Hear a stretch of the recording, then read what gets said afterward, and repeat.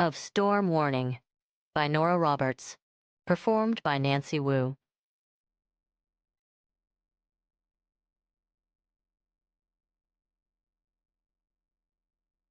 Chapter 1. The Pine View Inn was nestled comfortably in the Blue Ridge Mountains. After leaving the main road, the meandering driveway crossed a narrow ford, just wide enough for one car. The inn was situated a short distance beyond the ford. It was a lovely place, full of character, the lines so clean they disguised the building's rambling structure. It was 3 stories high, built of brick that had been weathered to a soft rose, the facade interspersed with narrow white-shuttered windows. The hipped roof had faded long ago to a quiet green, and 3 straight chimneys rose from it. A wide wooden porch made a white skirt around the entire house, and doors opened out to it from all 4 sides. The surrounding lawn was smooth and well-tended. There was less than an acre, house included, before the trees and outcroppings of rock staked their claim on the land. It was as if nature had decided that the house could have this much, and no more. The effect was magnificent. The house and mountains stood in peaceful coexistence, neither detracting from the other's beauty. As she pulled her car to the informal parking area at the side of the house, Autumn counted 5 cars, including her aunt's vintage Chevy. Though the season was still weeks off, it appeared that the inn already had several guests. There was a light April chill in the air. The daffodils had yet to open, and the crocuses were just beginning to fade. A few azalea buds showed a trace of color. The day was poised and waiting for spring. The higher surrounding mountains clung to their winter brown, but touches of green were creeping up them. It wouldn't be gloomy brown and gray for long. Autumn swung her camera case over one shoulder and her purse over the other. The purse was of secondary importance. 2 large suitcases also had to be dragged from the trunk. After a moment's struggle, she managed to arrange everything so that she could take it all in one load, then mounted the steps. The door, as always, was unlocked. There was no one about. The sprawling living room which served as a lounge was empty, though a fire crackled in the grate. Setting down her cases, Autumn entered the room. Nothing had changed. Rag rugs dotted the floor. Hand-crocheted afghans were draped on the 2 patchworked sofas. At the windows were chintz Priscillas, and the Hummel collection was still on the mantel.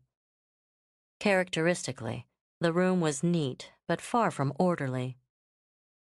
There were magazines here and there, an overflowing sewing basket, a group of pillows piled for comfort rather than style on the window seat. The ambiance was friendly, with a faintly distracted charm. Autumn thought with a smile that the room suited her aunt perfectly. She felt an odd pleasure. It was always reassuring to find that something loved hasn't changed. Taking a last quick glance around the room, she ran a hand through her hair. It hung past her waist and was tousled from the long drive with open windows. She gave idle consideration to digging out a brush, but promptly forgot when she heard footsteps down the hall. "Oh, Autumn, there you are." Typically, her aunt greeted her as though Autumn had just spent an hour at the local supermarket rather than a year in New York. "I'm glad you got in before dinner. We're having pot roast, your favorite."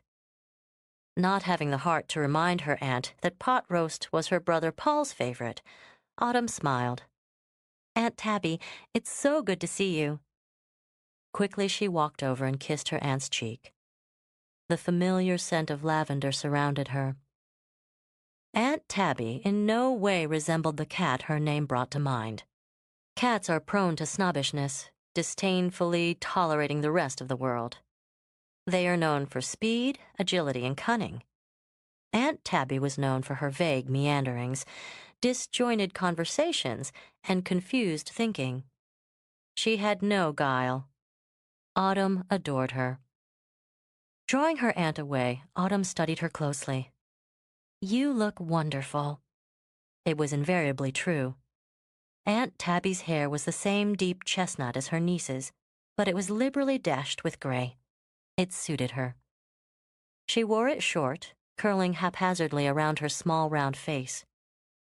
Her features were all small-scaled: mouth, nose, ears, even her hands and feet. Her eyes were a mistily faded blue. Though she was halfway through her 50s, her skin refused to wrinkle. It was smooth as a girl's. She stood a half-foot shorter than Autumn and was pleasantly round and soft. Beside her, Autumn felt like a gangly toothpick. Autumn hugged her again, then kissed her other cheek. "Absolutely wonderful." Aunt Tabby smiled up at her. "What a pretty girl you are. I always knew you would be. But so awfully thin." She patted Autumn's cheek and wondered how many calories were in a pot roast. With a shrug, Autumn thought of the 10 pounds she had gained when she'd stopped smoking. She had lost them again almost as quickly. "Nelson was always thin," Aunt Tabby added, thinking of her brother, Autumn's father. "Still is," Autumn told her. She set her camera case on the table and grinned at her aunt. "Mom's always threatening to sue for divorce." "Oh, well," Aunt Tabby clucked her tongue and looked thoughtful. "I don't think that's wise after all the years they've been married." Knowing the jest had been lost, Autumn merely nodded in agreement. "I gave you the room you always liked, dear. You can still see the lake from the window. The leaves will be full soon, though. But remember when you fell in when you were a little girl? Nelson had to fish you out." "That was Will," Autumn reminded her, thinking back on the day her younger brother had toppled into the lake. "Oh?" Aunt Tabby looked faintly confused a moment, then smiled disarmingly. "He learned to swim quite well, didn't he? Such an enormous young man now. It always surprised me. There aren't any children with us at the moment," she added, flowing from sentence to sentence with her own brand of logic. "I saw several cars. Are there many people here?" Autumn stretched her cramped muscles as she wandered the room. It smelled of sandalwood and lemon oil. "1 double and 5 singles," she told her. "One of the singles is French, and quite fond of my apple pie. I must go check on my blueberry cobbler," she announced suddenly. "Nancy is a marvel with a pot roast, but helpless with baking. George is down with a virus." She was already making for the door as Autumn tried to puzzle out the last snatch of information. "I'm sorry to hear that," she replied with what she hoped was appropriate sympathy. "I'm a bit short-handed at the moment, dear, so perhaps you can manage your suitcases yourself, or you can wait for one of the gentlemen to come in." George, Autumn remembered. Gardener, bellboy, and bartender. "Don't worry, Aunt Tabby. I can manage." "Oh, by the way, Autumn." She turned back, but Autumn knew her aunt's thoughts were centered on the fate of her cobbler. "I have a little surprise for you. Oh, I see Miss Bond is coming in." Typically, she interrupted herself, then smiled. "She'll keep you company. Dinner's at the usual time. Don't be late." Obviously relieved that both her cobbler and her niece were about to be taken care of, she bustled off, her heels tapping cheerfully on the hardwood floor. Autumn turned to watch her designated companion enter through the side door. She found herself gaping. Julia Bond! Of course, Autumn recognized her instantly. There could be no other woman who possessed such shimmering golden beauty. How many times had she sat in a crowded theater and watched Julia's charm and talent transcend the movie screen? In person, in the flesh, her beauty didn't diminish. It sparkled, all the more alive in 3 dimensions. Small, with exquisite curves just bordering on lush, Julia Bond was a magnificent example of womanhood at its best. Her cream-colored linen slacks and vivid blue cashmere sweater set off her coloring to perfection. Pale golden hair framed her face like sunlight. Her eyes were a deep summer blue. The full, shapely mouth lifted into a smile even as the famous brows arched. For a moment, Julia stood, fingering her silk scarf. Then she spoke, her voice smoky, exactly as Autumn had known it would be. "What fabulous hair." It took Autumn a moment to register the comment. Her mind was blank at seeing Julia Bond step into her aunt's lounge as casually as she would have strolled into the New York Hilton. The smile, however, was full of charm and so completely unaffected that Autumn was able to form one in return. "Thank you. I'm sure you're used to being stared at, Miss Bond, but I apologize anyway."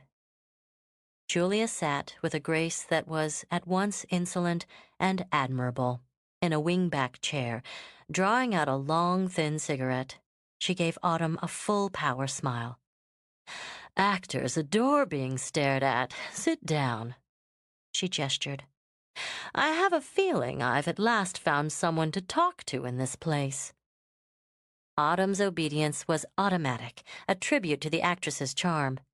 "Of course," Julia continued, still studying Autumn's face. "You're entirely too young and too attractive." Settling back, she crossed her legs. Somehow she managed to transform the wingback chair, with the small darning marks in the left arm, into a throne. "Then your coloring and mine offset each other nicely. How old are you, darling?" 25. Captivated, Autumn answered without thinking. Julia laughed, a low bubbling sound that flowed and ebbed like a wave. "Oh, so am I, perennially." She tossed her head in amusement, then left it cocked to the side. Autumn's fingers itched for her camera. "What's your name, darling, and what brings you to Solitude and Pine Trees?" "Autumn," she responded as she pushed her hair off her shoulders. "Autumn Gallagher. My aunt owns the inn." "Your aunt?" Julia's face registered surprise and more amusement. "That dear, fuzzy little lady is your aunt?"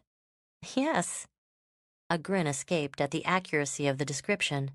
"My father's sister." Relaxed, Autumn leaned back. She was doing her own studying, thinking in angles and shadings. "Incredible," Julia decided with a shake of her head. "You don't look like her." "Oh, the hair," she corrected with an envious glance. "I imagine hers was once your color. Magnificent. I know women who would kill for that shade, and you seem to have about 3 feet of it." With a sigh, she drew delicately on her cigarette. "So, you've come to pay your aunt a visit."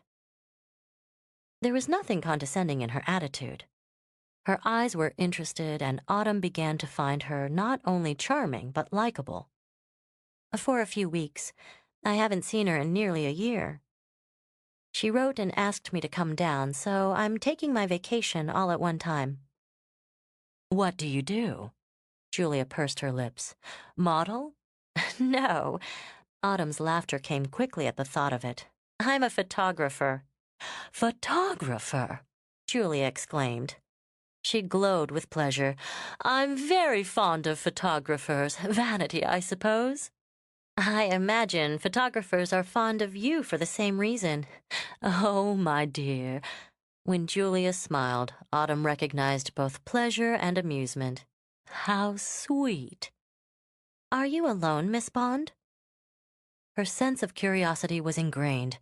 Autumn had already forgotten to be overwhelmed. "Julia, please, or you'll remind me of the half-decade that separates our ages. The color of that sweater suits you," she commented, eyeing Autumn's crewneck. "I could never wear gray. Sorry, darling." She apologized with a lightning-quick smile. Clothes are a weakness of mine. Am I alone? The smile deepened. Actually, this little hiatus is a mixture of business and pleasure. I'm in between husbands at the moment. A glorious interlude. Julia tossed her head. Men are delightful, but husbands can be dreadfully inhibiting. Have you ever had one? No. The grin was irrepressible. From the tone, Julia might have asked if Autumn had ever owned a cocker spaniel. I've had 3. Julia's eyes grew wicked and delighted. In this case, the 3rd was not the charm. 6 months with an English baron was quite enough. Autumn remembered the photos she had seen of Julia with a tall, aristocratic Englishman. She had worn tweed brilliantly. I've taken a vow of abstinence, Julia continued. Not against man, against marriage. Until the next time? Autumn ventured. Until the next time, Julia agreed with a laugh. At the moment, I'm here for platonic purposes with Jacques Lafare. The producer? Of course. Again, Autumn felt the close scrutiny.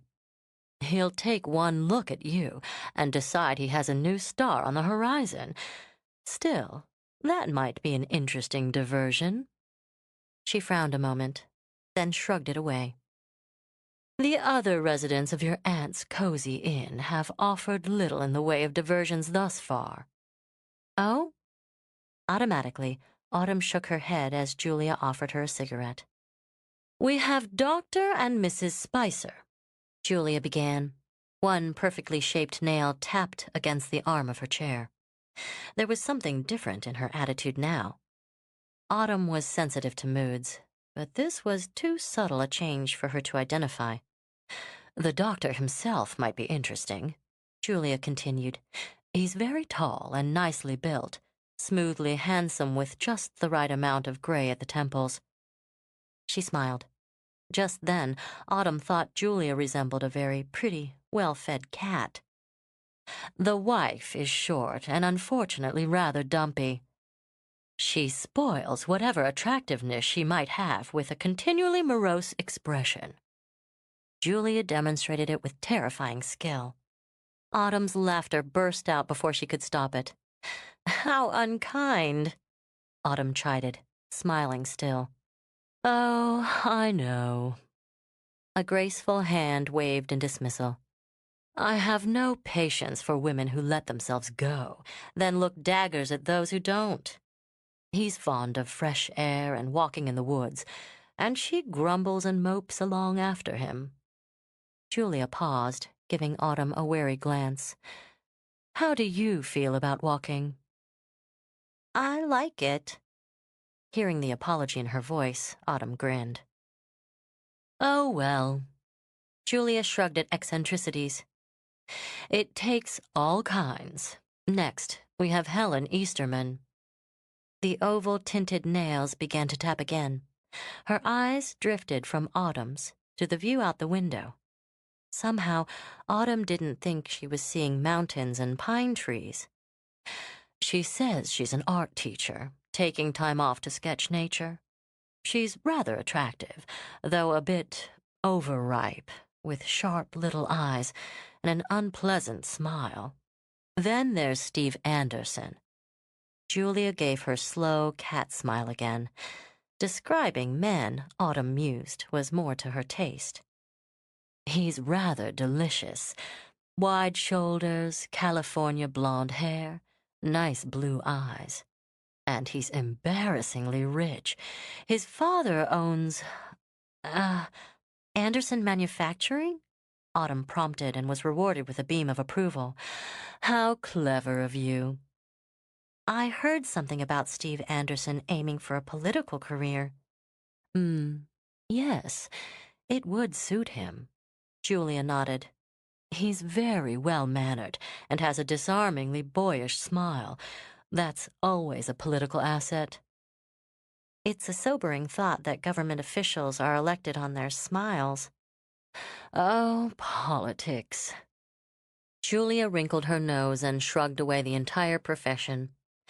I had an affair with a senator once. Nasty business politics. She laughed at some private joke. Not certain whether her comment had been a romantic observation or a general one, Autumn didn't pursue it. So far, Autumn said, it seems an unlikely menagerie for Julia Bond and Jacques Lafar to join. Show business. With a smile, she lit another cigarette, then waved it at Autumn. Stick with photography, Autumn, no matter what promises Jacques makes you. We're here due to a whim of the last and most interesting character in our little play. He's a genius of a writer. I did one of his screenplays a few years back. Jacques wants to produce another, and he wants me for the lead. She dragged deep on the cigarette. I'm willing. Really good scripts aren't that easy to come by, but our writer is in the middle of a novel. Jacques thinks the novel could be turned into a screenplay, but our genius resists. He told Jacques he was coming here to write in peace for a few weeks, and that he'd think it over. The charming Lafar talked him into allowing us to join him for a few days. Autumn was both fascinated and confused. Her question was characteristically blunt. Do you usually chase writers around this way? I'd think it would be more the other way around. And you'd be right, Julia said flatly. With only the movement of her eyebrows, her expression turned haughty. But Jacques is dead set on producing this man's work, and he caught me at a weak moment. I had just finished reading one of the most appalling scripts. Actually, she amended with a grimace, 3 of the most appalling scripts. My work feeds me, but I won't do trash. So, Julia smiled and moved her hands. Here I am. Chasing a reluctant writer. It has its compensations. I'd like to shoot her with the sun at her back. Low sun just going down. The contrasts would be perfect. Autumn pulled herself back from her thoughts and caught up with Julia's conversation. Compensations? She repeated. The writer happens to be incredibly attractive, in that carelessly rugged sort of way that no one can pull off unless he's born with it. A marvelous change of pace, she added with a wicked gleam. From English barons. He's tall and bronzed with black hair that's just a bit too long, and always disheveled. It makes a woman itch to get her fingers into it. Best, he has those dark eyes that say go to hell so eloquently. He's an arrogant devil. Her sigh was pure feminine approval. Arrogant men are irresistible, don't you think? Autumn murmured something while she tried to block out the suspicions Julia's words were forming. It had to be someone else, she thought frantically. Anyone else. And of course, Lucas McLean's talent deserves a bit of arrogance. The color drained from Autumn's face and left it stiff. Waves of almost forgotten pain washed over her. How could it hurt so much after all this time? She had built the wall so carefully, so laboriously. How could it crumble into dust at the sound of a name? She wondered dully what sadistic quirk of fate had brought Lucas McLean back to torment her. Why, darling, what's the matter? Julia's voice, mixed with concern and curiosity, penetrated. As if coming up for air, Autumn shook her head. Nothing. She shook her head again and swallowed. It was just a surprise to hear that Lucas McLean is here. Drawing a deep breath, she met Julia's eyes. I knew him a long time ago. Oh, I see. And she did see, Autumn noted very well. Sympathy warred with speculation in both her face and voice. Autumn shrugged, determined to treat it lightly. I doubt he remembers me. Part of her prayed with fervor, it was true, while another prayed at cross purposes. Would he forget? She wondered. Could he? Autumn, darling, yours is a face no man is likely to forget. Through a mist of smoke, Julia studied her. You were very young when you fell in love with him? Yes. Autumn was trying, painfully, to rebuild her protective wall, and wasn't surprised by the question. Too young, too naive. She managed a brittle smile, and for the first time in 6 months, accepted a cigarette. But I learned quickly. It seems the next few days might prove interesting after all. Yes. Autumn's agreement lacked enthusiasm. So it does. She needed time to be alone, to steady herself. I have to take my bags up, she said as she rose. While Autumn stretched her slender arms toward the ceiling, Julia smiled. I'll see you at dinner. Nodding, Autumn gathered up her camera case and purse and left the room.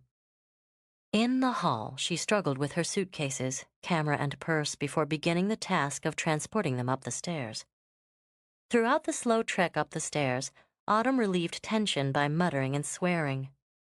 Lucas McLean, she thought, and banged a suitcase against her shin. She nearly convinced herself that her ill humor was a result of the bruise she'd just given herself.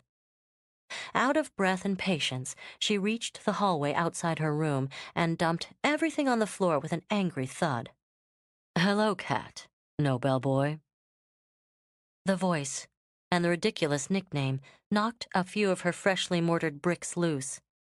After a brief hesitation, Autumn turned to him. The pain wouldn't show on her face.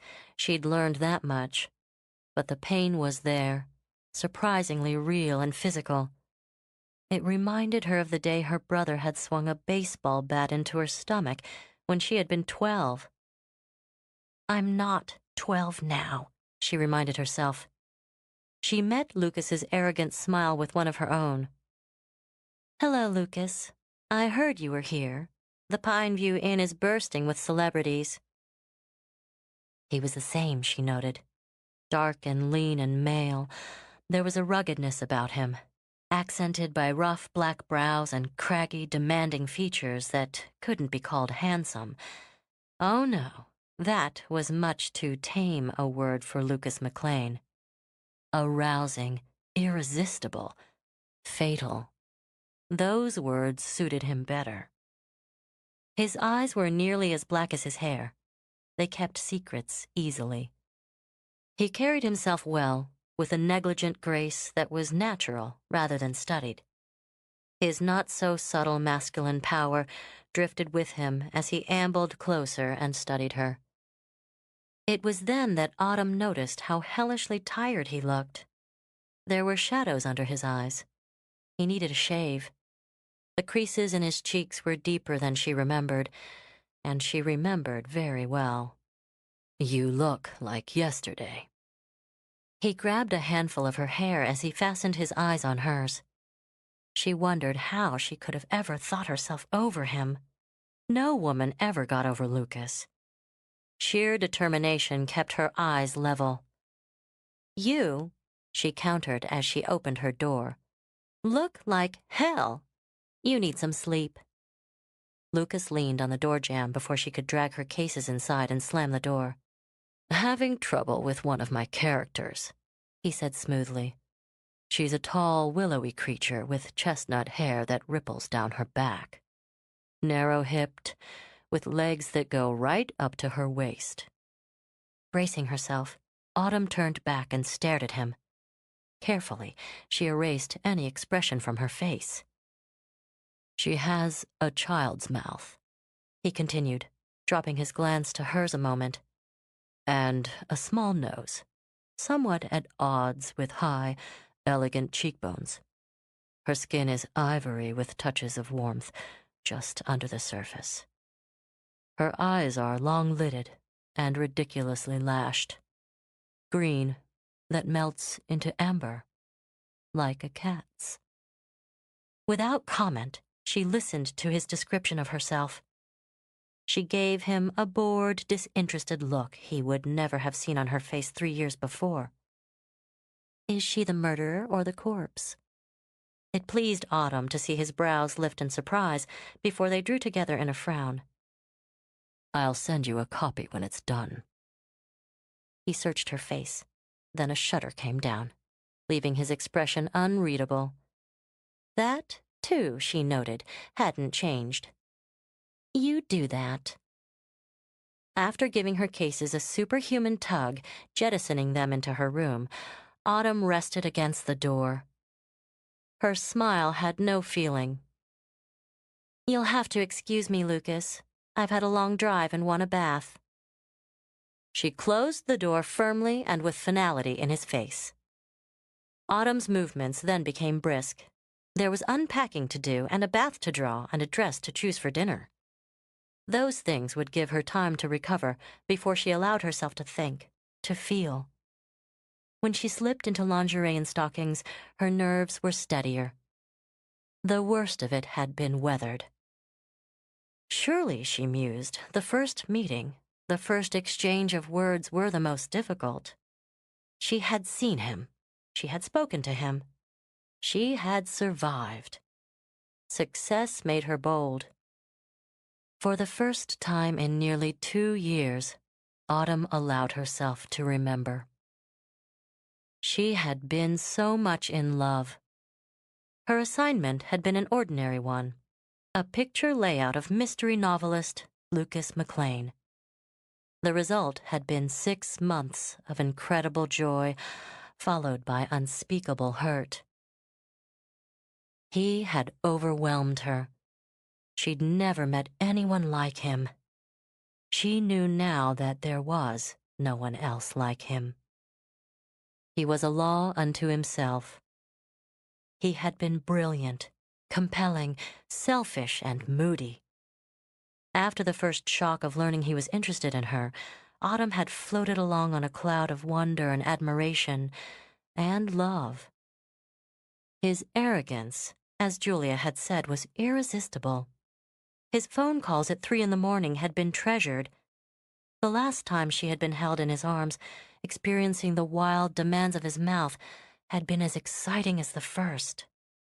She had tumbled into his bed like a ripe peach, giving up her innocence with the freedom that comes with blind, trusting love.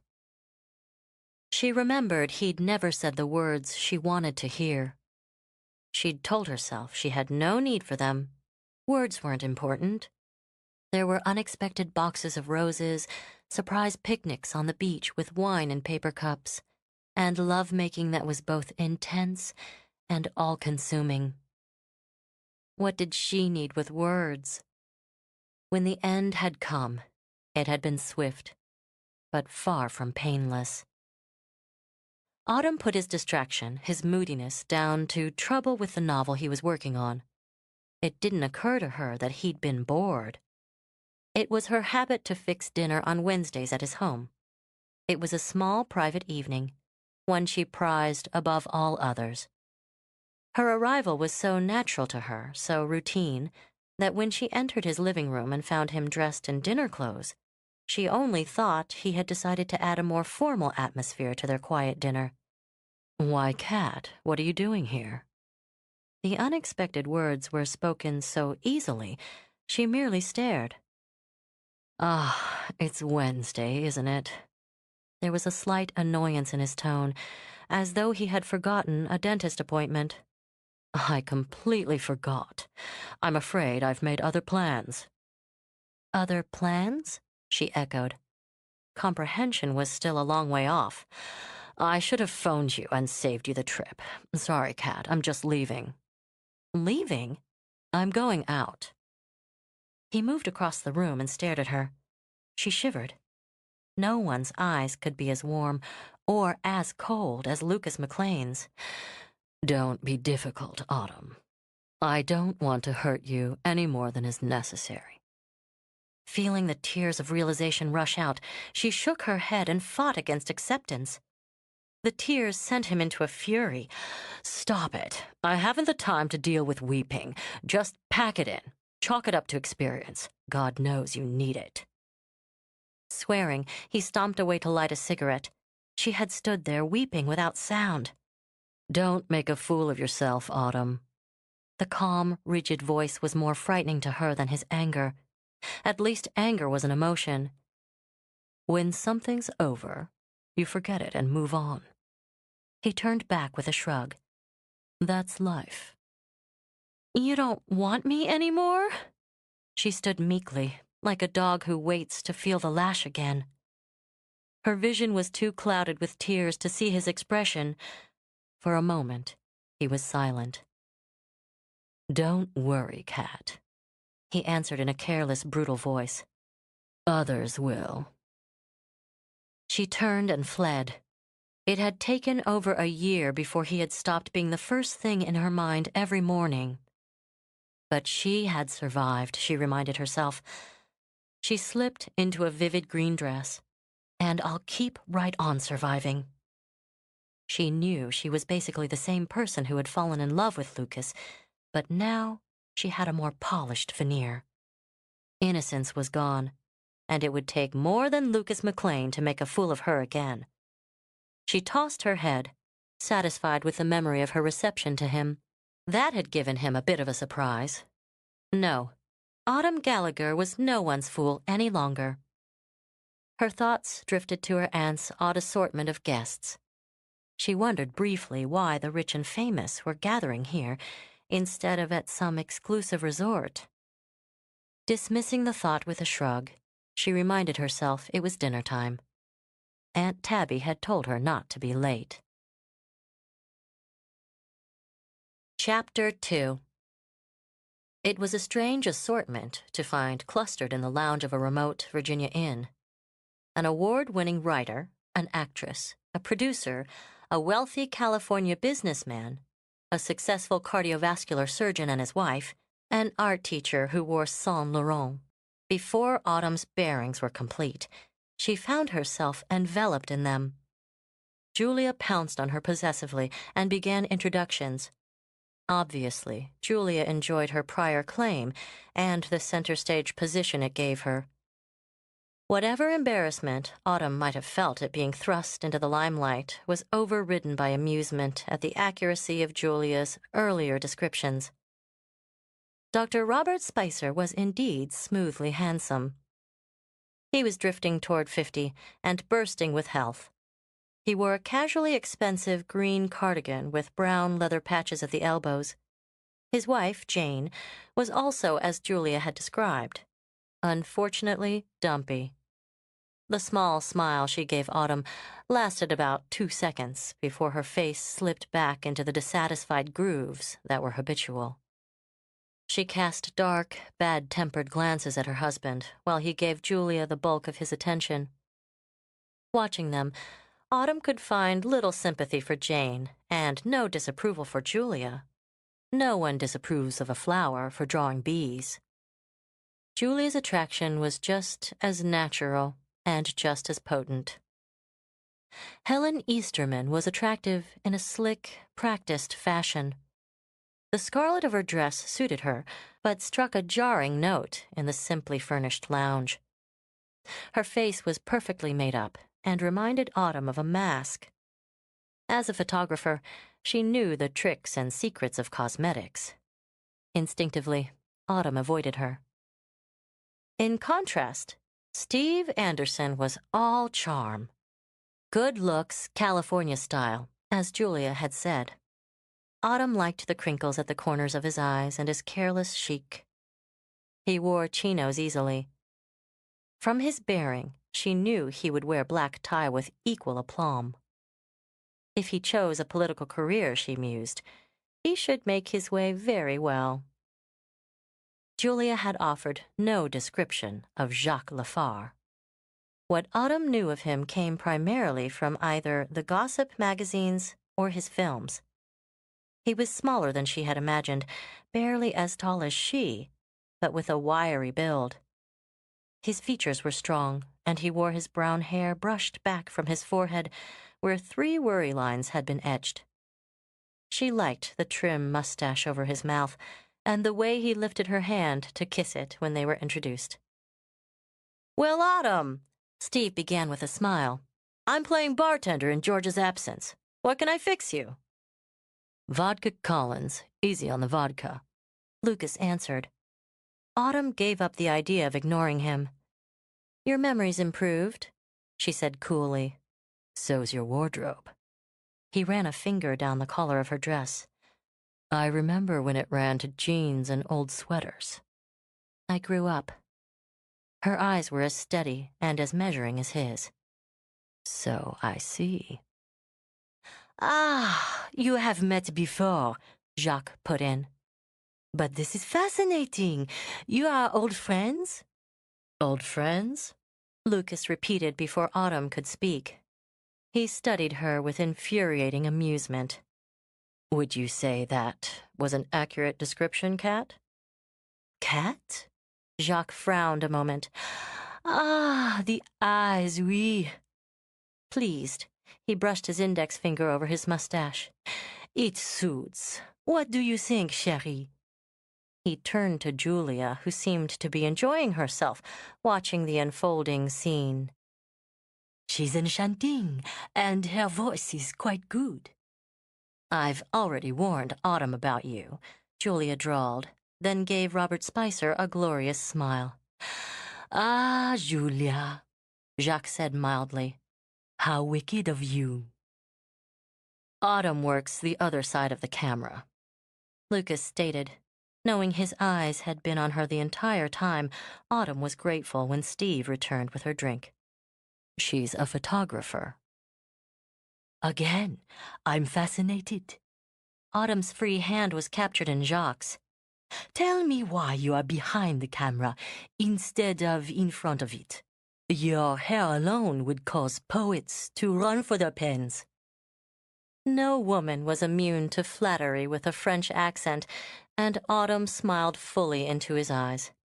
"I doubt I could stand still long enough to begin with." "Photographers can be quite useful," Helen Easterman stated suddenly. Lifting a hand, she patted her dark, sleek cap of hair. "A good, clear photograph is an invaluable tool to an artist." An awkward pause followed the statement. Tension entered the room, so out of place in the comfortable lounge with its chintz curtains that Autumn thought it must be her imagination. Helen smiled into the silence and sipped her drink. Her eyes swept over the others, inclusively, never centering on one. Autumn knew there was something here which isolated Helen and set her apart from the rest. Messages were being passed without words, though there was no way for Autumn to tell who was communicating what to whom. The mood changed swiftly as Julia engaged Robert Spicer in bright conversation. Jane Spicer's habitual frown became more pronounced. The easy climate continued as they went into dinner. Sitting between Jacques and Steve, Autumn was able to add to her education as she observed Julia flirting simultaneously with Lucas and Robert. She was, in Autumn's opinion, magnificent. Even through the discomfort of seeing Lucas casually return the flirtation, she had to admire Julia's talent. Her charm and beauty were insatiable. Jane ate in sullen silence. Dreary woman, Autumn mused, then wondered what her own reaction would be if it were her husband so enchanted. Action, she decided, not silence. I'd simply claw her eyes out. The image of dumpy Jane wrestling with the elegant Julia made her smile. Even as she enjoyed the notion, she looked up to find Lucas's eyes on her. His brows were lifted at an angle she knew meant amusement. Autumn turned her attention to Jacques. "Do you find many differences in the movie industry here in America, Mr. Lafar?" "You must call me Jacques." His smile caused the tips of his mustache to rise. "There are differences, yes. I would say that Americans are more adventurous than Europeans." Autumn lifted her shoulders and smiled. "Maybe because we're a mixture of nationalities. Not watered down, just Americanized." "Americanized." Jacques tried out the word and approved it. His grin was younger than his smile, less urbane. "Yes, I would say I feel Americanized in California. Still, California is only one aspect of the country, Steve put in, and I wouldn't call LA or Southern California particularly typical. Autumn watched his eyes flick over her hair. His interest brought on a small flutter of response that pleased her. It proved that she was still a woman, open to a man. Not just one man. Have you ever been to California, Autumn? I lived there once. Her response to Steve and the need to prove something to herself urged her to turn her eyes to Lucas. Their gazes locked and held for one brief instant. I relocated in New York 3 years ago. There was a family here from New York, Steve went on. If he'd noticed the look that had passed, he gave no sign. Yes, a good politician, Autumn thought again. They just checked out this morning. The woman was one of those robust types with energy pouring out of every cell. She needed it, he added with a smile that was for Autumn alone. She had 3 boys, triplets. I think she said they were 11. Oh, those beastly children. Julia switched her attention from Robert and looked across the table. She rolled her summer blue eyes. Running around like a pack of monkeys. Worse, you could never tell which one of them it was, zooming by or leaping down. They did everything in triplicate. She shuddered and lifted her water glass. They ate like elephants. Running and eating are part of childhood, Jacques commented with a shake of his head. Julia, he told Autumn with a conspirator's wink, was born 21 and beautiful. Anyone with manners is born 21, Julia countered. Being beautiful was simply a bonus. Her eyes were laughing now. Jacques is crazy about kids, she informed Autumn. He has 3 specimens of his own.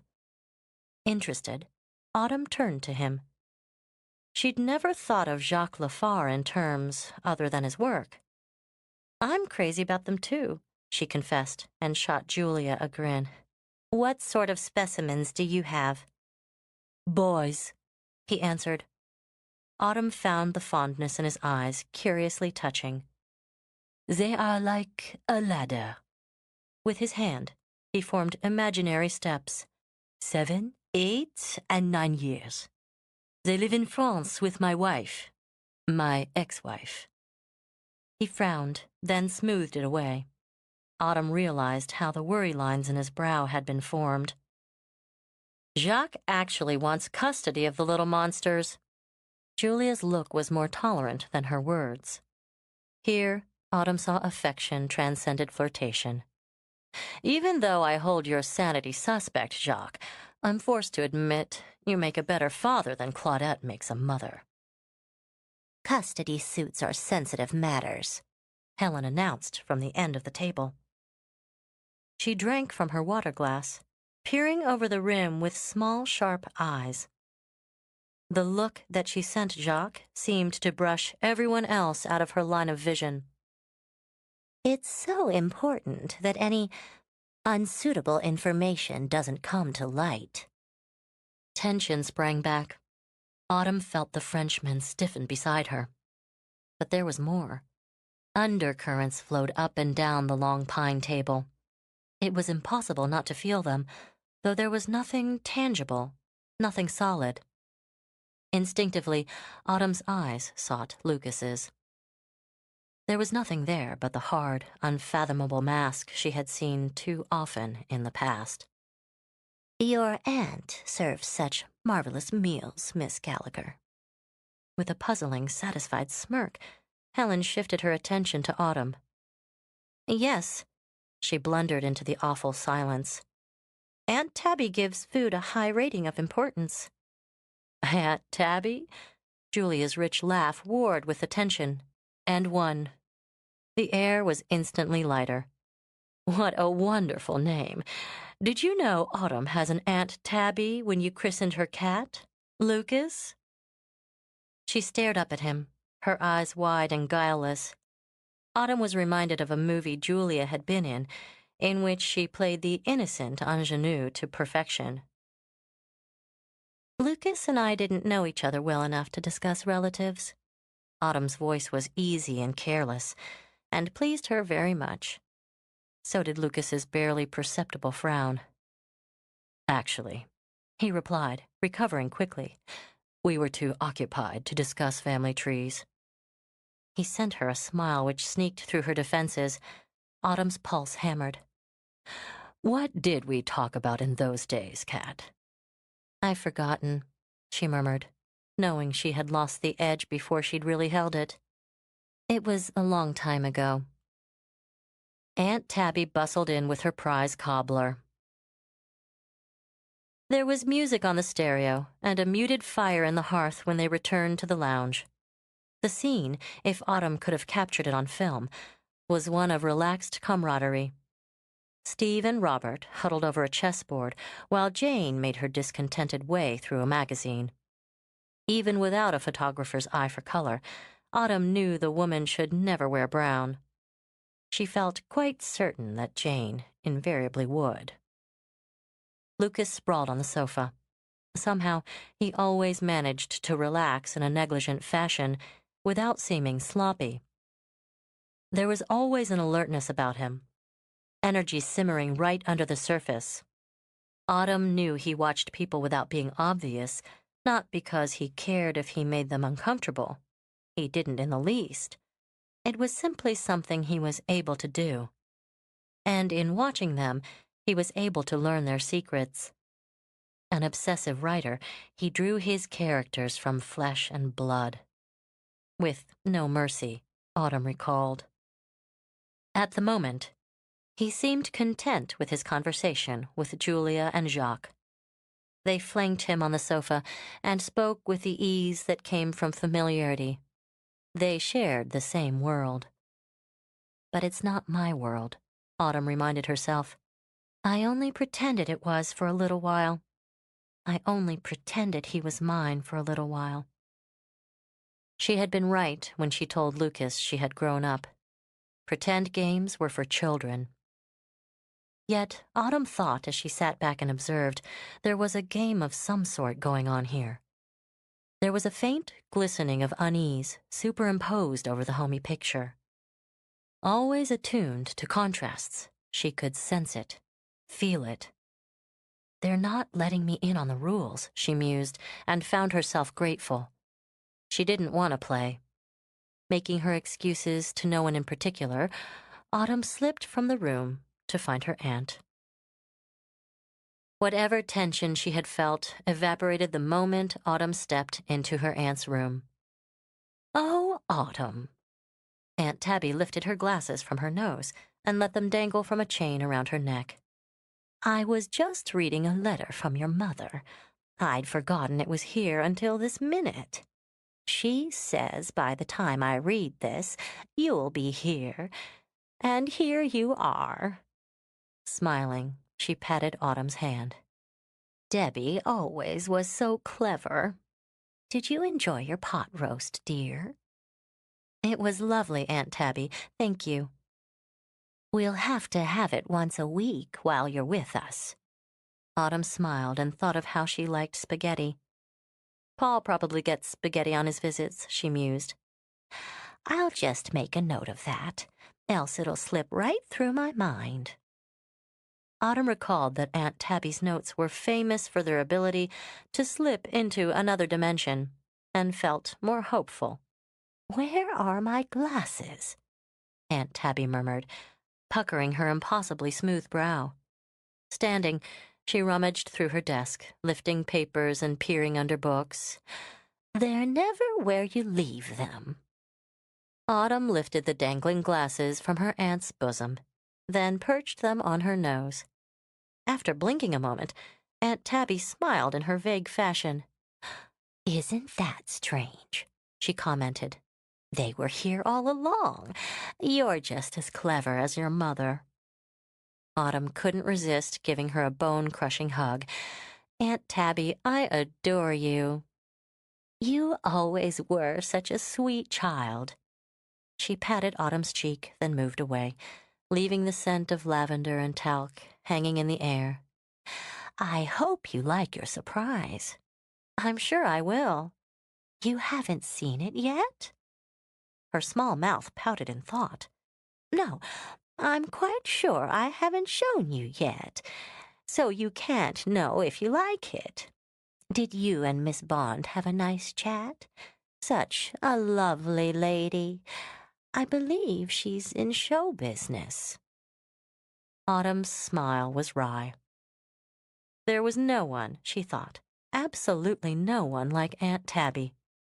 "Yes, I believe she is. I've always admired her." "Oh, have you met before?" Aunt Tabby asked absently as she shuffled the papers on her desk back into her own particular order. "I suppose I'd better show you now while I have it on my mind." Autumn tried to keep up with her aunt's thought processes, but it had been a year since her last visit, and she was rusty. "Show me what, Aunt Tabby?" "Oh, now, it wouldn't be a surprise if I told you, would it?" Playfully, she shook her finger under Autumn's nose. "You'll just have to be patient and come along with me." With this, she bustled from the room. Autumn followed, deducing they were again discussing the surprise. She had to shorten her gait to match her aunt's. Autumn usually moved in a loose-limbed stride, a result of leanness and lengthy legs, while her aunt scuttled unrhythmically. Like a rabbit, Autumn thought, that dashes out in the road then can't make up its mind which way to run. As they walked, Aunt Tabby muttered about bed linen. Autumn's thoughts drifted irresistibly to Lucas. "Now, here we are." Aunt Tabby stopped. She gave the door an expectant smile. The door itself, Autumn recalled, led to a sitting room long since abandoned and converted into a storage room. It was a convenient place for cleaning supplies, as it adjoined the kitchen. "Well," Aunt Tabby said, beaming, "what do you think?" Searching for the right comment, Autumn realized the surprise must be inside. "Is my surprise in there, Aunt Tabby?" "Yes, of course. How silly." She clucked her tongue. "You won't know what it is until I open the door." With this indisputable logic, she did. When the lights were switched on, Autumn stood stunned. Where she had expected to see mops, brooms, and buckets was a fully equipped darkroom. Every detail, every piece of apparatus stood neat and orderly in front of her. Her voice had been left outside the door. "Well, what do you think?" Aunt Tabby repeated. She moved around the room, stopping now and again to peer at bottles of developing fluid, tongs, and trays. "It all looks so technical and scientific to me." The enlarger caused her to frown and tilt her head. "I'm sure I don't understand a thing about it." "Oh, Aunt Tabby." Autumn's voice finally joined her body. "You shouldn't have." "Oh, dear, is something wrong with it? Nelson told me you developed your own film, and the company that brought in all these things assured me everything was proper. Of course," her voice wavered in doubt, "I really don't know a thing about it." Her aunt looked so distressed, Autumn nearly wept with love. "No, Aunt Tabby, it's perfect. It's wonderful." She enveloped the small, soft body in her arms. "I meant that you shouldn't have done this for me. All the trouble and the expense." "Oh, is that all?" Aunt Tabby interrupted. Her distress dissolved as she beamed around the room again. "Well, it was no trouble at all. These nice young men came in and did all the work. As for the expense, well," she shrugged her rounded shoulders, "I'd rather see you enjoy my money now than after I'm dead." Sometimes, Autumn thought, The fuzzy little brain shot straight through to sterling sense. "Aunt Tabby," she framed her aunt's face with her hands, "I've never had a more wonderful surprise. Thank you." "You just have a good time with it." Aunt Tabby's cheeks grew rosy with pleasure when Autumn kissed them, and she eyed the chemicals and trays again. "I don't suppose you'll blow anything up?" Knowing this wasn't a pun, and that her aunt was concerned about explosions in her vague way, Autumn assured her that she would not. Satisfied, Aunt Tabby then bustled off, leaving Autumn to explore on her own. For more than an hour, Autumn lost herself in what she knew best. Photography started as a hobby when she had been a child, had become both craft and profession. The chemicals and complicated equipment were no strangers to her. Here, in a dark room, or with a camera in her hands, she knew exactly who she was and what she wanted. This was where she had learned control. The same control she knew she had to employ over her thoughts of Lucas. She was no longer a dewy-eyed girl, ready to follow the crook of a finger. She was a professional woman with a growing reputation in her field. She had to hang on to that now, as she had for 3 years. There was no going back to yesterday. Pleasantly weary after rearranging the darkroom to her own preference, Autumn wandered into the kitchen to fix herself a solitary cup of tea. The moon was round and white, with a thin cloud drifting over it.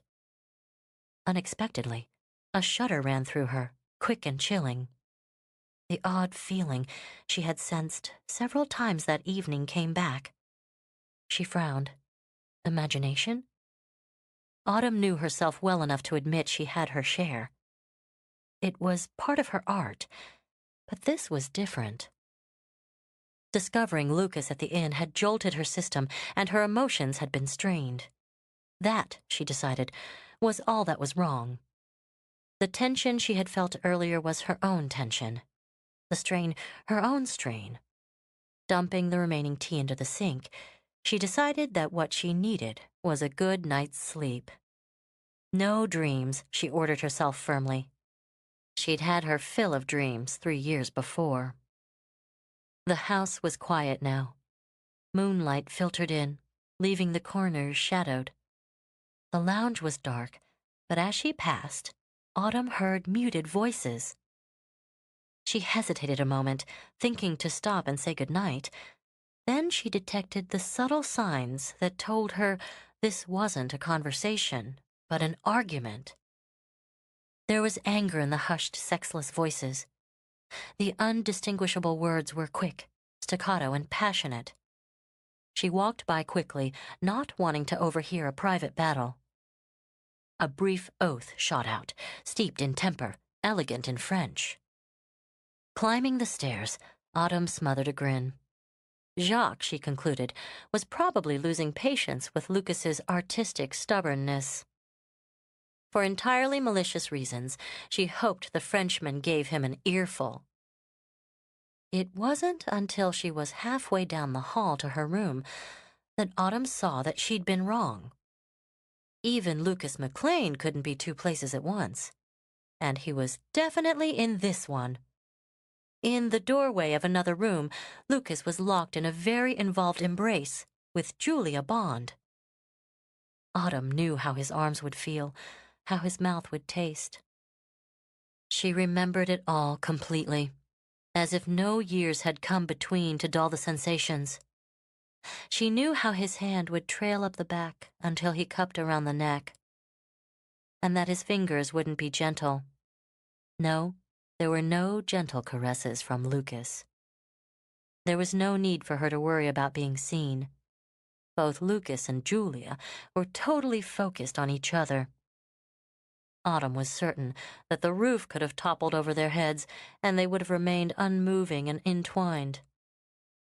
The pain came back, hatefully, in full force. Hurrying by, she gave vent to hideous and unwelcome jealousy by slamming her door. Chapter 3. The forest was morning fresh. It held a tranquility that was full of tangy scents and birdsong. To the east, the sky was filled with scuttling rags of white clouds. An optimist, Autumn put her hopes in them and ignored the dark, threatening sky in the west. Streaks of red still crowned the peaks of the mountains. Gently, the color faded to pink before it surrendered to blue. The light was good, filtering through the white clouds and illuminating the forest. The leaves weren't full enough to interfere with the sun, only touching the limbs of trees with dots of green. Sometimes strong, the breeze bent branches and tugged at Autumn's hair. She could smell spring. Wood violets popped out unexpectedly, the purple dramatic against the moss. She saw her first robin marching importantly on the ground, listening for worms. Squirrels scampered up trees, down trees, and over the mulch of last year's leaves. Autumn had intended to walk to the lake, hoping to catch a deer at early watering. But when her camera insisted on planting itself in front of her face again and again, she didn't resist. She ambled along, happy in the solitude and in tune with nature. In New York, she never truly felt alone. Lonely sometimes, but not solitary. The city intruded. Now, cocooned by mountains and trees, she realized how much she'd needed to feel alone, to recharge. Since leaving California and Lucas, Autumn hadn't permitted herself time alone. There had been a void that had to be filled, and she'd filled it with people, with work, with noise, anything that would keep her mind busy. She'd used the pace of the city. It had been necessary. Now, she wanted the pace of the mountains. In the distance, the lake shimmered. Reflections of the surrounding mountains and trees were mirrored in the water, reversed and shadowy. There were no deer, but as she drew closer, Autumn noticed two figures circling the far side. The ridge where she stood was some 50 feet above the small valley which held the lake. The view was spectacular. The lake itself stretched in a wide finger, about 100 feet in length, 40 in width. The breeze that caught at Autumn's hair where she strode didn't reach down to the water. Its surface was clear and still. The opaque water gradually darkened towards the center, warning of dangerous depths. Autumn forgot the people walking around the lake, her mind fully occupied with angles and depths of field and shutter speeds. The distance was too great for her to make them out, even if she had been interested. The sun continued its rise, and Autumn was content. She stopped only to change film. As she replaced the roll, she noted that the lake was now deserted. The light was wrong for the mood she wanted, and turning, she began her leisurely journey back to the inn. This time, the stillness of the forest seemed different. The sun was brighter, but she felt an odd disquiet she hadn't experienced in the paler light of dawn. Foolishly, she looked back over her shoulder, then told herself she was an idiot. Who would be following her, and why? Yet the feeling persisted. The serenity had vanished. Autumn forced herself to put aside an impulsive desire to run back to the inn where there would be people and coffee brewing. She wasn't a child to take flight at the thought of ogres or gnomes. To prove to herself that her fantasies hadn't affected her, she forced herself to stop and take the time to perfect a shot of a cooperative squirrel. A faint rustle of dead leaves came from behind her, and terror brought her scrambling to her feet. Well, Cat, still attached to a camera? Blood pounding in her head, Autumn stared at Lucas. His hands were tucked comfortably into the pockets of his jeans as he stood directly in front of her. For a moment, she couldn't speak. The fear had been sharp and real. "What do you mean by sneaking up behind me that way?" When it returned, her voice was furious. She was annoyed that she'd been foolish enough to be frightened, and angry that he'd been the one to frighten her.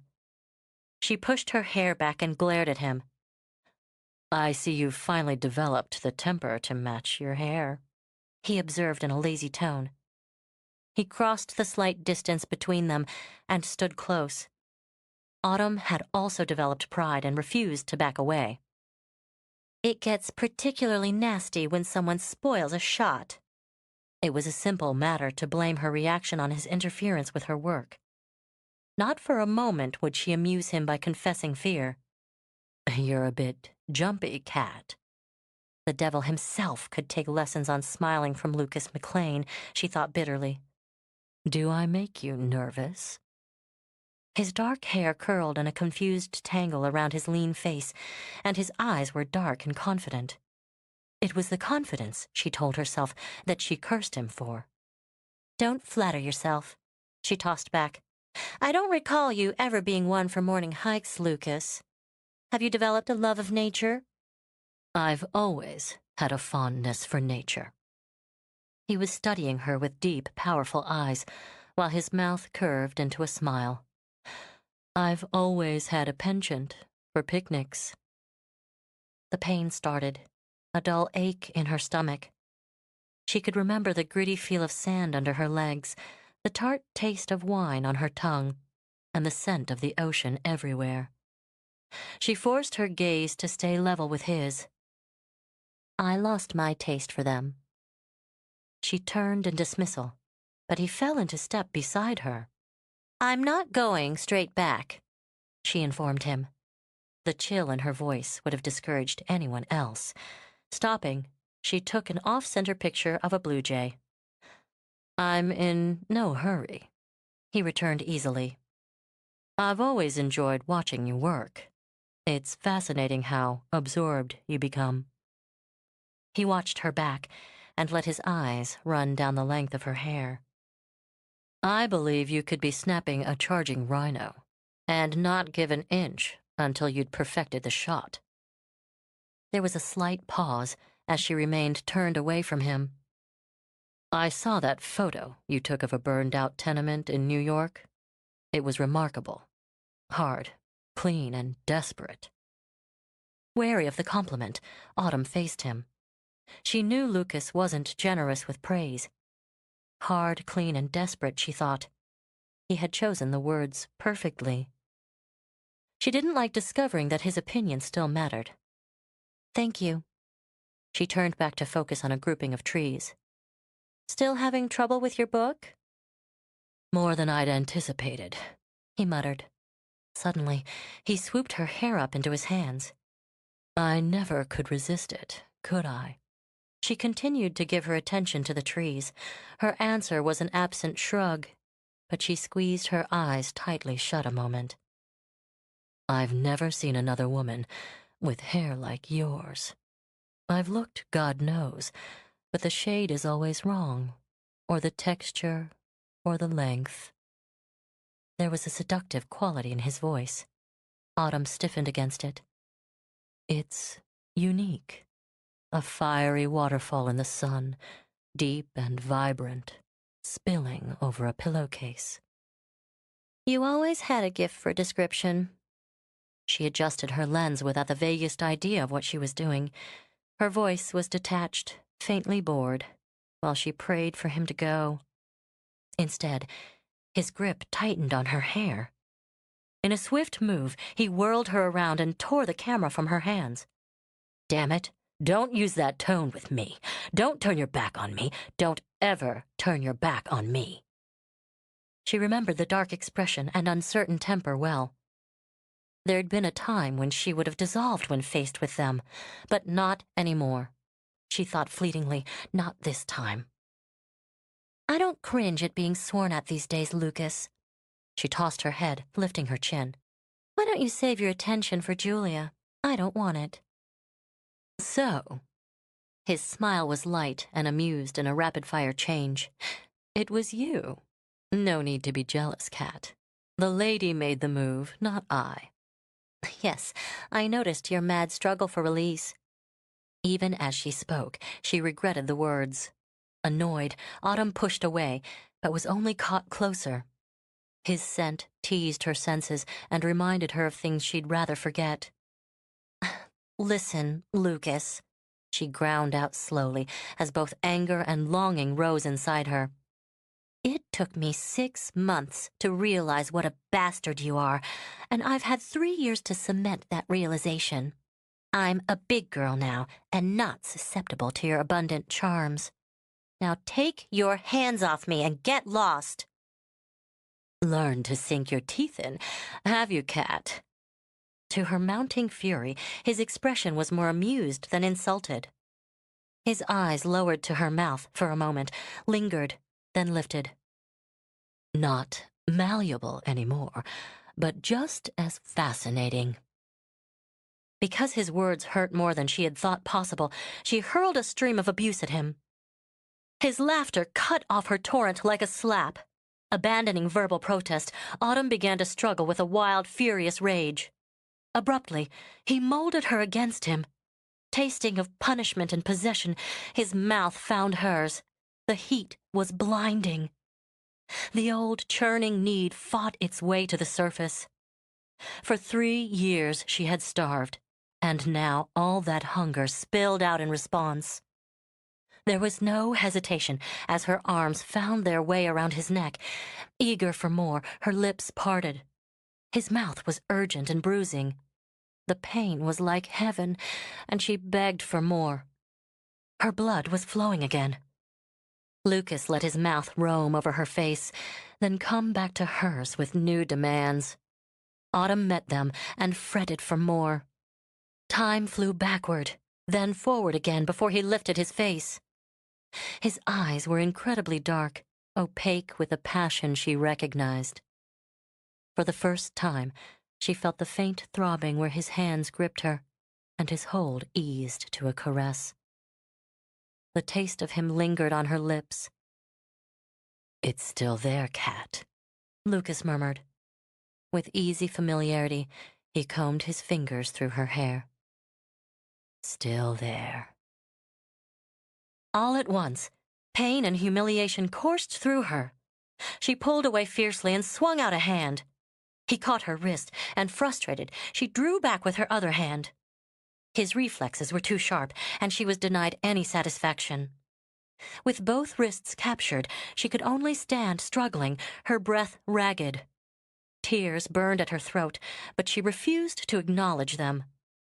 "He won't make me cry," she vowed fiercely. "He won't see me cry again." In silence, Lucas watched her battle for control. There was no sound in the forest but Autumn's own jerking breaths. When she could speak, her voice was hard and cold. "There's a difference between love and lust, Lucas. Even you should know one from the other. What's there now may be the same for you, but not for me. I loved you.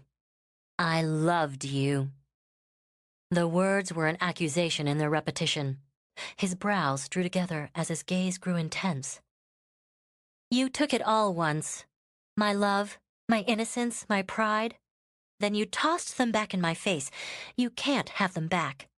The first is dead, the second's gone, and the third belongs to me."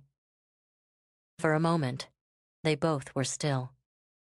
Slowly, without taking his eyes from hers, Lucas released her wrists. He didn't speak, and his expression told her nothing. Refusing to run from him a second time, Autumn turned and walked away. Only when she was certain he wasn't following did she allow her tears their freedom. Her statements about pride and innocence had been true, but her love was far from dead. It was alive, and it hurt. As the red bricks of the inn came into view, Autumn dashed the drops away. There would be no wallowing in what was over. Loving Lucas changed nothing, any more than it had changed anything 3 years before. But she'd changed. He wouldn't find her weeping, helpless, and, as he had said himself, malleable. Disillusionment had given her strength. He could still hurt her, she'd learned that quickly. but he could no longer manipulate her as he had once. Still, the encounter with him had left her shaken, and she wasn't pleased when Helen approached from a path to the right. It was impossible, without being pointedly rude, for Autumn to veer off and avoid her. Instead, she fixed a smile on her face. When Helen turned her head, the livid bruise under her eye became noticeable. Autumn's smile faded into quick concern. What happened? The bruise looked painful and aroused Autumn's sympathy. I walked into a branch. Helen gave a careless shrug as she lifted her fingers to stroke the mark. I'll have to be more careful in the future. Perhaps it was her turmoil over Lucas that made Autumn detect some hidden shade of meaning in those words, but Helen seemed to mean more than she said. Certainly, the eyes which met Autumn's were as hot and angry as the bruise, and the mark itself, Autumn mused, looked more like the result of contact with a violent hand than with any stray branch. She pushed the thought aside. Who would have struck Helen? She asked herself. And why would she cover up the abuse? Her own carelessness made more sense. It looks nasty, Autumn commented as they began to walk toward the inn. You'll have to do something about it. Aunt Tabby should have something to ease the soreness. Oh, I intend to do something about it, Helen muttered, then gave Autumn her sharp-eyed smile. I know just the thing. Out early taking pictures? She asked while Autumn tried to ignore the unease her words brought. I've always found people more interesting subjects than trees. I'm especially fond of candid shots. She began to laugh at some private joke. It was the first time Autumn had heard her laugh, and she thought how suited the sound was to Helen's smile. They were both unpleasant. Were you down at the lake earlier? Autumn recalled the two figures she had spotted. To her surprise, Helen's laughter stopped abruptly. Her eyes grew sharper. Did you see someone? No, she began, confused by the harshness of the question. Not exactly. I saw two people by the lake, but I was too far away to see who they were. I was taking pictures from the ridge. Taking pictures, Helen repeated. Her mouth pursed, as if she were considering something carefully. She began to laugh again with a harsh burst of sound. Well, well, such good humor for such early risers. Julia drifted down the porch steps. Her brow lifted as she studied Helen's cheek. Autumn wondered if the actress's shudder was real or affected. Good heavens, what have you done to yourself? Helen's amusement seemed to have passed. She gave Julia a quick scowl, then fingered the bruise again. Walked into a branch, she muttered before she stalked up the steps and disappeared inside. A fist, more likely, Julia commented and smiled. With a shrug, she dismissed Helen and turned to Autumn. The call of the wild beckoned to you too? It seems everyone but me was tramping through forests and over mountains at the cold light of dawn. It's so difficult being sane when one is surrounded by insanity. Autumn had to smile. Julia looked like a sunbeam. In direct contrast to her own rough jeans and jacket, Julia wore delicate pink slacks and a thin silk blouse flocked with roses. The white sandals she wore wouldn't last 50 yards in the woods. Whatever resentment Autumn had felt for the actress attracting Lucas vanished under her open warmth. There are some, Autumn remarked mildly, who might accuse you of laziness. Absolutely, Julia agreed with a nod and a smile. When I'm not working, I wallow in sloth. If I don't get going again soon, my blood will stop flowing. She gave Autumn a shrewd glance. Looks like you walked into a rather large branch yourself. Bewilderment crossed Autumn's face briefly. Julia's eyes, she discovered, were very discerning. The traces of tears hadn't evaporated as completely as Autumn would have liked. Helplessly, she moved her shoulders. I heal quickly. Brave child. Come, tell Mama all about it. Julia's eyes were sympathetic, balancing the stinging lightness of the words. Linking her arm through Autumn's, she began to walk across the lawn.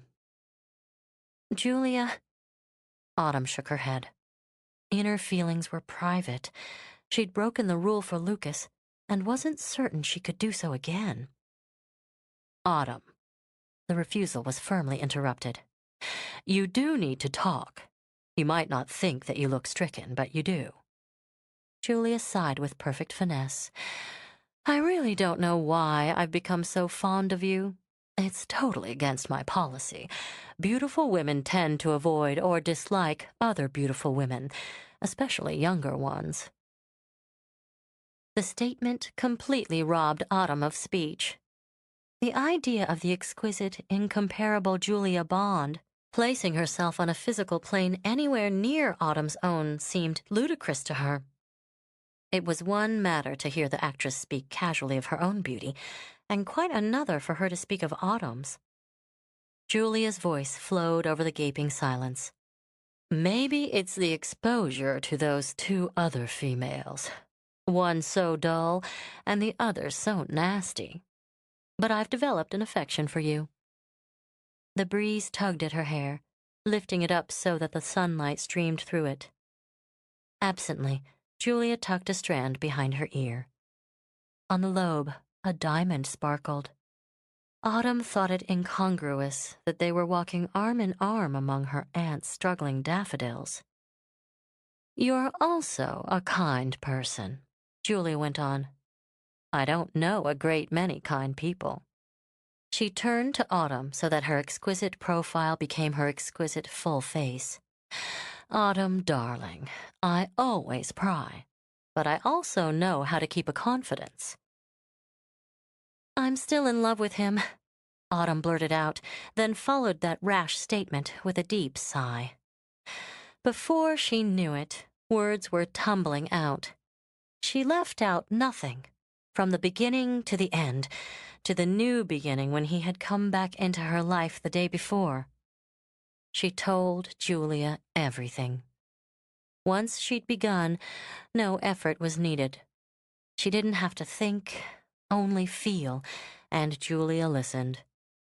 The quality of her listening was so perfect, Autumn all but forgot she was there. The monster, Julia said, but with no malice. You'll find all men, those marvelous creatures, are basically monsters. Who was Autumn to argue with an expert? As they walked on in silence, she realized that she did feel better. The rawness was gone. The main trouble is, of course, that you're still mad about him. Not that I blame you, Julia added when Autumn made a small sound of distress. Lucas is quite a man. I had a tiny sample last night, and I was impressed.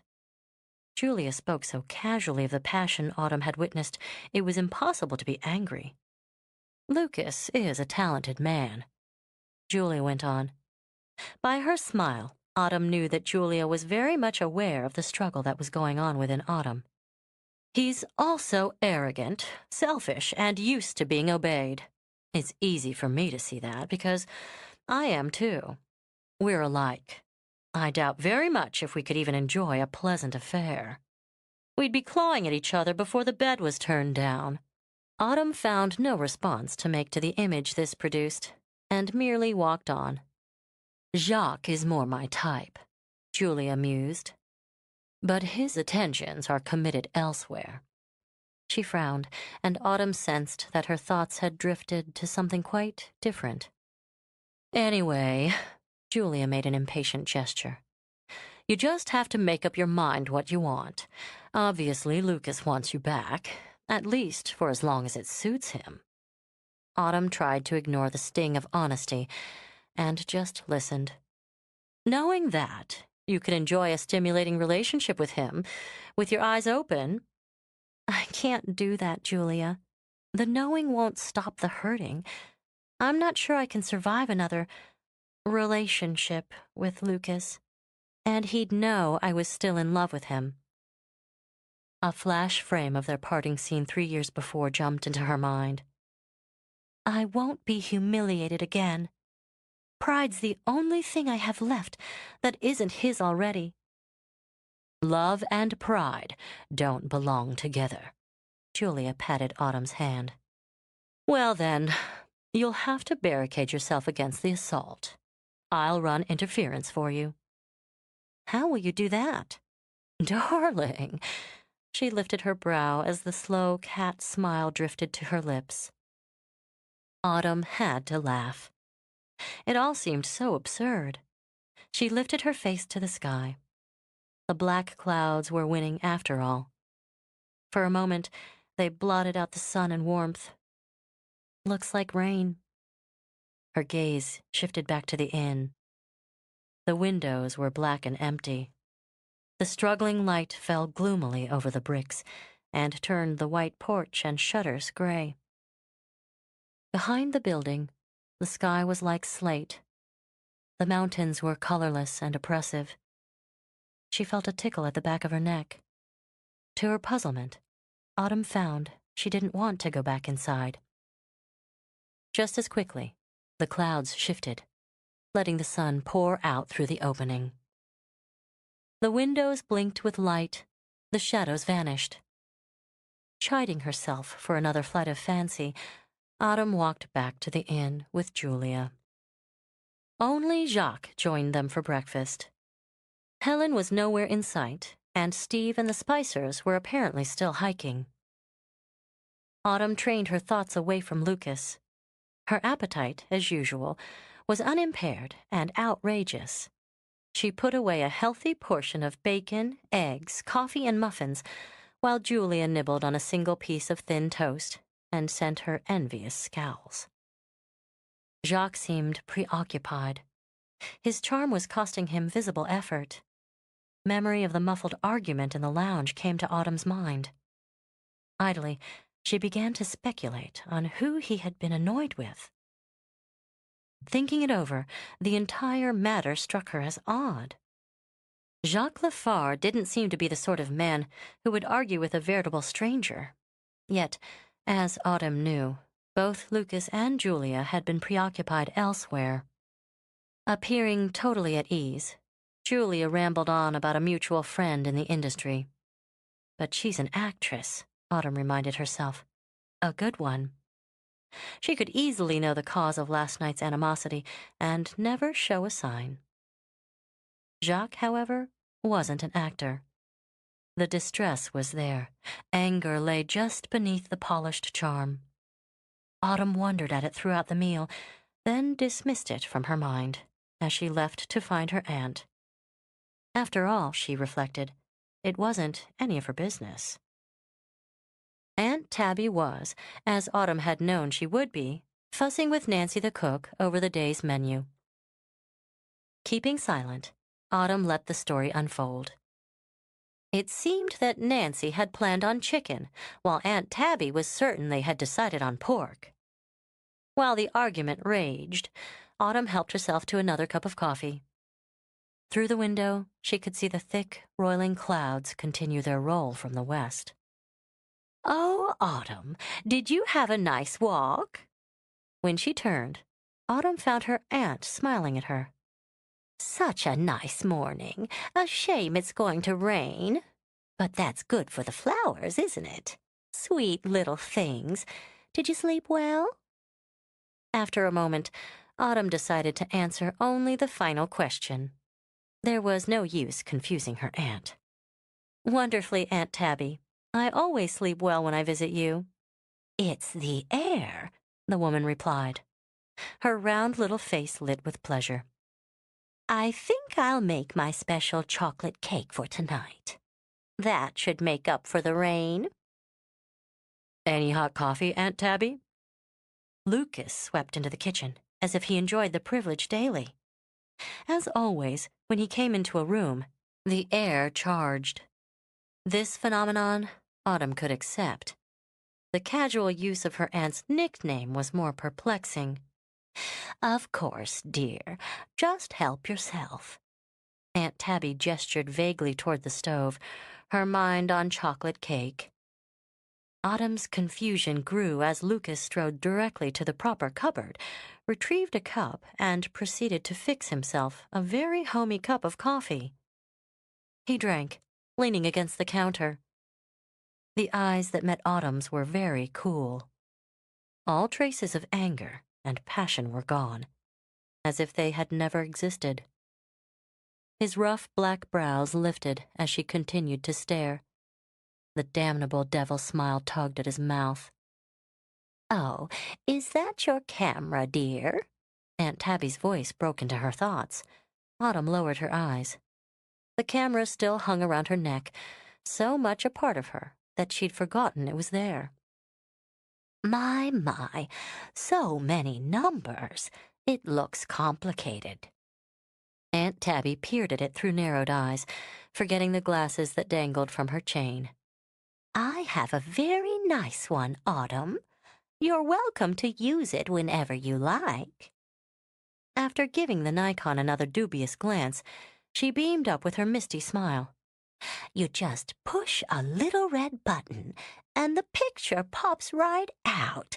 You can see if you've cut off someone's head, or have your thumb in the corner right away, so you can take another picture. And you don't have to grope around in that dark room, either. I don't know how you see what you're doing in there." Her brows drew close, and she tapped a finger against her cheek. "I'm almost certain I can find it." Autumn grinned. She was compelled to subject her aunt to yet another bear hug. Over the gray-streaked head, Autumn saw that Lucas was grinning as well. It was the warm, natural grin which came to his face so rarely. For a moment, she found she could smile back at him without pain. Chapter 4. When the rain came, it didn't begin with the slow drip-drop of an April shower. As the sky grew hazy, the light in the lounge became dim. Everyone was back, and the inn was again filled with its odd assortment of guests. Steve, expanding on his role of bartender, had wandered to the kitchen to get coffee. Robert Spicer had trapped Jacques in what seemed to be a technical explanation of open-heart surgery.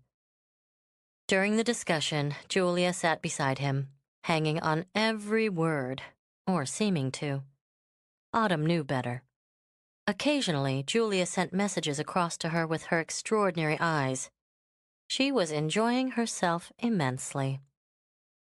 Jane sat sullen over a novel Autumn was certain was riddled with explicit sex. She wore dull brown again, slacks and a sweater. Helen, her bruise livid, smoked quietly in long, deep drags. She reminded Autumn eerily of Alice in Wonderland's caterpillar. Once or twice, Autumn found Helen's sharp eyes on her.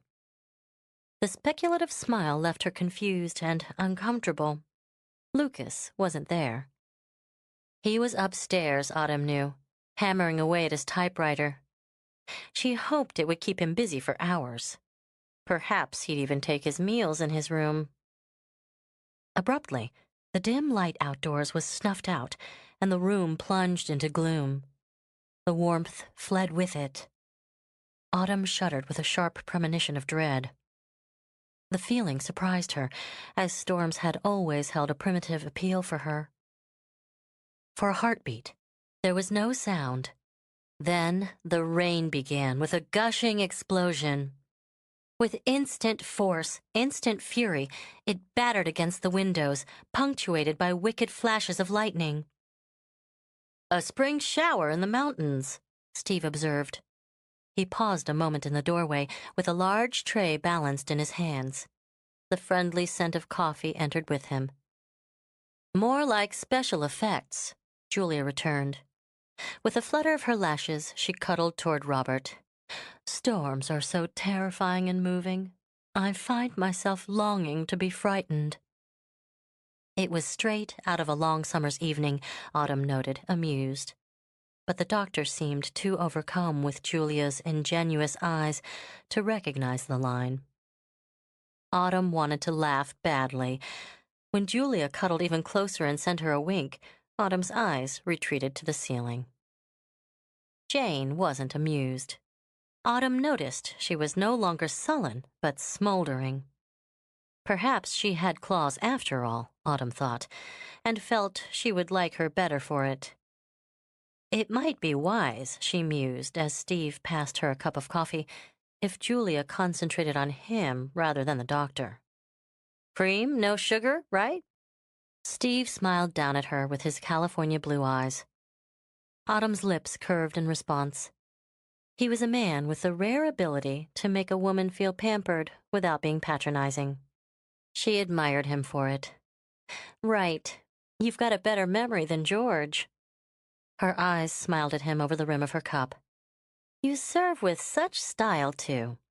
Have you been in this line of work long? I'm only here on a trial basis, he told her with a grin. Please, pass your comments on to the management. Lightning speared through the gloom again. Jacques shifted in his seat as thunder rumbled and echoed through the room.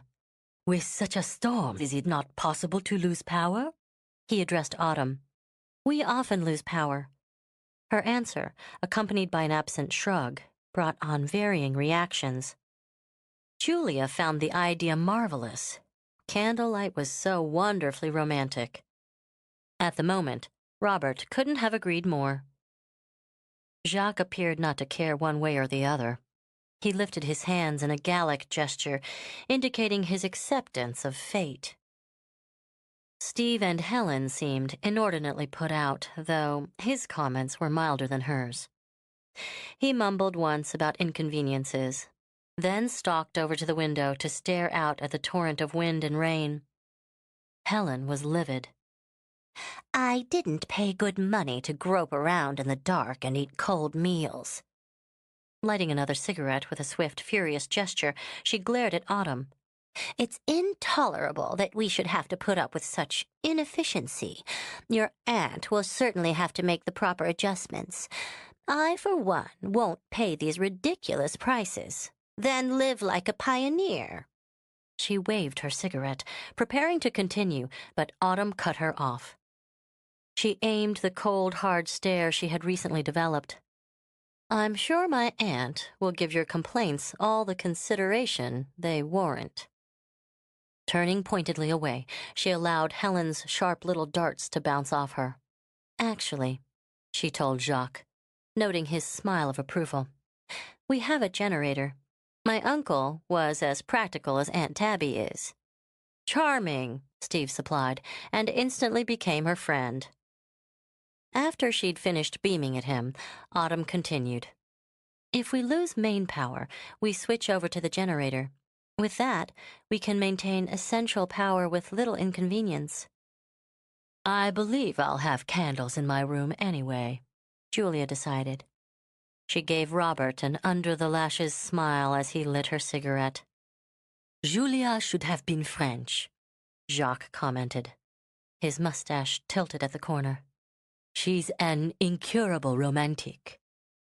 Too much romance, Helen murmured, can be unwise. Her eyes swept the room, then focused on Julia.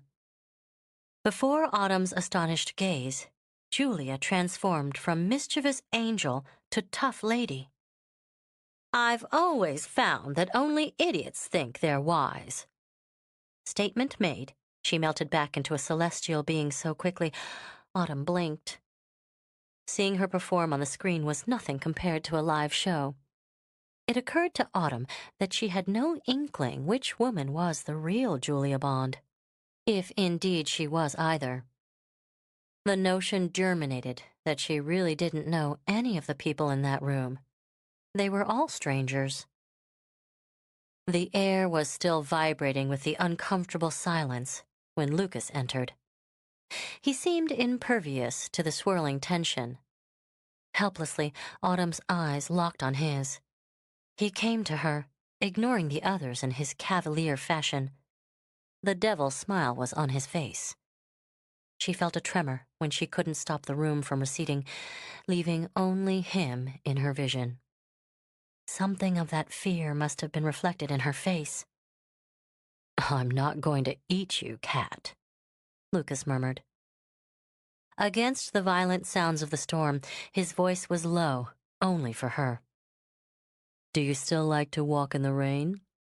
The question was offhand and didn't require an answer as he searched her face. "I remember when you did." He paused when she said nothing. "Your aunt sent you this." Lucas held out his hand, and Autumn's gaze dropped to it. Tension dissolved into laughter. "I haven't heard that in a long time," Lucas said softly. She lifted her eyes to his again. He was studying her with a complete, single-minded intensity.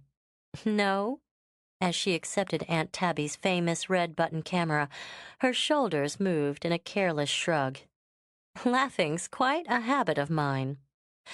"Aunt Tabby says for you to have a good time with it." Dismissively, he turned his back on her and walked to the coffee pot. "What have you got there, Autumn?" Julia demanded, her eyes following Lucas's progress. Flourishing the camera, Autumn used a sober, didactic tone. "This, ladies and gentlemen, is the latest technological achievement in photography. At the mere touch of a button, friends and loved ones are beamed inside and spewed out onto a picture which develops before your astonished eyes. No focusing, no need to consult your light meter. The button is faster than the brain. Why, a child of 5 can operate it while riding his tricycle." "It should be known," Lucas inserted in a dry voice, "that Autumn is a photographic snob." He stood by the window, carelessly drinking coffee while he spoke to the others. His eyes were on Autumn. "If it doesn't have interchangeable lenses and filters, multi-speed shutters, and impossibly complicated operations, it isn't a camera, but a toy." "I've noticed her obsession," Julia agreed. She sent him a delicious look before she turned to Autumn. "She wears that black box like other women wear diamonds. She was actually tramping through the forest at the break of dawn, snapping pictures of chipmunks and bunnies." With a good-natured grin, Autumn lifted the camera and snapped Julia's lovely face. "Really, darling," Julia said with a professional toss of the head. "You might have given me the chance to turn my best side." "You haven't got a best side," Autumn countered. Julia smiled, obviously torn between amusement and insult, while Jacques exploded with laughter. "And I thought she was such a sweet child," she murmured. "In my profession, Miss Bond," Autumn returned gravely, "I've had occasion to photograph a fair number of women. This one you shoot from the left profile, that one from the right, another straight on, still another from an upward angle, and so on."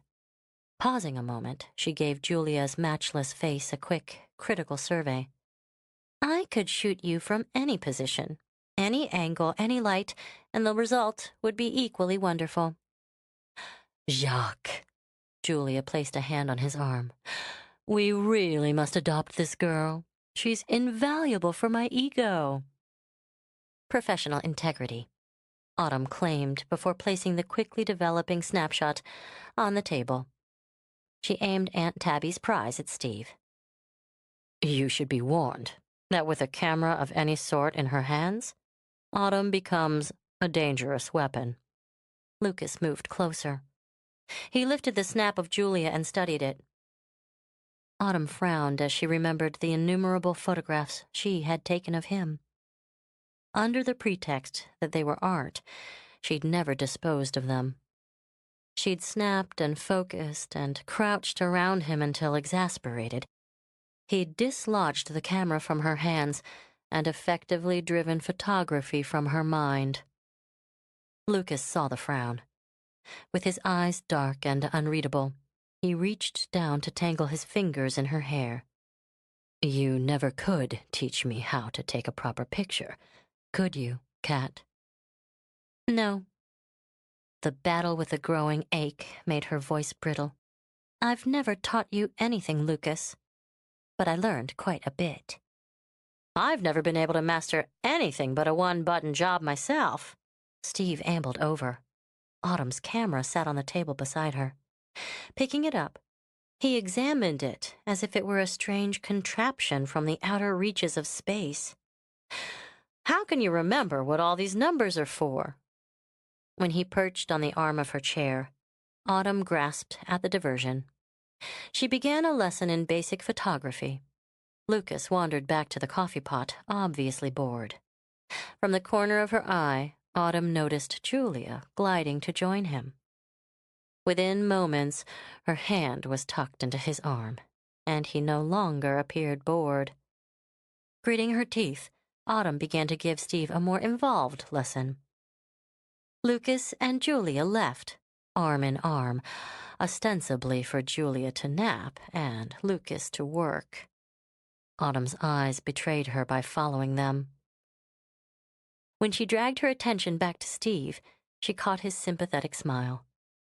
That he understood her feelings was too obvious. Cursing herself, she resumed her explanations of f-stops, grateful that Steve picked up the conversation as if there had been no lull. The afternoon wore on. It was a long, dreary day with rain beating against windows. Lightning and thunder came and went, but the wind built in force until it was one continuous moan. Robert tended the fire until flames crackled and spit. The cheery note this might have brought to the room was negated by Jane's sullenness and Helen's pacing. The air was tight. Evading Steve's suggestion of cards, Autumn sought the peace and activity of her dark room. As she closed and locked the door behind her, the headache which had started to build behind her temples eased. This room was without tensions. Her senses picked up no nagging, intangible disturbances here, but were clear and ready to work. Step by step, she took her film through the first stages of development, preparing chemicals, checking temperatures, setting timers. Growing absorbed, she forgot the battering storm. While it was necessary, Autumn worked in a total absence of light. Her fingers were her eyes at this stage, and she worked quickly. Over the muffled sound of the storm, she heard a faint rattle. She ignored it, busy setting the timer for the next stage of developing. When the sound came again, it annoyed her. Was it the doorknob, she wondered? Had she remembered to lock the door? All she needed at that point was for some layman to blunder in and bring damaging light with him. "Leave the door alone," she called out, just as the radio she had switched on for company went dead. There went the power, she concluded. Standing in the absolute darkness, Autumn sighed as the rattle came again. Was it someone at the door, or just someone in the kitchen? Curious and annoyed, she walked in the direction of the door to make sure it was locked. Her steps were confident. She knew every inch of the room now. Suddenly, to her astonishment, pain exploded inside her head. Lights flashed and fractured before the darkness again became complete. "Autumn, Autumn, open your eyes." Though the sound was far off and muffled, she heard the command in the tone. She resisted it. The nearer she came to consciousness, the more hideous grew the throbbing in her head. Oblivion was painless. "Open your eyes." The voice was clearer now, and more insistent. Autumn moaned. Reluctantly, she opened her eyes as hands brushed the hair from her face. For a moment, she felt them linger against her cheek. Lucas came into focus gradually, dimming and receding until she forced him back, clear and sharp. "Lucas?" Disoriented, Autumn could not think beyond his name. It seemed to satisfy him. "That's better," he said with approval.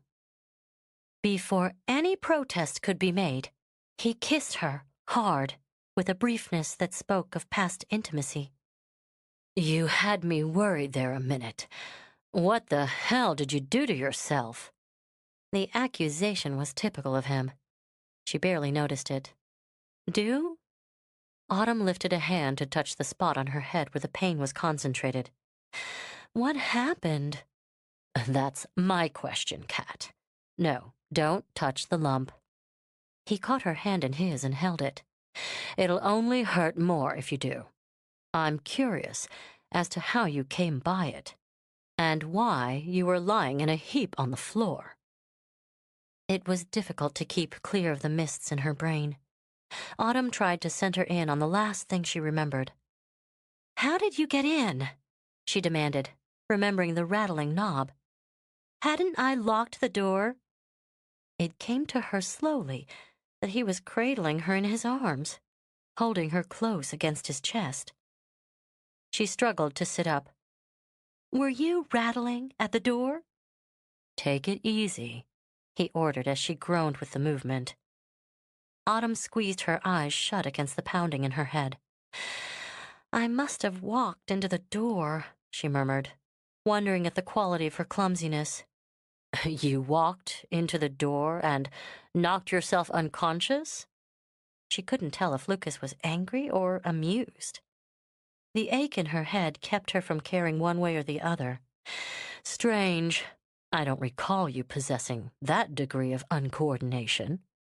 "It was dark," she grumbled, coherent enough to feel embarrassed.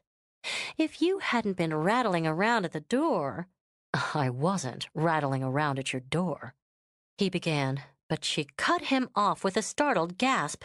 "The lights!" For a second time, she tried to struggle away from him. "You turned on the lights!" "It was a mad impulse when I saw you crumpled on the floor," he returned dryly. Without any visible effort, he held her still.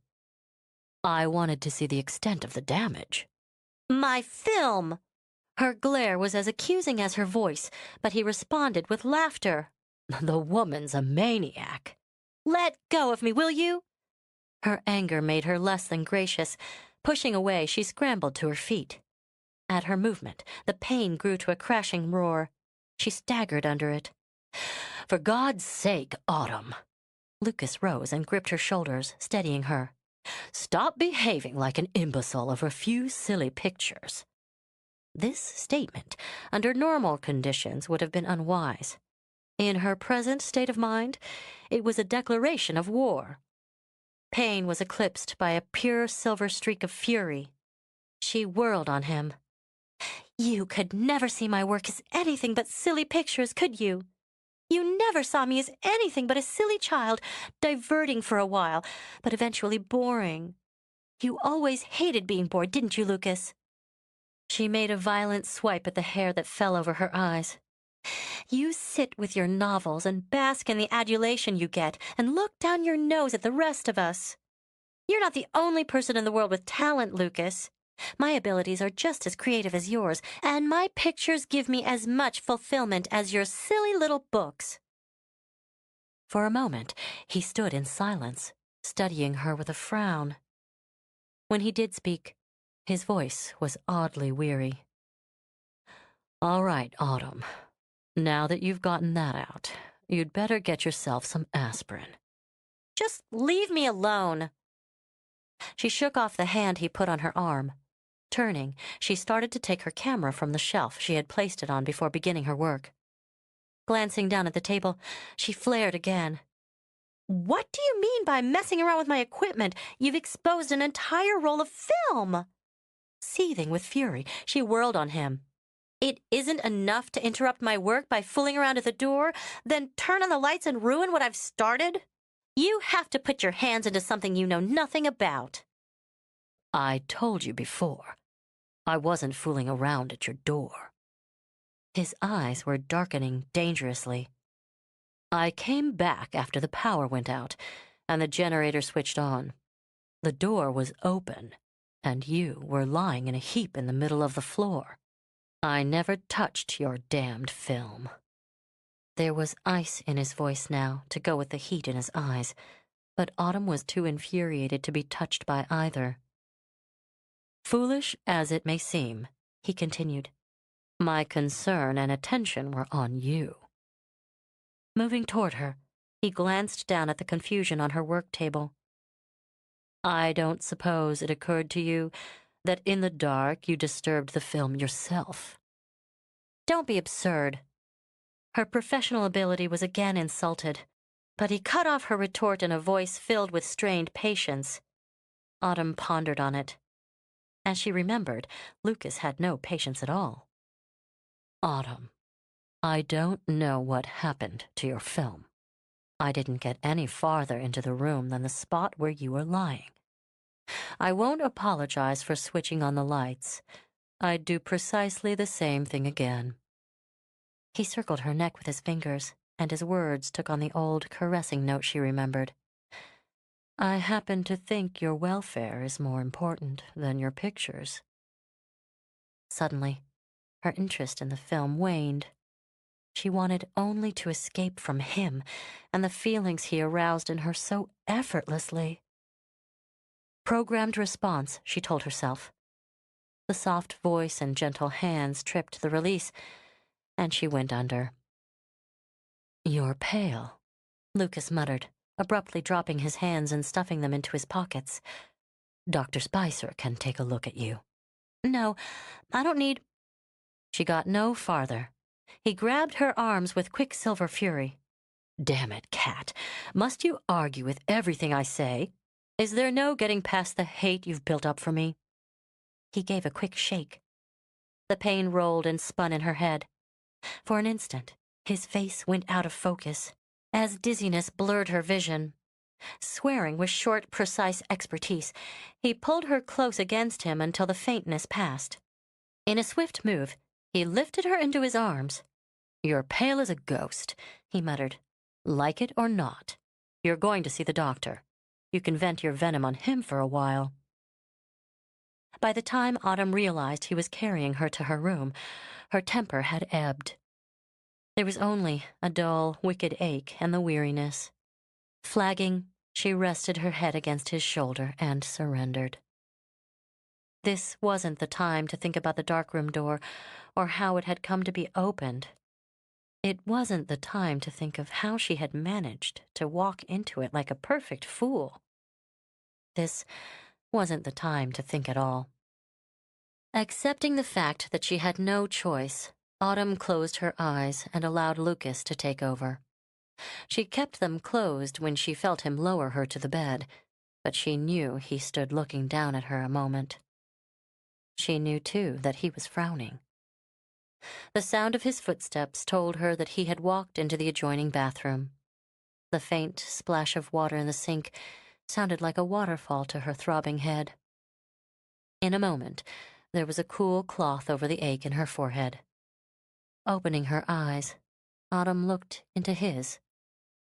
Lie still, he ordered curtly. Lucas brooded down at her with an odd, enigmatic expression. I'll get Spicer, he muttered abruptly. Turning on his heel, he strode to the door. Lucas? Autumn stopped him because the cool cloth had brought back memories of all the gentle things he had ever done. He'd had his gentle moments, though she'd tried hard to pretend he hadn't. It had seemed easier. When he turned back, impatience was evident in the very air around him. What a man of contradictions he was, she mused. Intemperate, with barely any middle ground at all. Thank you, she said, ignoring his obvious desire to be gone. I'm sorry I shouted at you. You're being very kind.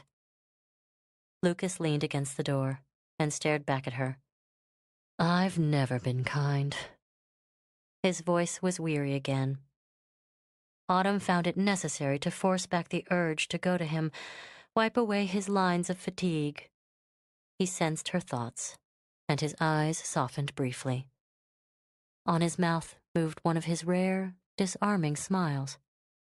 My God, Cat, you always were so incredibly sweet, so terrifyingly warm. With that, he left her. Chapter 5. Autumn was staring at the ceiling when Robert entered. Shifting her eyes, she looked at his black bag dubiously. She'd never cared for what doctors carried inside those innocent-looking satchels. "A house call," she said, and managed a smile. "The eighth wonder of the world. I didn't think you'd have your bag with you on vacation." He was quick enough to note her uneasy glance. "Do you travel without your camera?" "Touché." She told herself to relax and not to be a baby. "I don't think we'll need to operate." He sat on the bed and removed the cloth Lucas had placed there. That's going to be colorful. Is your vision blurred?" "No." His hands were surprisingly soft and gentle, reminding Autumn of her father's. She relaxed further and answered his questions on dizziness, nausea, and so forth, while watching his face. He was different, she noted. The competence was still there, but his dapper self-presentation had been replaced by a quiet compassion. His voice was kind, she thought, and so were his eyes. He was well suited to his profession. "How'd you come by this, Autumn?" As he asked, he reached in his bag and her attention switched to his hands. He removed cotton and a bottle, not the needle she'd worried about. She wrinkled her nose ruefully. "I walked into a door." He shook his head with a laugh and began to bathe the bruise. "A likely story." "And embarrassingly true. In the dark room," she added. "I must have misjudged the distance." His eyes shifted and studied hers a moment before they returned to her forehead. "You struck me as a woman who kept her eyes open," he said a bit grimly, Autumn thought, before he smiled again. "It's just a bump," he told her, and held her hand. "Though my diagnosis won't make it hurt any less." "It's only an agonizing ache now," Autumn returned, trying for lightness. "The cannons have stopped going off." With a chuckle, he reached into his bag again. "We can do something about smaller artillery." "Oh." She eyed the bottle of pills he held and frowned. "I was going to take some aspirin." "You don't put a forest fire out with a water pistol." He smiled at her again and shook out 2 pills. "They're very mild, Autumn. Take these and rest for an hour or 2. You can trust me," he added with exaggerated gravity as her brows stayed lowered. "Even though I'm a surgeon." "Okay." His eyes convinced her, and she smiled back, accepting the glass of water and pills. "You're not going to take out my appendix or anything, are you?" "Not on vacation." He waited until she had swallowed the medication, then pulled a light blanket over her. "Rest," he ordered, and left her. The next time Autumn opened her eyes, the room was in shadows. Rest, she thought, and shifted under the blanket. "I've been unconscious. How long?" She listened. The storm was still raging, whipping against her windows with a fury she'd been oblivious to. Carefully, she pushed herself into a sitting position. Her head didn't pound, but a touch of her fingers assured her she hadn't dreamed up the entire incident. Her next thought was entirely physical. She discovered she was starving. Rising, she took a quick glance in the mirror, decided she didn't like what she saw, and went in search of food and company. She found them both in the dining room. Her timing was perfect. "Autumn!" It was Robert who spotted her first. "Feeling better?" She hesitated a moment, embarrassed. Hunger was stronger, however, and the scent of Nancy's chicken was too tempting. "Much," she told him. She glanced at Lucas, but he said nothing, only watched her. The gentleness she had glimpsed so briefly before might have been an illusion. His eyes were dark and hard. "I'm starving," she confessed as she took her seat. "Good sign. Any more pain?" "Only my pride." Forging ahead, she began to fill her plate. Clumsiness isn't a talent I like to brag about, and walking into a door is such a tired cliché. I wish I'd come up with something more original. It's odd. Jacques twirled his fork by the stem as he studied her. It doesn't seem to me that you would have the power enough to knock yourself unconscious. An Amazon, Autumn explained, and let the chicken rest for a delicious moment on her tongue. She eats like one, Julia commented. Autumn glanced over in time to catch the speculative look on her face before it vanished into a smile. I gain weight watching her. Metabolism, Autumn claimed and took another forkful of chicken. The real tragedy is that I lost the 2 rolls of film I shot on the trip from New York. Perhaps we're in for a series of accidents. Helen's voice was as hard as her eyes as they swept the table. Things come in threes, don't they? No one answered, and she went on, fingering her own bruise. It's hard to say what might happen next. Autumn had come to detest the odd little silences that followed Helen's remarks, the fingers of tension that poked holes in the normalcy of the situation. On impulse, she broke her rule and started a conversation with Lucas. What would you do with this setting, Lucas?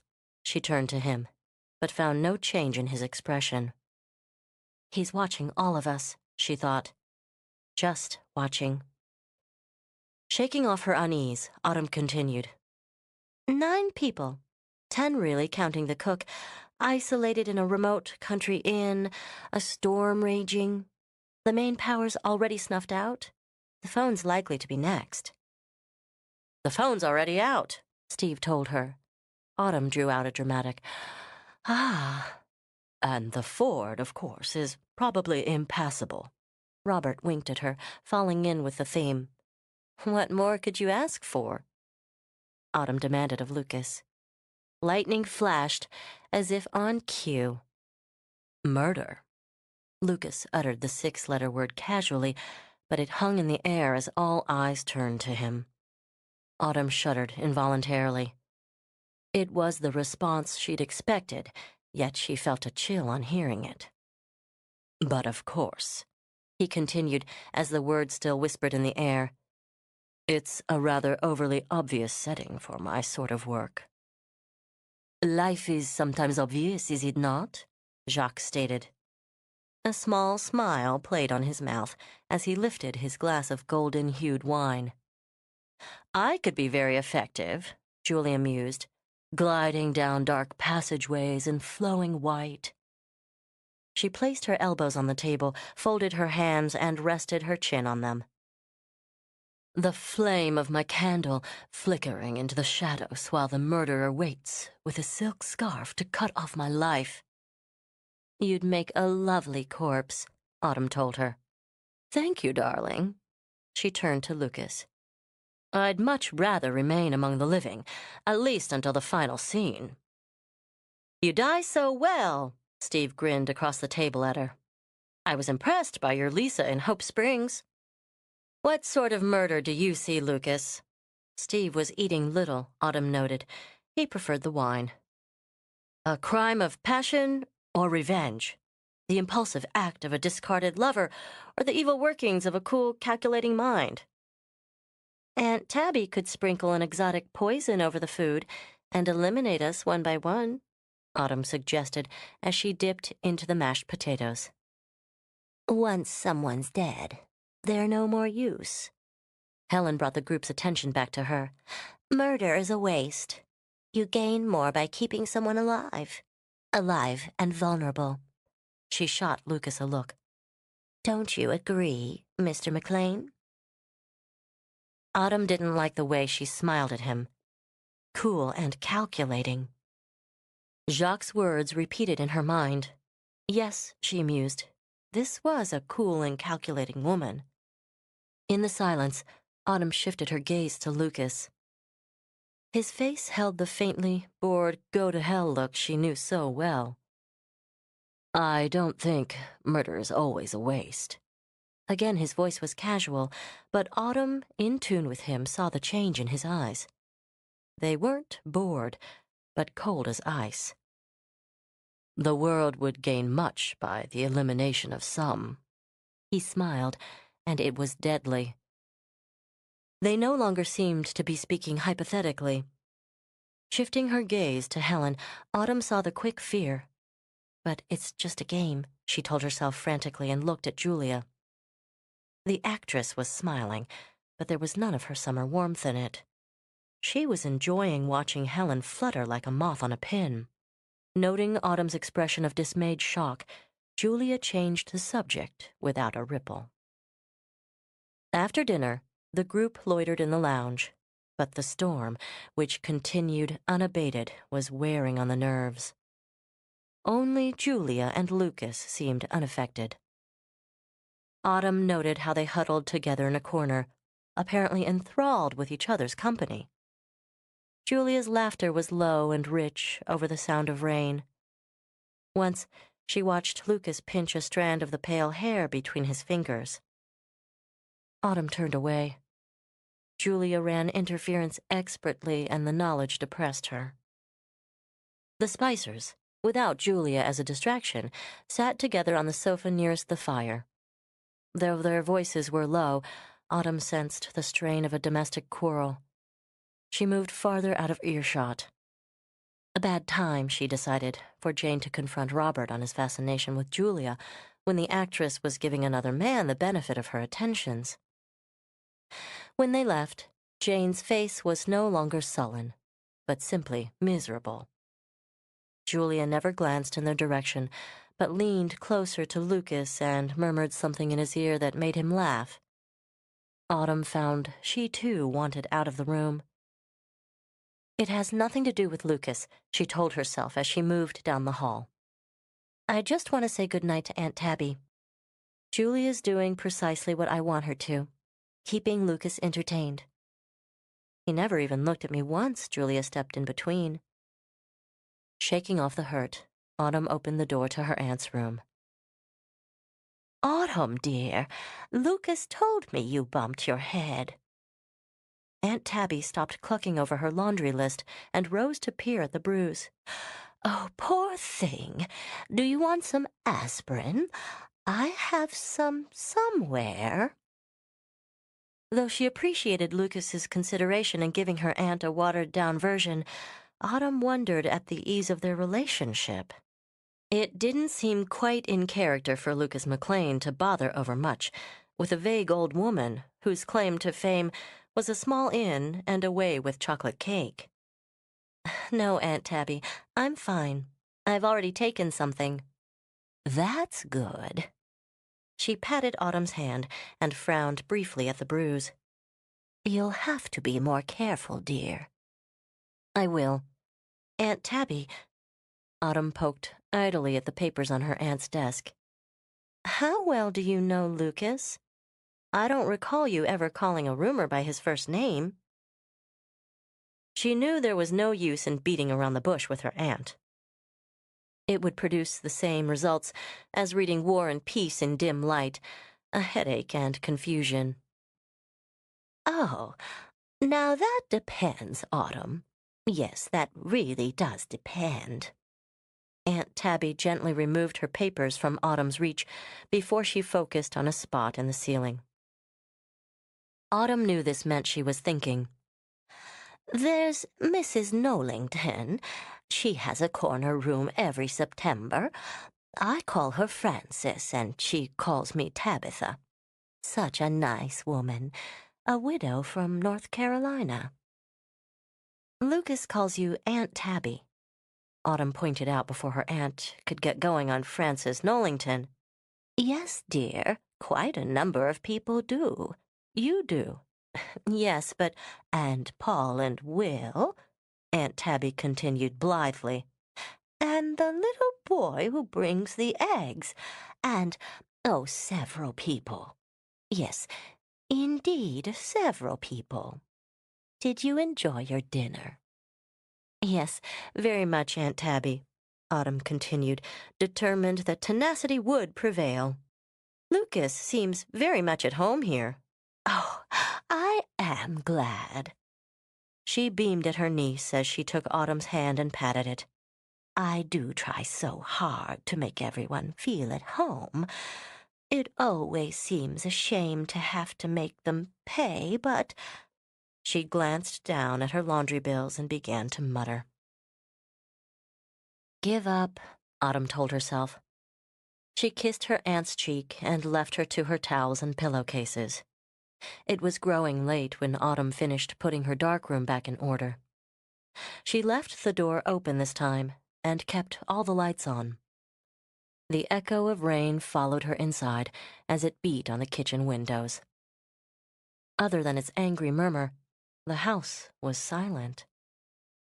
No, Autumn thought, old houses are never silent. They creak and whisper, but the groaning boards and settling didn't disturb her. She liked the humming quality of the silence.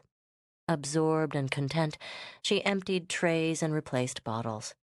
She threw her ruined film into the waste can with a sigh. That hurts a bit, she thought, but there's nothing to be done about it. Tomorrow, she decided, she'd develop the film she'd taken that morning. The lake, the early sun, the mirrored trees.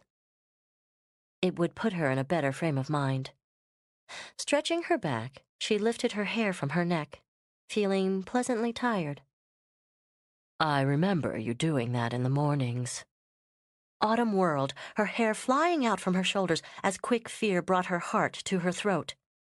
Pushing strands from her face, she stared at Lucas. He leaned against the open doorway, a cup of coffee in his hand. His eyes locked on hers without effort. You'd pull up your hair, then let it fall, tumbling down your back until I ached to get my hands on it. His voice was deep and strangely raw. Autumn couldn't speak at all. I often wondered if you did it on purpose, just to drive me mad. As he studied her face, he frowned, then lifted the coffee to his lips. But of course you didn't. I've never known anyone else who could arouse with such innocence. What are you doing here? The trembling in her voice took some of the power out of the demand. Remembering. Turning, she began to juggle bottles, jumbling them out of their carefully organized state. You always were clever with words, Lucas. Cooler now that she wasn't facing him, she meticulously studied a bottle of bath soap. I suppose you have to be in your profession. I'm not writing at the moment. It was easier to deliberately misunderstand him. Your book still giving trouble? Turning, Autumn again noticed the signs of strain and fatigue on his face. Sympathy and love flared up, and she struggled to bank them down.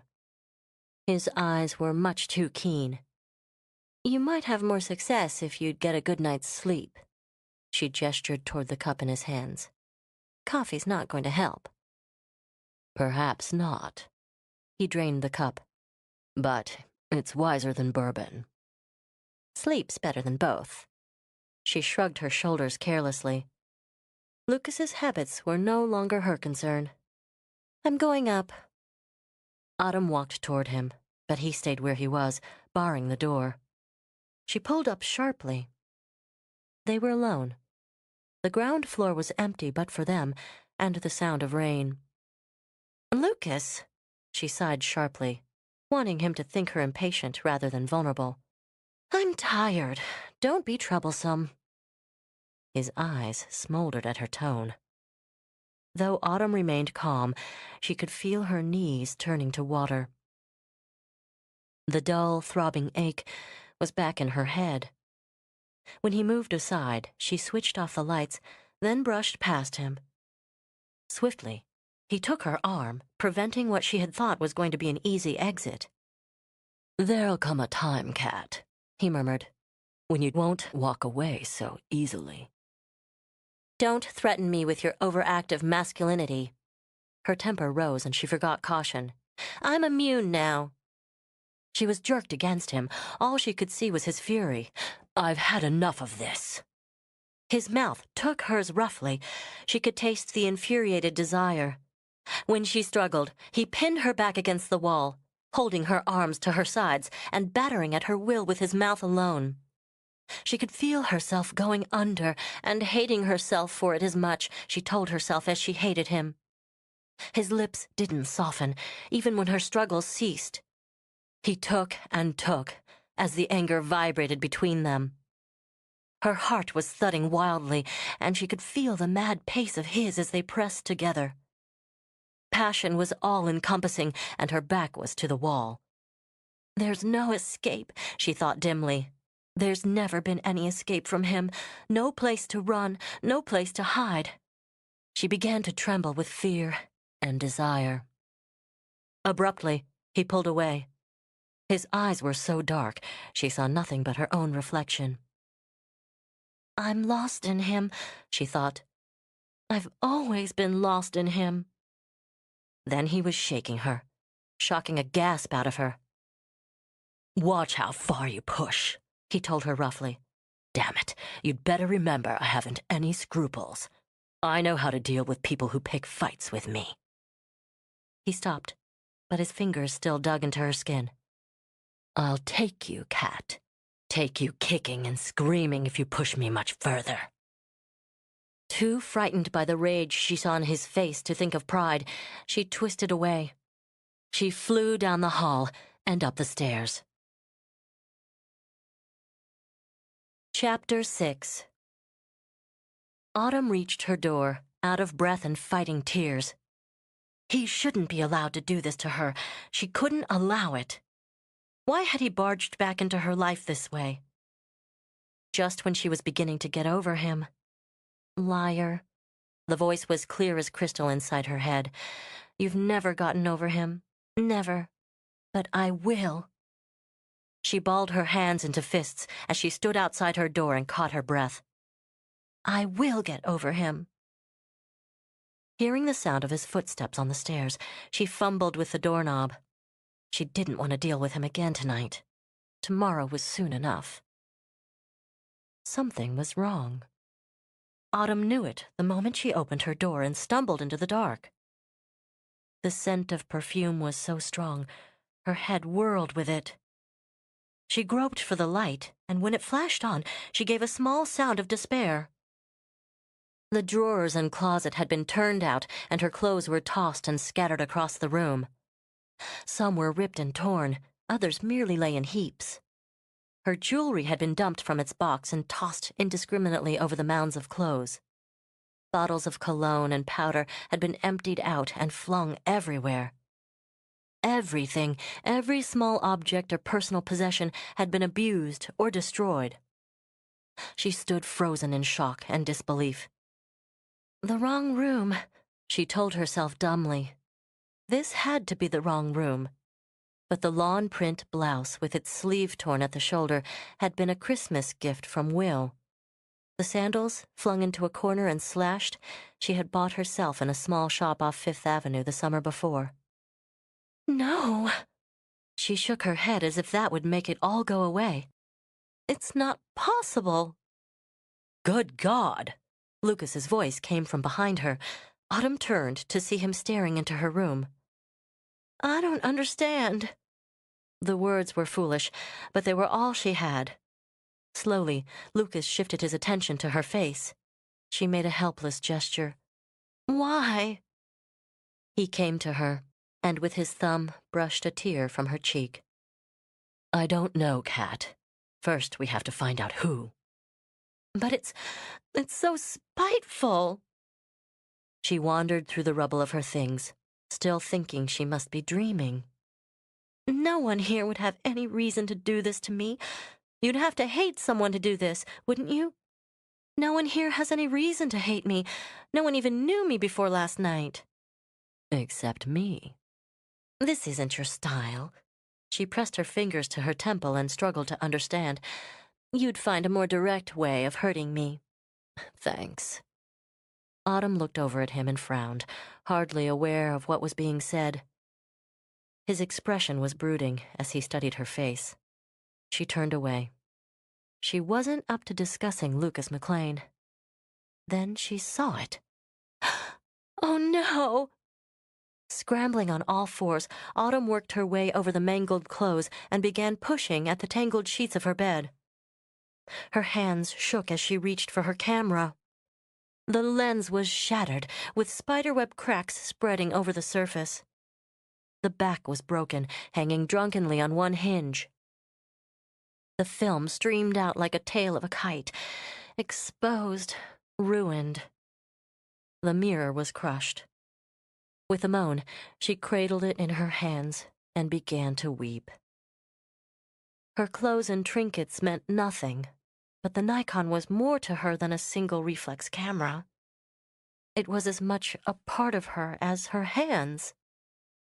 With it, she had taken her first professional picture. Its mutilation was rape.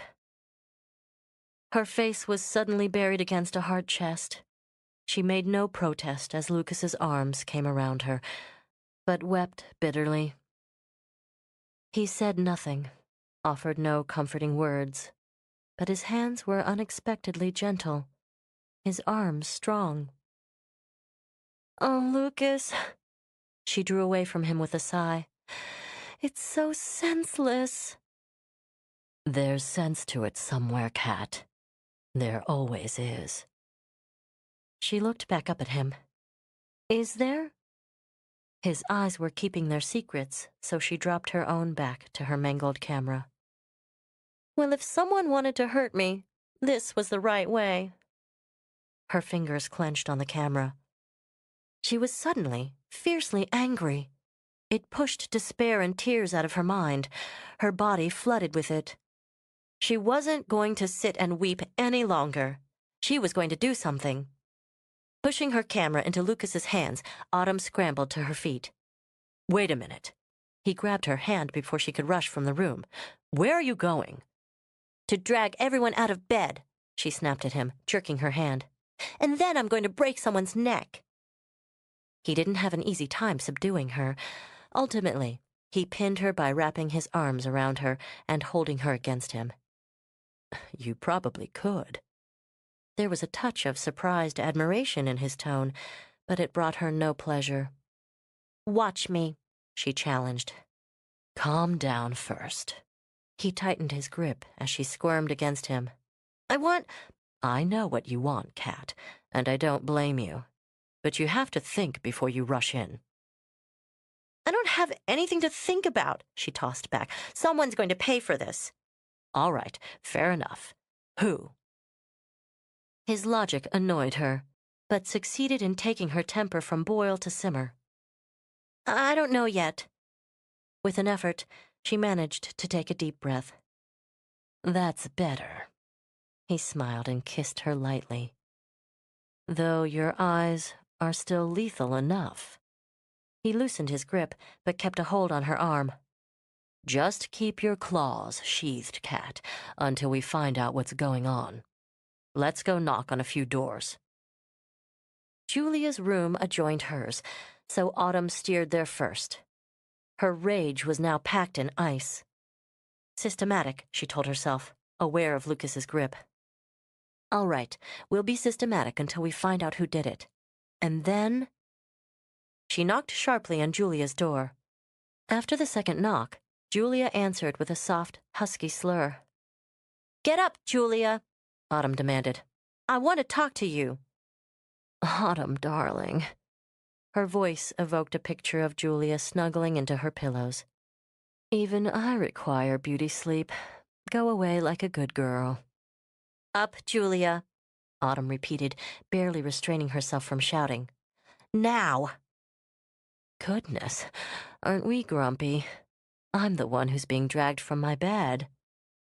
She opened the door, a vision in a white lace negligee, her hair a tousled halo around her face, her eyes dark and heavy with sleep. "Well, I'm up." Julia gave Lucas a slow, sensual smile and ran a hand through her hair. "Are we going to have a party?" "Someone tore my room apart," Autumn stated bluntly. She watched Julia's attention switch from the silent flirtation with Lucas to her. "What?" The cat-like expression had melted into a frown of concentration. An actress, Autumn reminded herself. She's an actress, and don't forget it. My clothes were pulled out and ripped, tossed around the room. My camera's broken. She swallowed on this. It was the most difficult to accept. That's crazy. Julia was no longer leaning provocatively against the door, but standing straight. Let me see. She brushed past them and hurried down the hall. Stopping in the doorway of Autumn's room, she stared. Her eyes, when they turned back, were wide with shock. Autumn, how awful! She came back and slipped an arm around Autumn's waist. How perfectly awful. I'm so sorry. Sincerity, sympathy, shock. They were all there. Autumn wanted badly to believe them. Who would have done that? She demanded of Lucas. Autumn saw that Julia's eyes were angry now. She was again the tough lady Autumn had glimpsed briefly that afternoon. We intend to find out. We're going to wake the others. Something passed between them. Autumn saw it, flash briefly. Then it was gone. All right, Julia said. Then let's do it. She pushed her hair impatiently behind her ears. I'll get the Spicers. You get Jacques and Steve. You, she continued to Autumn, wake up Helen. Her tone carried enough authority that Autumn found herself turning down the hall to Helen's room. She could hear the pounding, the answering stirs and murmurs from behind her. Reaching Helen's door, Autumn banged against it. This, at least, she thought, was progress. Lucas was right. We need a trial before we can hang someone. Her knock went unanswered. Annoyed, Autumn rapped again. She wasn't in the mood to be ignored. Now there was more activity behind her as people came out of their rooms to stare at the disaster in hers. Helen! She knocked again with fraying patience. Come out here! She pushed the door open. It would give her some satisfaction to drag at least one person from bed. Ruthlessly, she switched on the light. Helen, Helen wasn't in bed. Autumn stared at her, too shocked to feel horror. She was on the floor, but she wasn't sleeping. She was done with sleeping. Was that blood? Autumn thought in dumb fascination. She took a step forward before the reality struck her. Horror gripped her throat, denying her the release of screaming. Slowly, she backed away. It was a nightmare. Starting with her room, it was all a nightmare. None of it was real. Lucas's careless voice played back in her head. Murder. Autumn shook her head as she backed into a wall. No, that was only a game. She heard a voice shouting in terror for Lucas, not even aware it was her own. Then, blessedly, her hands came up to cover her eyes. Get her out of here! Lucas's rough command floated through Autumn's brain. She was trapped in a fog of dizziness. Arms came round her and led her from the room. Oh my God! Steve's voice was unsteady. When Autumn found the strength to look up at him, his face was ashen. She struggled against the faintness and buried her face in his chest. When was she going to wake up? Confusion reigned around her. She heard disembodied voices as she drifted from horror to shock. There were Julia's smoky tones, Jane's gravelly voice, and Jacques' rapid French-English mixture. Then Lucas's voice joined in, calm, cool, like a splash of cold water. She's dead. Stabbed. The phone's out, so I'm going into the village to get the police. Murdered? She was murdered! Oh, God! Jane's voice rose, then became muffled. Raising her head, Autumn saw Jane being held tightly against her husband. I think, as a precaution, Lucas, no one should leave the inn alone. Robert took a deep breath as he cradled his wife. We have to face the implications. I'll go with him. Steve's voice was strained and uneven. I could use the fresh air. With a curt nod, Lucas focused on Autumn. His eyes never left hers as he spoke to Robert. Have you got something to put her out? She can double up with Julia tonight. I'm fine. Autumn managed to speak as she drew back from Steve's chest. I don't want anything. It wasn't a dream, but real. and she had to face it. "Don't worry about me. It's not me. I'm all right." Hysteria was bubbling, and she bit down on her lip to cut it off. "Come on, darling." Julia's arm replaced Steve's. "We'll go downstairs and sit down for a while. She'll be all right." I said she'll be all right." Julia cut off Lucas's protest sharply. "I'll see to her. Do what you have to do." Before he could speak again, she led Autumn down the staircase. "Sit down," she ordered, nudging Autumn onto the sofa. "You could use a drink." Looking up, Autumn saw Julia's face hovering over hers. "You're pale," she said stupidly before the brandy burned her throat and brought the world into focus with a jolt. "I'm not surprised," Julia murmured and sank down on the low table in front of Autumn. "Better?" she asked when Autumn lifted the snifter again. "Yes, I think so." She took a deep breath and focused on Julia's eyes. "It's really happening, isn't it?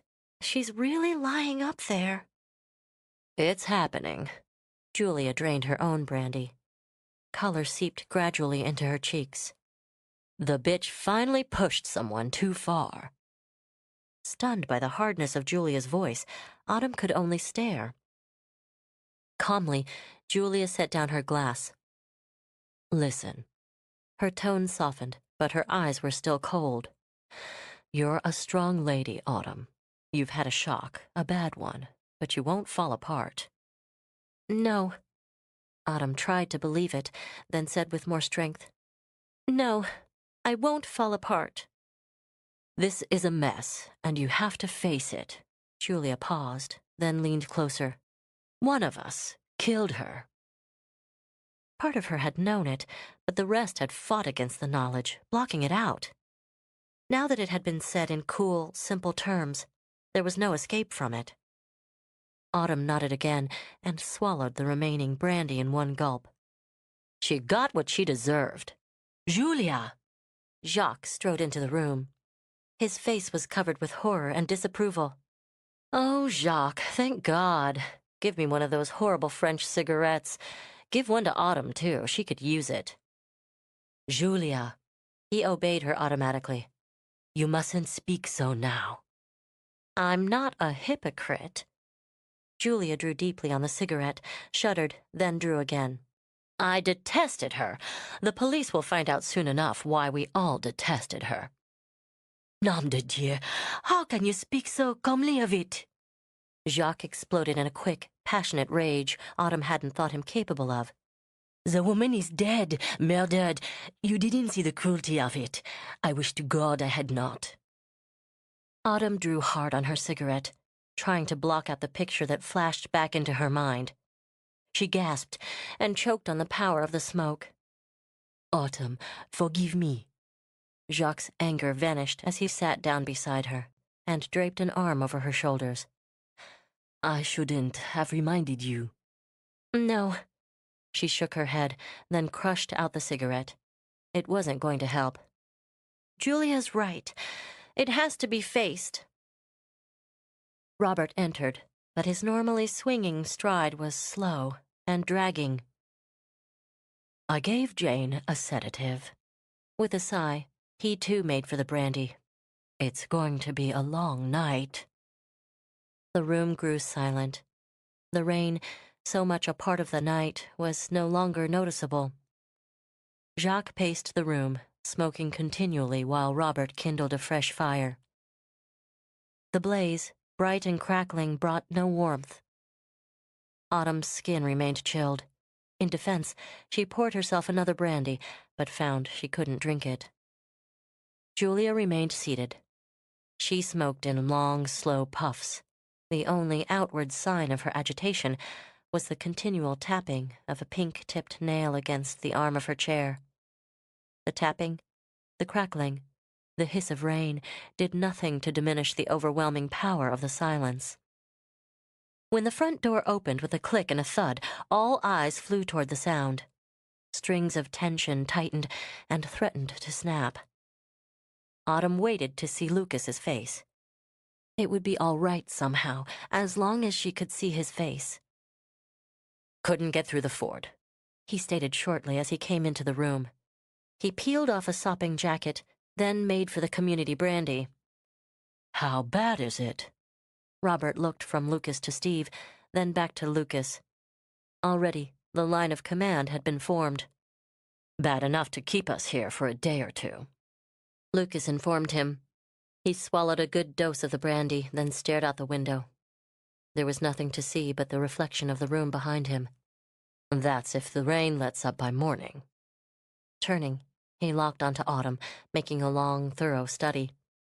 Again, he had, in his way, pushed everyone from the room, but the two of them. The phones, she blurted out, needing to say something, anything. We could have phone service by tomorrow. Don't count on it. Lucas ran a hand through his dripping hair, showering the room with water. According to the car radio, this little spring shower is the backlash of a tornado. The power's out all over this part of the state. He lit a cigarette with a shrug. We'll just have to wait and see.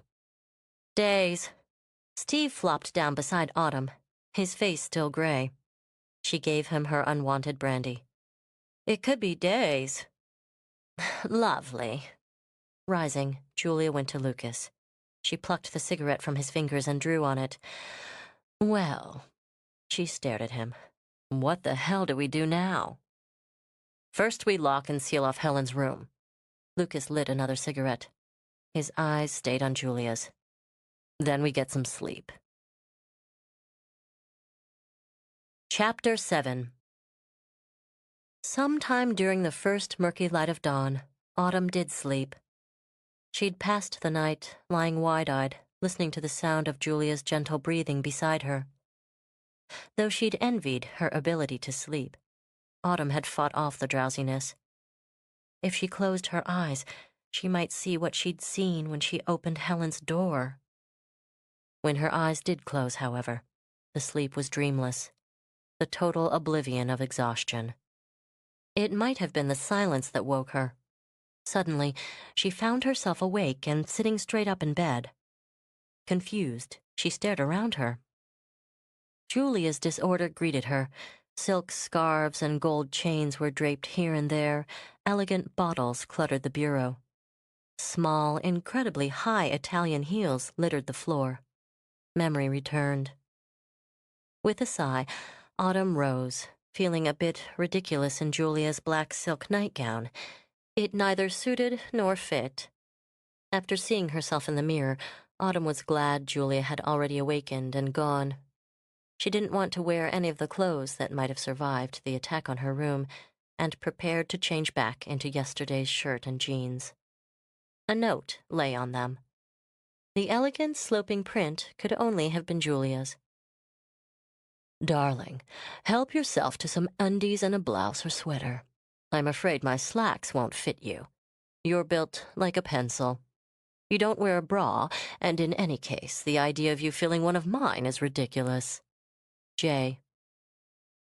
Autumn laughed, as Julia had intended. It felt so good, so normal that she laughed again. Julia had known exactly how I'd feel, Autumn realized, and a wave of gratitude swept through her for the simple gesture. She showered, letting the water beat hot against her. Coming back to the bedroom, Autumn pulled out a pair of cobwebby panties. There was a stack of them in misted pastels that she estimated would cost as much as a wide-angle lens. She tugged on one of Julia's sweaters, then pushed it up to her elbows. It was almost there in any case. Leaving the room, she kept her eyes firmly away from Helen's door. Autumn, I was hoping you'd sleep longer. She paused at the foot of the stairs and waited for Steve to reach her. His face was sleep-shadowed and older than it had been the day before. A fragment of his boyish smile touched his lips for her, but his eyes didn't join in. You don't look as if you got much, he commented and lifted a finger to her cheek. I doubt any of us did. He draped an arm over her shoulder. At least the rain slowed down. Oh. Realization slowly seeped in, and Autumn gave a weak laugh. I knew there was something different. The quiet woke me. Where is... She hesitated as Lucas's name trembled on her tongue. Everyone, she amended. In the lounge, he told her, but steered her toward the dining room. Breakfast first. I haven't eaten myself, and you can't afford to drop any weight. How charming of you to remind me. She managed a friendly grimace. If he could make the effort to be normal, so could she. Let's eat in the kitchen, though. Aunt Tabby was there, as usual, giving instructions to a much subdued Nancy. She turned as they entered, then enfolded Autumn in her soft, lavender-scented arms. Oh, Autumn, what a dreadful tragedy. I don't know what to make of it. Autumn squeezed her. Here was something solid to hold on to. Lucas said someone killed the poor thing, but that doesn't seem possible, does it? Drawing back, Aunt Tabby searched Autumn's face. You didn't sleep well, dear. Only natural. Sit down and have your breakfast. It's the best thing to do. Aunt Tabby could, Autumn mused, so surprisingly cut through to the quick when she needed to. She began to bustle around the room, murmuring to Nancy as Autumn and Steve sat at the small kitchen table. There were simple, normal sounds and scents. Bacon, coffee, the quick sizzle of eggs. It was, Autumn had to agree, the best thing to do. The food, the routine, would bring some sense of order. And with the order, she'd be able to think clearly again. Steve sat across from her, sipping coffee while she toyed with her eggs. She simply couldn't summon her usual appetite and turned to conversation instead. The questions she asked Steve about himself were general and inane, but he picked up the effort and went with it. She realized, as she nibbled without interest on a piece of toast, that they were supporting each other. Autumn discovered he was quite well-traveled. He'd crisscrossed all over the country performing various tasks in his role as troubleshooter for his father's conglomerate. He treated wealth with the casual indifference of one who has always had it, but she sensed a knowledge and a dedication toward the company which had provided him with it. He spoke of his father with respect and admiration. He's sort of a symbol of success and ingenuity, Steve said, pushing his own half-eaten breakfast around his plate. He worked his way up the proverbial ladder. He's tough. He grinned and shrugged. He's earned it. How does he feel about you going into politics? He's all for it. Steve glanced down at her plate and sent her a meaningful look. Autumn only smiled and shook her head. Anyway, he's always encouraged me to go for what I want, and I better be good at it. He grinned again. He's tough, but since I am good at it, and intend to keep it that way, we'll both be satisfied. I like paperwork. He gestured with both hands. Organizing, refining the system from within the system? That can't be as easy as it sounds, Autumn commented, encouraging his enthusiasm. No, but... He shook his head. Don't get me started. I'll make a speech. He finished off his second cup of coffee. I'll be making enough of those when I get back to California and my campaign officially starts. It just occurs to me that you, Lucas, Julia, and Jacques are all from California. Autumn pushed her hair behind her back and considered the oddity. It's strange that so many people from the coast would be here at one time. The Spicers, too, Aunt Tabby added from across the room, deeply involved in positioning pies in the oven. Yes, I'm almost sure Dr. Spicer told me they were from California. So warm and sunny there. Well, she patted the range as if to give it the confidence it needed to handle her pies. I must see to the rooms now. I moved you next door to Lucas, Autumn.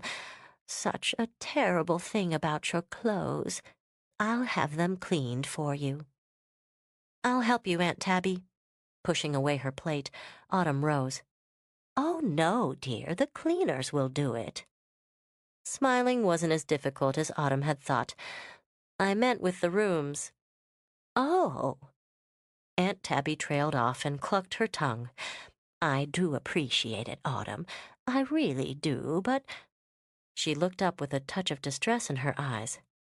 I have my own system, you see? You just confuse me. It's all done with numbers. Leaving Autumn to digest this, she gave her an apologetic touch on the cheek and bustled out.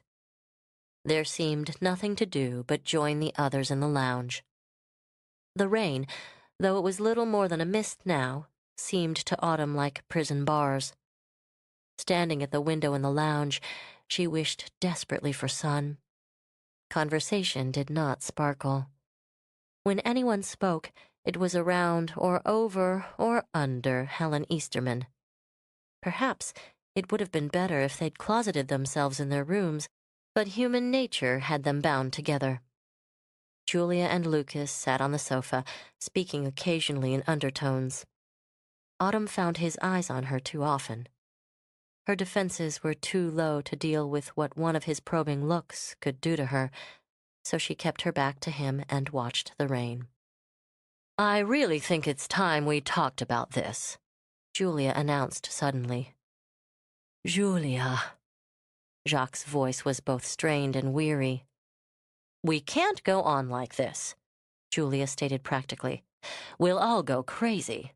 Steve's wearing out the floor, Robert's running out of wood to fetch, and if you smoke another cigarette, you'll keel over."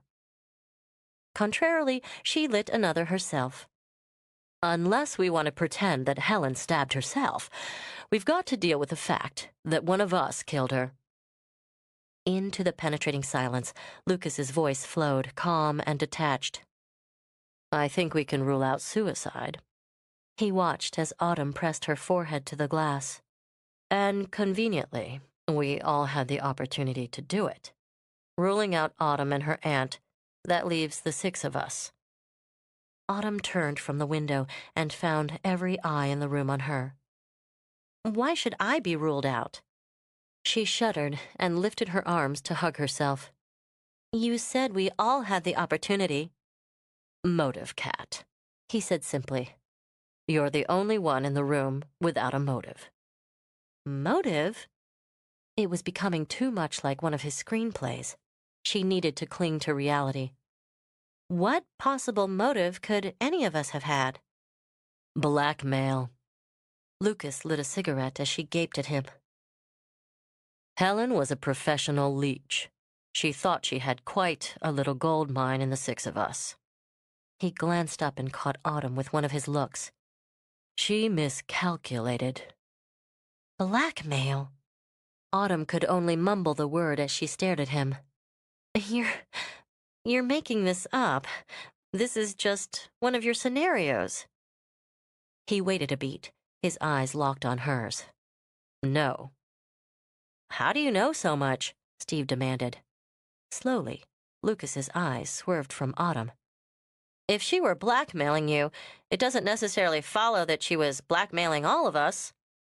"How clever of you, Lucas," Julia interjected, running a hand down his arm, then letting it rest on his. "I had no idea she was sticking her fangs in anyone other than the 3 of us." Glancing at Jacques, she gave him a careless shrug. "It seems we're in good company." Autumn made a small sound, and Julia's attention drifted over to her. Her expression was both sympathetic and amused. "Don't look so shocked, darling. Most of us have things we don't particularly want made public. I might have paid her off if she'd threatened me with something more interesting." Leaning back, she pouted effectively. "An affair with a married senator." She sent a lightning smile to Autumn. "I believe I mentioned him before. That hardly had me quaking in my shoes at the thought of exposure. I'm not squeamish about my indiscretions. I told her to go to hell. Of course," she added, smiling slowly, "there's only my word for that, isn't there?" "Julia, don't make jokes." Jacques lifted a hand to rub his eyes. "I'm sorry." Julia rose to perch on the arm of his chair. Her hand slipped to his shoulder. "This is crazy." Unable to comprehend what was happening, Autumn searched the faces that surrounded her. They were strangers again, holding secrets. "What are you all doing here? Why did you come?" It's very simple. Lucas rose and crossed over to her, but unlike Julia, he didn't touch to comfort. I made plans to come here for my own reasons. Helen found out. She was very good at finding things out. Too good. She learned that Julia and Jacques were to join me. He turned, half blocking Autumn from the rest with his body. Was it protection, she wondered, or defense? She must have contacted the rest of you and made arrangements to have all her clients here at once. You seem to know quite a bit, Robert muttered. He poked unnecessarily at the fire. It isn't difficult to figure out, Lucas returned. I knew she was holding nasty little threats over 3 of us. We discussed it. When I noticed her attention to Anderson, and you and your wife, I knew she was sucking elsewhere, too. Jane began to cry in dry, harsh sobs that racked her body. Instinctively, Autumn moved past Lucas to offer comfort. Before she was halfway across the room, Jane stopped her with a look that was like a fist to the jaw. You could have done it just as easily as anyone else. You've been spying on us, taking that camera everywhere. Jane's voice rose dramatically as Autumn froze. You were working for her. You could have done it. You can't prove you didn't. I was with Robert. There was nothing bland or dull about her now. Her eyes were wild. I was with Robert. He'll tell you. Robert's arm came around her. His voice was quiet and soothing as she sobbed against his chest. Autumn didn't move. There seemed no place to go. She was going to tell you I was gambling again, tell you about all the money I'd lost. She clung to him, a sad sight in a dirt-brown dress. Robert continued to murmur and stroke her hair. But I told you last night. I told you myself. I couldn't pay her anymore. And I told you. I didn't kill her, Robert. Tell them I didn't kill her. Of course you didn't, Jane. Everyone knows that. Come with me now. You're tired. We'll go upstairs. He was leading her across the room as he spoke. His eyes met Autumn's, half in apology, half in a plea for understanding. She saw, quite suddenly, that he loved his wife very much. Autumn turned away, humiliated for Jane, sorry for Robert. The faint trembling in her hands indicated she'd been dealt one more shock. When Steve's arm came around her, she turned into it and drew the comfort offered. I think we could all use a drink, Julia announced. Moving to the bar, she poured a hefty glass of sherry, then took it to Autumn. You first, she ordered, pressing the glass into her hand. Autumn seems to be getting the worst of this. Hardly seems fair, does it, Lucas? Her eyes lifted to his and held briefly before she turned back to the bar. He made no answer. She's probably the only one of us here who's even remotely sorry that Helen's dead. Autumn drank, wishing the liquor would soften the words. She was a vulture, Jacques murmured. Autumn saw the message pass between him and Julia. But even a vulture doesn't deserve to be murdered. Leaning back, he accepted the glass Julia brought him. He clasped her hand as she once again sat on the arm of his chair. Perhaps my motive is the strongest, Jacques said and drank once, deeply. When the police come, all will be opened and studied, like something under a microscope. He looked at Autumn, as if to direct his explanation to her. She threatened the happiness of the 2 things most important to me, the woman I love and my children. Autumn's eyes skipped quickly to Julia's.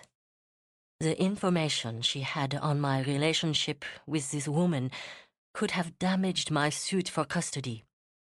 The beauty of that love meant nothing to Helen. She would turn it into something sordid and ugly. Autumn cradled her drink in both hands. She wanted to tell Jacques to stop, that she didn't want to hear, didn't want to be involved. But it was too late. She was already involved. I was furious when she arrived here with her smug smile and evil eyes. He looked down into his glass. There were times, many times, I wanted my hands around her throat, wanted to bruise her face as someone else had done. Yes, I wonder who. Julia caught her bottom lip between her teeth in thought.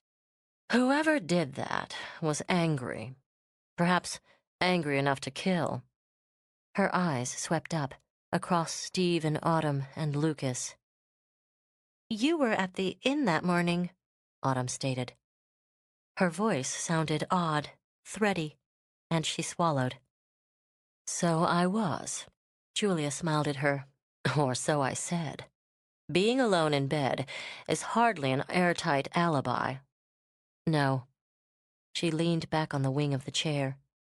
I think the police will want to know who socked Helen. You came in with her, Autumn. Did you see anyone? No. Her eyes flew instantly to Lucas. His were dark, already locked on her face. There were warning signals of anger and impatience she could read too easily. She dropped her gaze to her drink. No, How could she say it? How could she think it? Autumn's had enough for a while. Steve tightened his arm protectively around her. Our problems don't concern her. She doesn't deserve to be in the middle. Poor child. Jacques studied her pale, strained face. You've walked into a viper's nest, oui? Go sleep. Forget us for a while. Come on, Autumn. I'll take you up. Steve slipped the glass from her hand and set it on the table. With one final glance at Lucas, Autumn went with him. Chapter 8. They didn't speak as they mounted the steps. Autumn was too busy trying to force the numbness from her brain.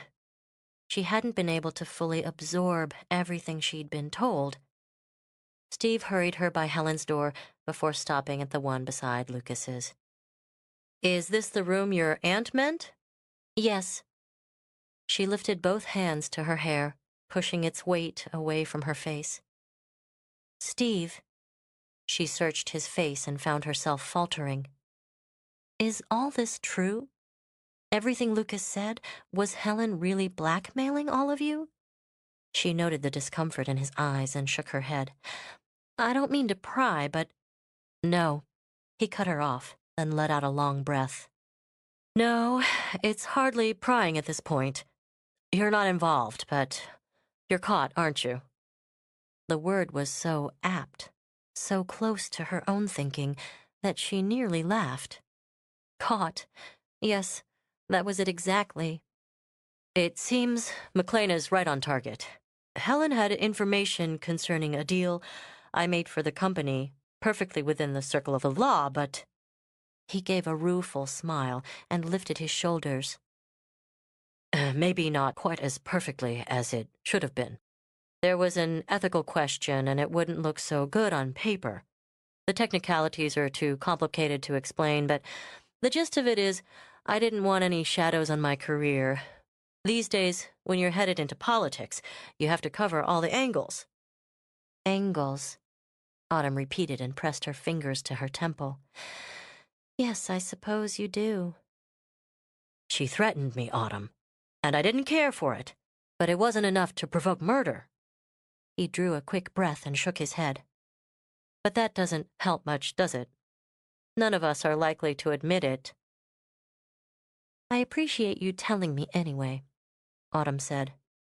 Steve's eyes were gentle on her face, but the lines and strain of tension still showed. It can't be pleasant for you to have to explain.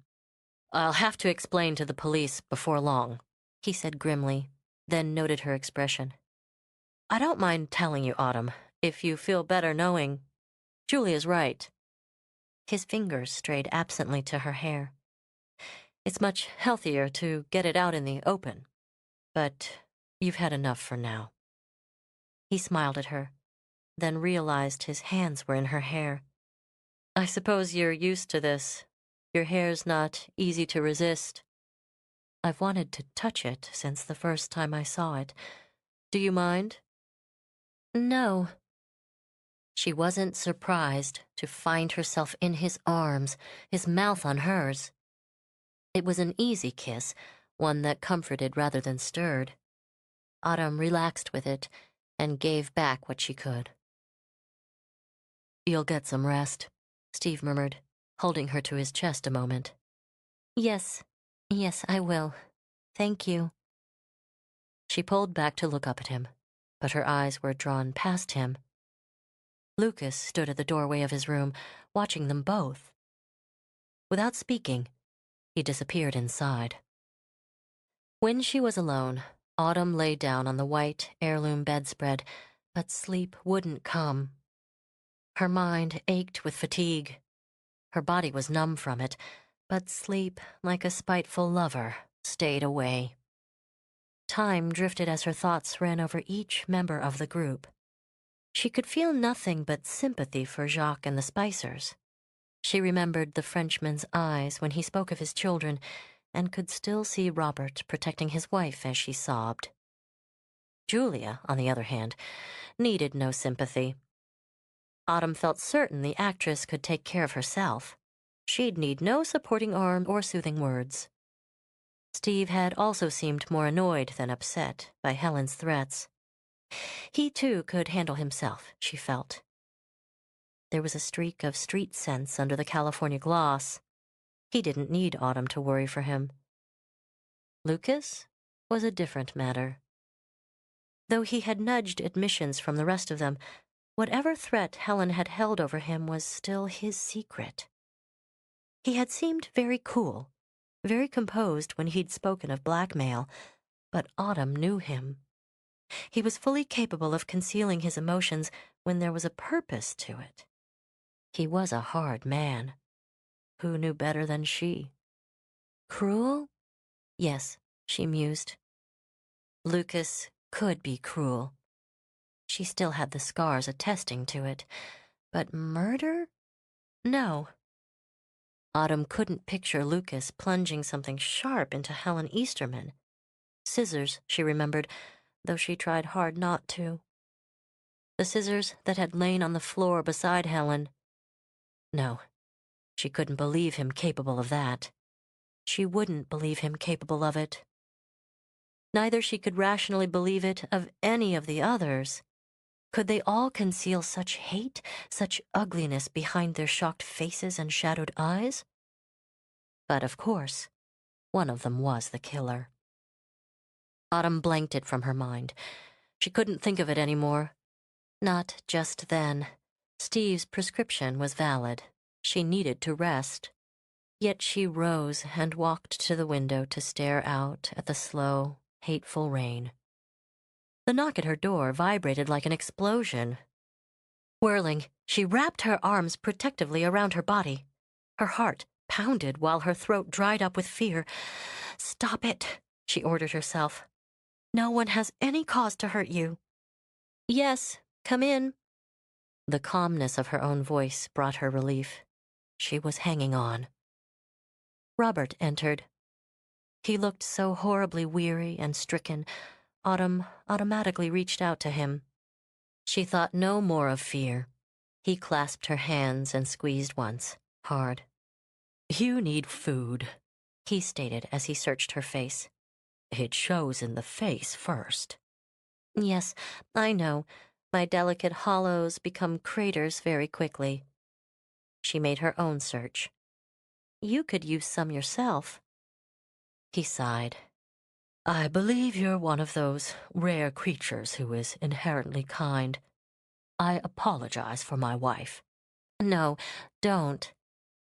His sigh had been long and broken. "She didn't mean it. We're all upset. This is a nightmare."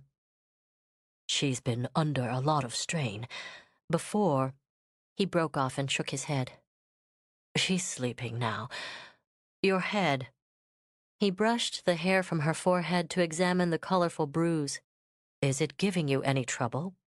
"No, none. I'm fine." The mishap seemed like some ridiculous comic relief in the midst of a melodrama now. "Can I help you, Robert?"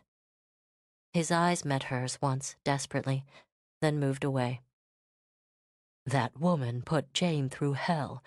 If I'd just known, I would have put a stop to it long ago." Anger overpowered his weariness, and he turned to prowl the room. "She tormented her, drained every drop of money Jane could raise. She played on a sickness, encouraging Jane to gamble to meet the payments. I knew nothing about it. I should have. Yesterday, Jane told me herself, and I was going to enjoy dealing with the Easterman woman this morning." Autumn saw the soft, gentle hands clench into fists. "God help me. That's the only reason I'm sorry she's dead." "Robert." She wasn't certain what to say, how to deal with this side of his character. "Anyone would feel the same way," she said carefully. "She was an evil woman. She hurt someone you love." Autumn watched the fingers in his left hand relax, one at a time. "It isn't kind, but none of us will mourn her. Perhaps no one will. I think that's very sad." He turned back and focused on her again. After a moment, he seemed to pull himself back under control. "I'm sorry you're caught up in this." With the anger gone from his eyes, they were vulnerable. "I'm going to check in on Jane. Will you be all right?" "Yes." She watched him go, then sank down into a chair. Each different crisis drained her. If possible, she was wearier now than before. When did the madness start? Only a few days ago she'd been safe in her apartment in Manhattan. She'd never met any of these people who were tugging at her now, except one. Even as she thought of him, Lucas strode in through the door. He stalked over to her, stared down, and frowned. "You need to eat," he said abruptly. Autumn thought of how tired she was of hearing that diagnosis. "I've been watching the pounds drop off you all day. You're already too thin." "I adore flattery." His arrogant entrance and words boosted her flagging energy. She didn't have to take abuse from Lucas McLean anymore. "Don't you know how to knock?" "I've always appreciated the understatedness of your body, Kat. You remember." He pulled her to her feet, then molded her against him. Her eyes flashed with quick temper. "Anderson seems to have discovered the charm as well. Did it occur to you that you might have been kissing a murderer?" He spoke softly while his hand caressed her back. His eyes were mocking her. Her temper snapped at the strain of fighting her need for him. "One might be holding me now." He tightened his fingers on her hair so that she cried out in surprise. The mockery was replaced by a burning, terrifying rage. "You'd like to believe that, wouldn't you? You'd like to see me languishing in prison, or better yet, dangling from the end of a rope." She would have shaken her head, but his grip on her hair made movement impossible. "Would that be suitable punishment for my rejecting you, Kat? How deep is the hate? Deep enough to pull the lever yourself?" "No, Lucas, please. I didn't mean—" "The hell you didn't!" He cut off her protest. "The thought of me with blood on my hands comes easily to you. You can cast me in the role of murderer, can't you? Standing over Helen with the scissors in my hand." "No!" In defense, she closed her eyes. "Stop it! Please stop it!" He was hurting her now, but not with his hands. The words cut deeper. He lowered his voice in a swift change of mood. Ice ran down Autumn's back. "I could have used my hands and been more tidy." A strong, lean-fingered hand closed around her throat. Her eyes flew open. "Lucas—" "Very simple, and no mess," he went on, watching her eyes widen. "Quick enough, too, if you know what to do. More my style. More, as you put it, direct. Isn't that right?" "You're only doing this to frighten me." Her breath was trembling in and out of her lungs. It was as if he were forcing her to think the worst of him, wanting her to think him capable of something monstrous. She'd never seen him like this.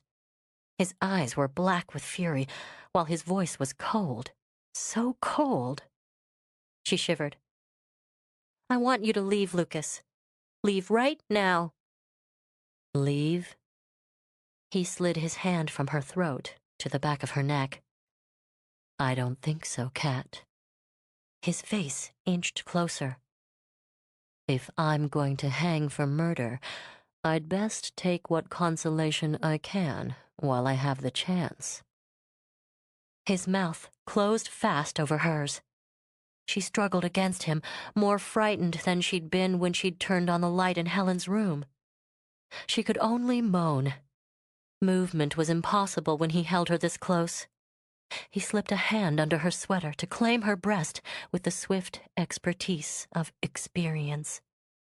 Heart thudded madly against heart. "How can anyone so skinny be so soft?" he murmured against her mouth. The words he'd spoken so often in the past brought more agony than she could bear. The hunger from him was thunderous. He was like a man who had finally broken free of his tether. "My God, how I want you." The words were torn from him as he ravaged her neck. "I'll be damned if I'll wait any longer." They sank onto the bed. With all the strength that remained, she flailed out against him. Pinning her arms to her sides, Lucas stared down at her with a wild kind of fury. "Bite and scratch all you want, Kat. I've reached my limit." "I'll scream, Lucas." The words shuddered out of her. "If you touch me again, I'll scream." "No, you won't." His mouth was on hers, proving him right and her wrong. His body molded to hers with bittersweet accuracy. She arched once in defense, in desperation, but his hands were roaming, finding all the secret places he'd discovered over 3 years before. There was no resisting him. The wild, reckless demand that had always flavored his lovemaking left her weak. He knew too much of her.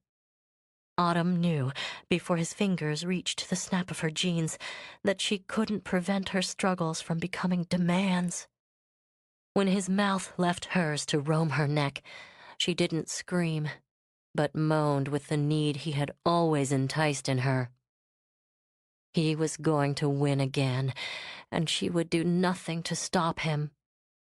Tears welled, then spilled from her eyes as she knew he'd soon discover her pitiful, abiding love. Even her pride, it seemed, again belonged to him. Lucas stopped abruptly. All movement ceased when he drew back his head to stare down at her.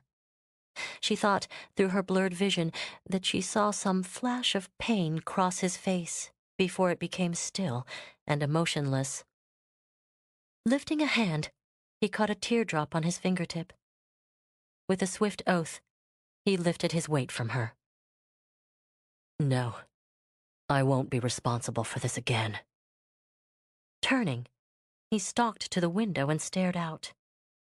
Sitting up, Autumn lowered her face to her knees and fought against the tears. She'd promised herself he'd never see her cry again. Not over him, never over him. The silence stretched on for what seemed an eternity. "I won't touch you like this again," he said quietly. "You have my word, for what it's worth." Autumn thought she heard him sigh, long and deep, before his footsteps crossed to her. She didn't look up, but only squeezed her eyes closed. "Autumn, oh, sweet God." He touched her arm, but she only curled herself tighter into a ball in defense. The room fell silent again. The dripping rain seemed to echo into it. When Lucas spoke again, his voice was harsh and strained. "When you've rested, get something to eat. I'll have your aunt send up a tray if you're not down for dinner." I'll see that no one disturbs you. She heard him leave, heard the quiet click of her door. Alone, she kept curled in her ball as she lay down. Ultimately, the storm of tears induced sleep. Chapter 9. It was dark when Autumn awoke, but she was not refreshed. The sleep had been only a temporary relief. Nothing had changed while she had slept. But no, she thought as she glanced around the room. She was wrong. Something had changed. It was quiet. Really quiet. Rising, she walked to the window. She could see the moon and a light scattering of stars. The rain had stopped. In the dim light, she moved to the bathroom and washed her face. She wasn't certain she had the courage to look in the mirror. She let the cold cloth rest against her eyes for a long time, hoping the swelling wasn't as bad as it felt. She felt something else as well. Hunger. It was a healthy sign, she decided. A normal sign. The rain had stopped, and the nightmare was going to end. And now, she was going to eat. Her bare feet didn't disturb the silence that hung over the inn. She was glad of it. She wanted food now, not company. But when she passed the lounge, she heard the murmur of voices. She wasn't alone after all. Julia and Jacques were silhouetted by the window. Their conversation was low and urgent. Before she could melt back into the shadows, Julia turned and spotted her. The conversation ceased abruptly. "Oh, Autumn, you've surfaced. We thought we'd seen the last of you until morning." She glided to her, then slipped a friendly arm around her waist. "Lucas wanted to send up a tray, but Robert outranked him. Doctor's orders were to let you sleep until you woke up. You must be famished. Let's see what your Aunt Tabby left for you." Julia was doing all the talking, and quite purposefully leading Autumn away. A glance showed her that Jacques was still standing by the window, unmoving. Autumn let it go, too hungry to object. "Sit down, darling," Julia ordered as she steered Autumn into the kitchen. "I'm going to fix you a feast." "Julia, you don't have to fix me anything. I appreciate it, but—" "Now let me play mother," Julia interrupted, pressing down on Autumn's shoulder until she sat. "You're past the sticky finger stage, so I really quite enjoy it." Sitting back, Autumn managed a smile. "You're not going to tell me you can cook?" Julia aimed an arched glance. "I don't suppose you should eat anything too heavy at this time of night," she said mildly. "There's some marvelous soup left from dinner, and I'll fix you my specialty, a cheese omelet." Autumn decided that watching Julia Bond bustle around a kitchen was worth the market price of an ounce of gold. She seemed competent enough and kept up a bouncy conversation that took no brain power to follow. With a flourish, she plopped a glass of milk in front of Autumn. "I'm not really very fond of milk," Autumn began, and glanced toward the coffee pot. "Now drink up," Julia instructed. "You need roses in your cheeks. You look terrible." "Thanks." Steaming chicken soup joined the milk, and Autumn attacked it with single-minded intensity. Some of the weakness drained from her limbs. "Good girl," Julia approved as she dished up the omelet. "You look nearly human again." Glancing over, Autumn smiled. "Julia, you're marvelous." "Yes, I know. I was born that way." She sipped coffee and watched Autumn start on the eggs. "I'm glad you were able to rest. This day has been a century." For the first time, Autumn noticed the mauve shadows under the blue eyes and felt a tug of guilt. "I'm sorry. You should be in bed, not waiting on me." "Lord, but you're sweet." Julia pulled out a cigarette. "I haven't any desire to go up to my room until exhaustion takes over. I'm quite selfishly prepared to keep you with me until it does. Actually, Autumn," she added, watching through a mist of smoke, "I wonder if it's very wise for you to be wandering about on your own." What?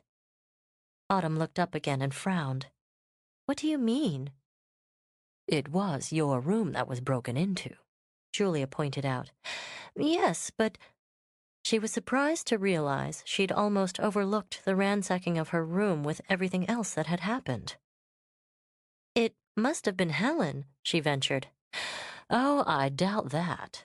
Julia returned and continued to sip contemplatively. I very much doubt that. If Helen had broken into your room, it would have been to look for something she could use on you. She'd have been tidy. We've given this some thought. We? Well, I've given it some thought, Julia amended smoothly. I think whoever tore up your things was looking for something, then covered the search with overdone destruction. Looking for what? Autumn demanded. I don't have anything anyone here could be interested in. Don't you? Julia ran the tip of her tongue over her teeth. I've been thinking about what happened in your dark room. You mean when the power went off? Autumn shook her head and touched the bruise on her forehead. I just walked into the door. Did you? Julia sat back and studied the harsh ceiling light. I wonder. Lucas told me that you said you heard someone rattling at the knob and walked over. What if... She brought her eyes back to Autumn's. What if someone swung the door open and hit you with it? It was locked, Autumn insisted, then remembered that it had been open when Lucas found her. There are keys, darling. She watched Autumn's face closely. What are you thinking? The door was open when Lucas... She cut herself off and shook her head. No, Julia, it's ridiculous. Why would anyone want to do that to me? Julia lifted a brow. Interesting question. What about your ruined film? The film? Autumn felt herself being pulled in deeper. It must have been an accident. You didn't spoil it, Autumn. You're too competent. She waited while Autumn spread her hands on the table and looked down at them. I've watched you. Your movements are very fluid, very assured. And you're professional. You wouldn't botch up a roll of film without being aware of it. No, Autumn agreed and looked back up. Her eyes were steady again. What are you trying to tell me? What if someone's worried that you took a picture they don't want developed? The film in your room was ruined, too. I can follow your logic that far, Julia. Autumn pushed aside the remaining omelet. But then it's a dead end. I haven't taken any pictures anyone could worry about. I was shooting scenery. Trees, animals, the lake. Maybe someone isn't certain about that. She crushed out her cigarette in a quick motion and leaned forward. Whoever is worried enough about a picture to risk destroying your room and knocking you unconscious is dangerous. Dangerous enough to murder. Dangerous enough to hurt you again if necessary. Staring back, Autumn controlled a tremor. Jane? Jane accused me of spying, but she couldn't... Oh, yes, she could. Julia's voice was hard again and definite. Face it, Autumn.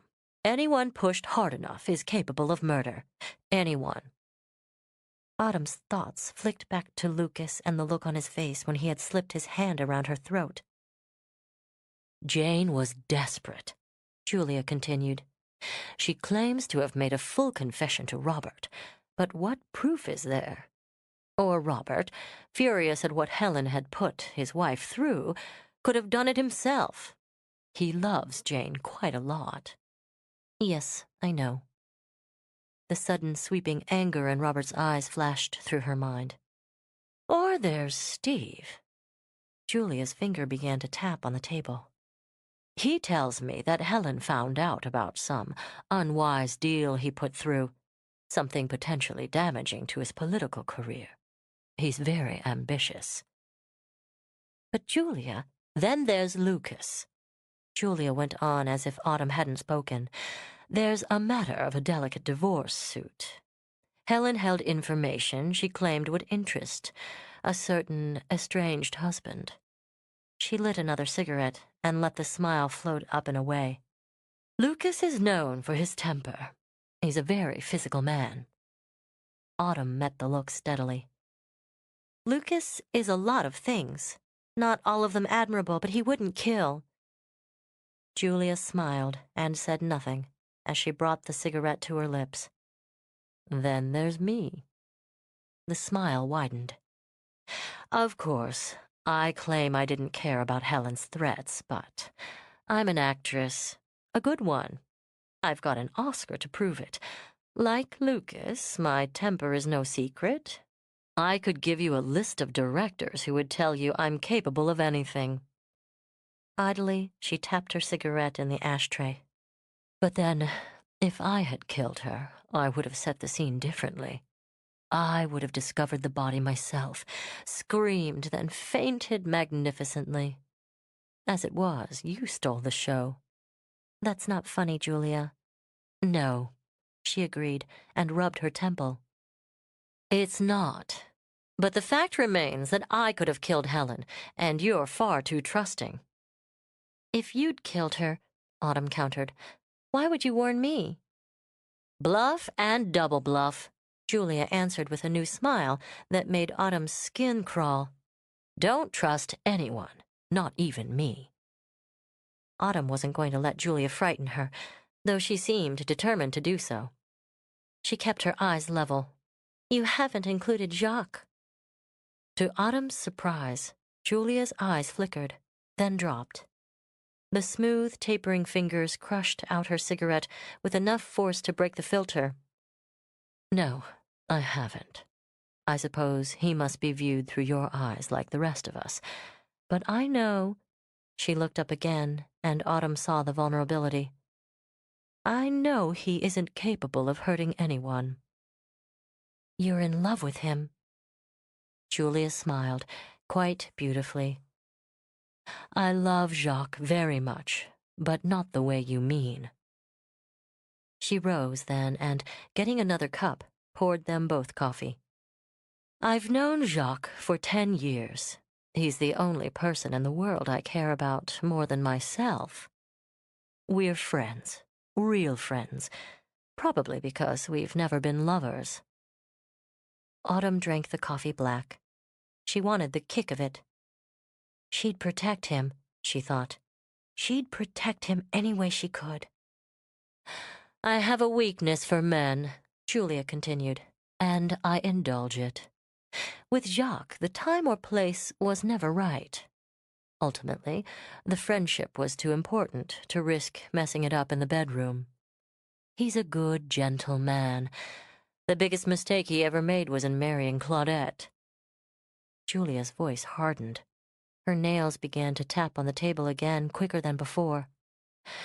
She did her best to eat him alive. For a long time, he tried to keep the marriage together for the children. It simply wasn't possible. I won't go into details. They'd shock you.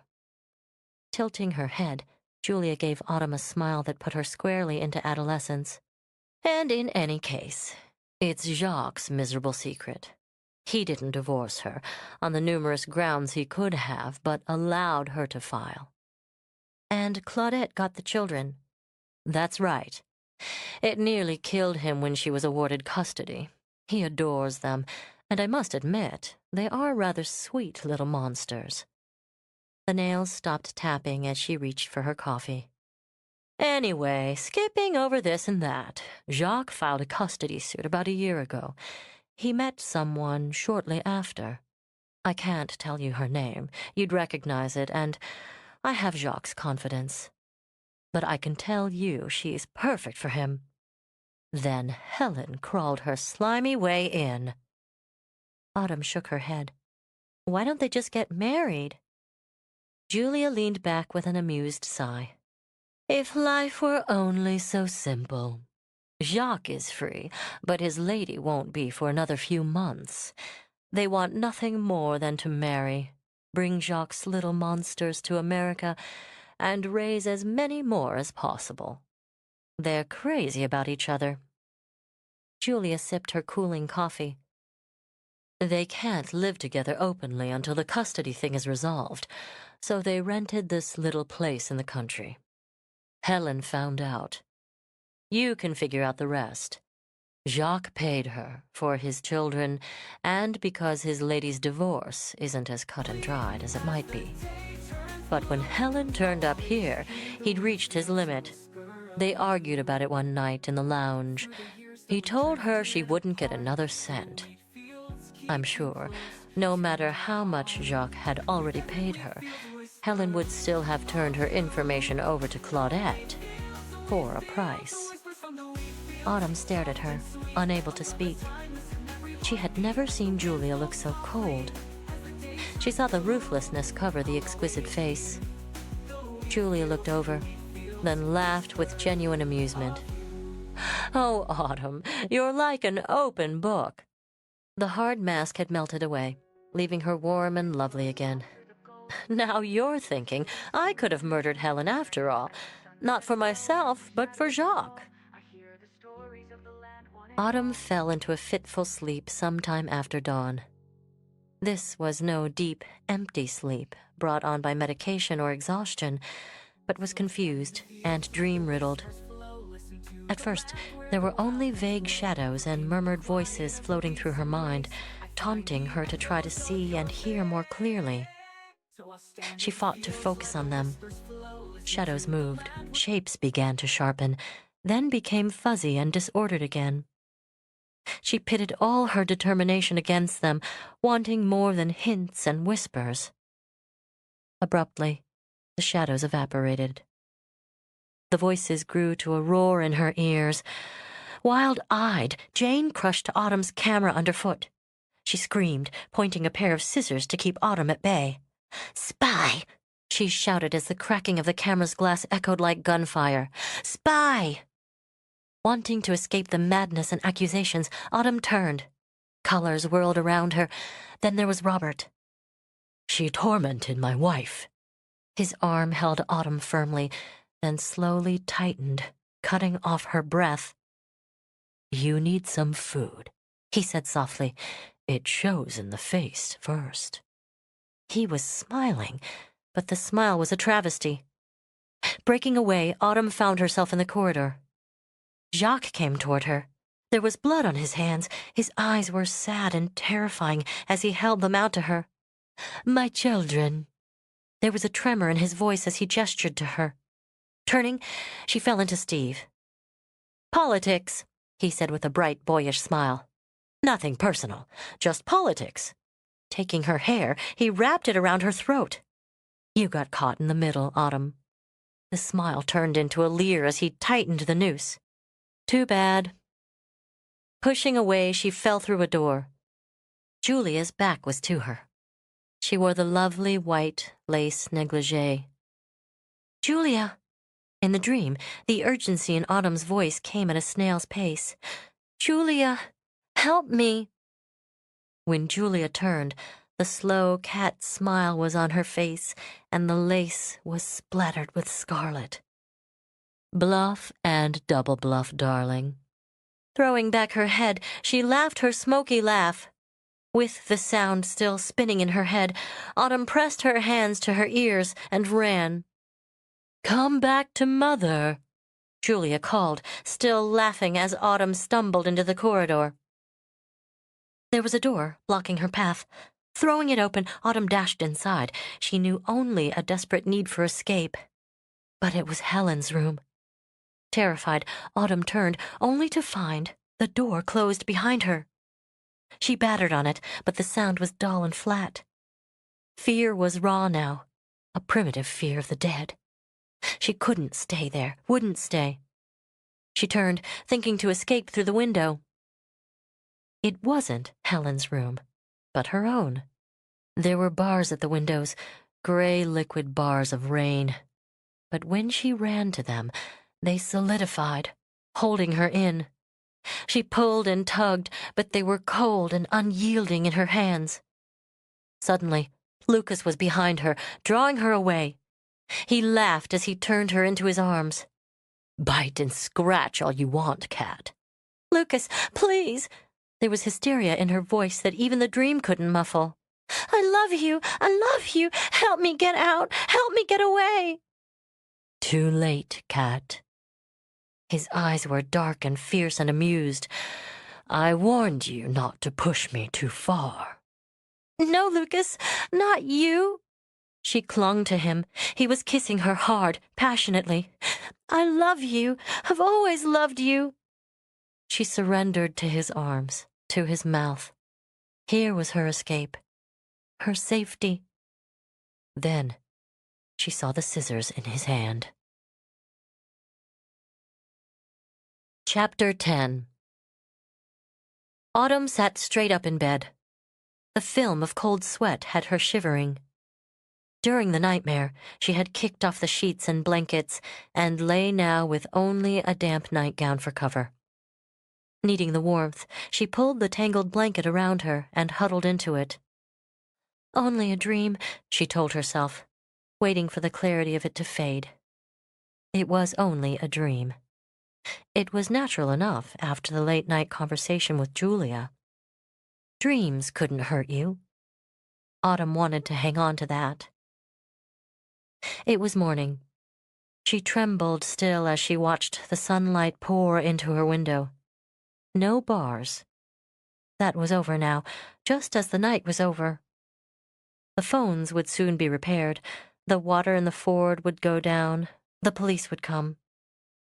Autumn sat, cocooned by the blanket, and waited for her breathing to even. By the end of the day, or tomorrow at the latest, everything would be organized and official. Questions would be answered, notes would be taken. The wheels of investigation would start to turn, settling everything into facts and reality. Slowly, her muscles began to relax, and she loosened her desperate grip on the blanket. Julia's imagination had gotten out of hand, Autumn decided.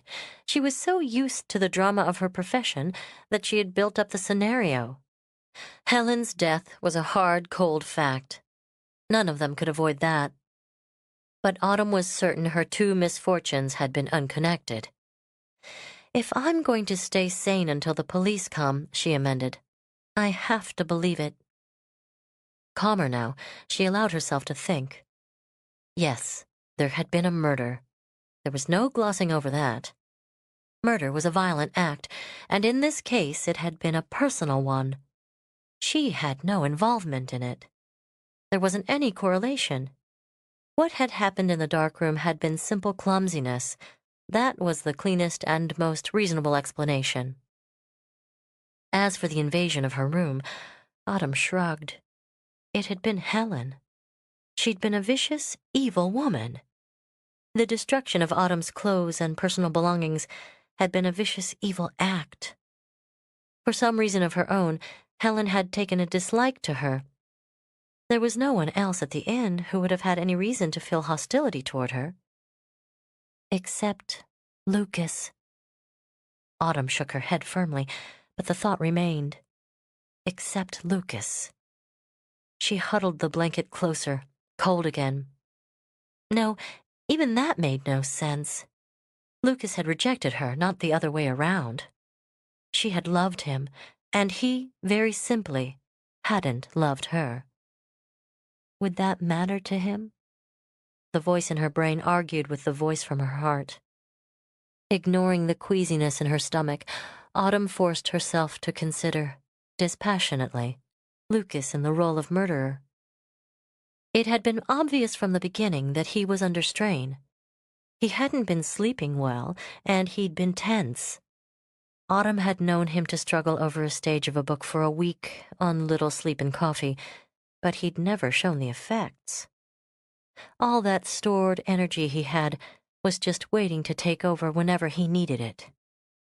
No, in all her memory, she had never seen Lucas McLean tired. Until now. Helen's blackmail must have disturbed him deeply.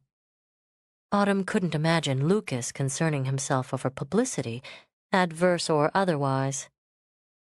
The woman involved in divorce must mean a great deal to him. She shut her eyes on a flash of pain and forced herself to continue. Why had he come to the Pineview Inn? Why would he choose a remote place nearly a continent away from his home? To work? Autumn shook her head. It just didn't follow. She knew Lucas never traveled when he was writing. He'd do his research first, extensively if necessary, before he began. Once he had a plot between his teeth, he'd dig into his beachside home for the duration. Come to Virginia to write in peace? No. Lucas McLean could write on the 5:15 subway if he chose to. She knew no one else with a greater ability to block people out. So his reason for coming to the inn was quite different. Autumn began to wonder if Helen had been a pawn, as well as a manipulator. Had Lucas lured her to this remote spot and surrounded her with people with reasons to hate her? He was clever enough to have done it, and calculating enough. How difficult was it going to be to prove which one of the 6 had killed her? Motive and opportunity, he'd said. 6 people had both. Why should one be examined any closer than the others? The setting would appeal to him, she thought, as she looked out at mountains and pines. Obvious, Lucas had called it. An obvious setting for murder. But then, as Jacques had pointed out, life was often obvious. She wouldn't dwell on it. It brought the nightmare too close again. Pushing herself from the bed, Autumn began to dress in her very tired jeans and a sweater Julia had given her the night before. She wasn't going to spend another day picking at her doubts and fears. It would be better to hang on to the knowledge that the police would be there soon. It wasn't up to her to decide who had killed Helen. When she started down the stairs, she felt better. She'd take a long, solitary walk after breakfast and clear the cobwebs from her mind. The thought of getting out of the inn lifted her spirits. But her confidence dropped away when she saw Lucas at the foot of the stairs. He was watching her, closely, silently. Their eyes met for one brief, devastating moment before he turned to walk away. "Lucas!" She heard herself call out before she could stop herself. Stopping, he turned to face her again. Autumn gathered all her courage and hurried down the rest of the stairs. She had questions, and she had to ask them. He still mattered too much to her. She stood on the bottom step so that their eyes would be level. His told her nothing. They seemed to look through her, bored and impatient. "Why did you come here?" Autumn asked him quickly. "Here, to the Pineview Inn." She wanted him to give her any reason. She wanted to accept it. Lucas focused on her intensely for a moment. There was something in his face for her to read, but it was gone before she could decipher it. "Let's just say I came to write, Autumn. Any other reason has been eliminated." There was no expression in his voice, but the words chilled her. Eliminated. Would he choose such a clean word for murder? Something of her horror showed in her face. She watched his brows draw together in a frown. "Cat." "No."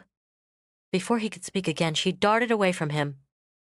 He'd given her an answer, but it wasn't one she wanted to accept. The others were already at the table. The sun had superficially lightened the mood, and by unspoken agreement, the conversation was general, with no mention of Helen. They all needed an island of normalcy before the police came. Julia, looking fresh and lovely, chattered away.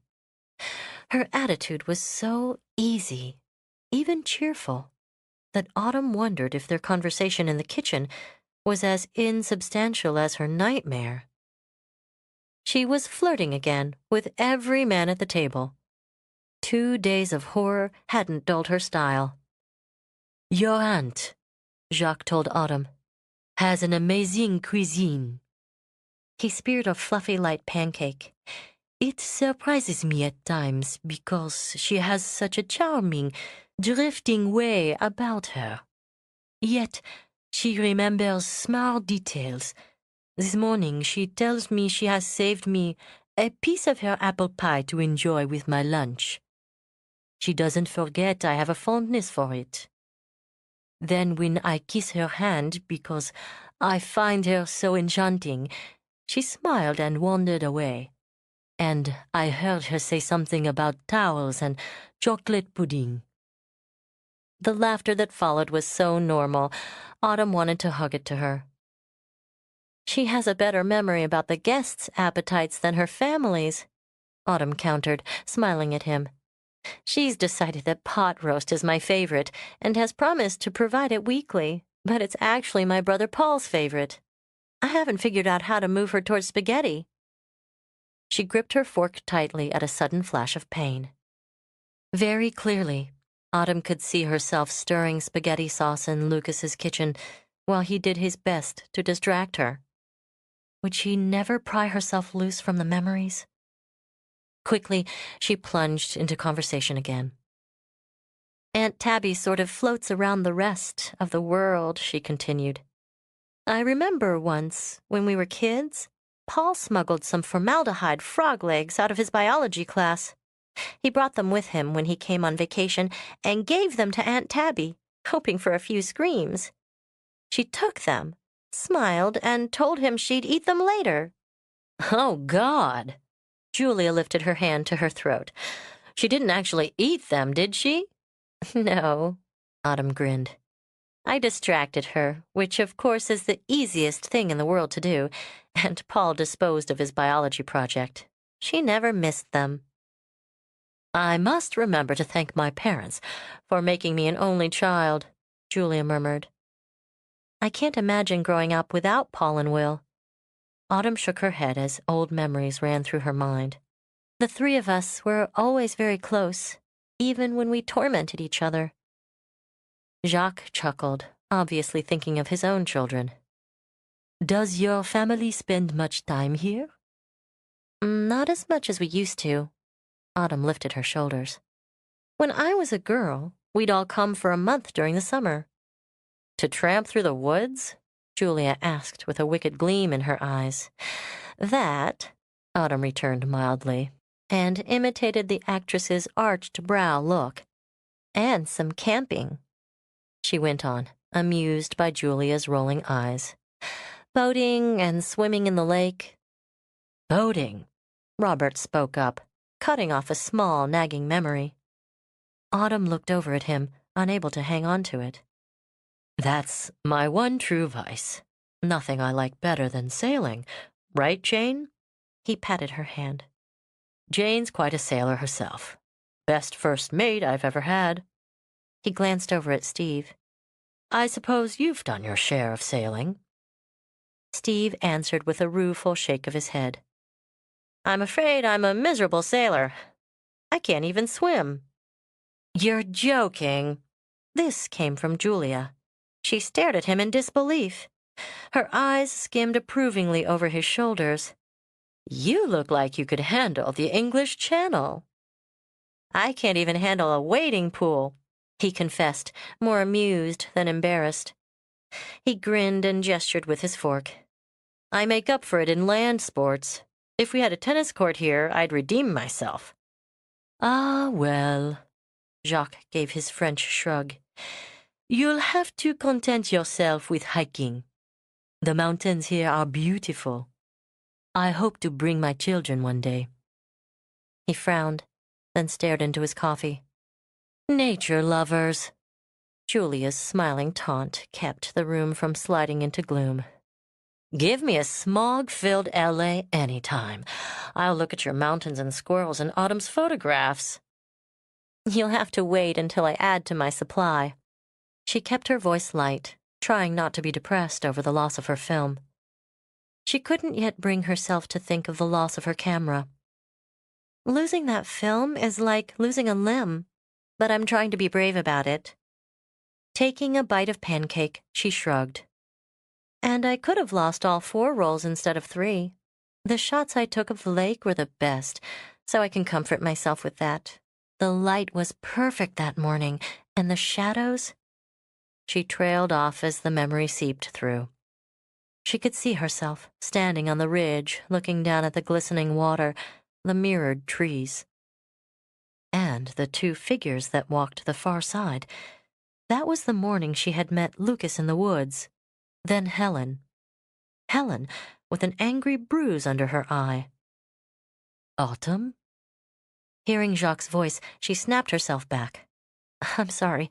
What? Is something wrong? No, She met his curious eyes. No. I would think light and shadow are the very essence of photography, Julia commented, flowing over the awkward silence. But I've always concerned myself with looking into the lens rather than through. Remember that horrible little man, Jacques, who used to pop up at the most extraordinary times and stick a camera in my face? What was his name? I really became quite fond of him. Julia had centered the attention on herself so smoothly that Autumn doubted anyone had noticed her own confusion. She stared down at the pancakes and syrup on her plate as if the solution to the mysteries of the universe were written there. But she could feel Lucas's eyes boring into her averted head. She could feel them, but she couldn't look at him. She wanted to be alone, to think, to reason out what was whirling in her head. She forced down the rest of her breakfast and let the conversation buzz around her. I have to see Aunt Tabby, Autumn murmured, at last thinking she could leave without causing curiosity. Excuse me. She had reached the kitchen door before Julia waylaid her. Autumn, I want to talk to you. The grip of the slender fingers was quite firm. Come up to my room. From the expression on the enviable face, Autumn could see arguing was useless. All right, right after I see Aunt Tabby. She'll be worried because I didn't say goodnight to her yesterday. I'll be up in a few minutes. She kept her voice reasonable and friendly, and managed a smile. Autumn decided she was becoming quite an actress herself. For a small stretch of silence, Julia studied Autumn's face, then loosened her grip. All right, come up as soon as you've finished. Yes, I will. Autumn slipped into the kitchen with the promise still on her lips. It wasn't difficult to go through the kitchen to the mudroom without being noticed. Aunt Tabby and Nancy were deep in their morning argument. Taking down her jacket from the hook where she had placed it the morning of the storm, Autumn checked the pocket. Her fingers closed over the roll of film. For a moment, she simply held it in the palm of her hand. Moving quickly, she changed from shoes to boots, transferred the film to the pocket of Julia's sweater, grabbed her jacket, and went out the back door. Chapter 11. The air was sharp. The rain had washed it clean. Budded leaves Autumn had photographed only days before were fuller, thicker, but still tenderly green. Her mind was no longer on the freedom she had longed for all the previous day. Now, Autumn was only intent on reaching the cover of the forest without being seen. She ran for the trees, not stopping until she was surrounded. Silence was deep, and it cradled her. The ground sucked and skidded under her feet, spongy with rain. There was some wind damage here and there that she noticed when she forced herself to move more carefully. Broken limbs littered the ground. The sun was warm, and she shed her jacket, tossing it over a branch. She made herself concentrate on the sights and sounds of the forest until her thoughts could calm. The mountain laurel hinted at blooms. A bird circled overhead, then darted deeper into the trees with a sharp cry. A squirrel scurried up a tree trunk and peered down at her. Autumn reached in her pocket and closed her hand over the roll of film. The conversation in the kitchen with Julia now made horrible sense. Helen must have been at the lake that morning.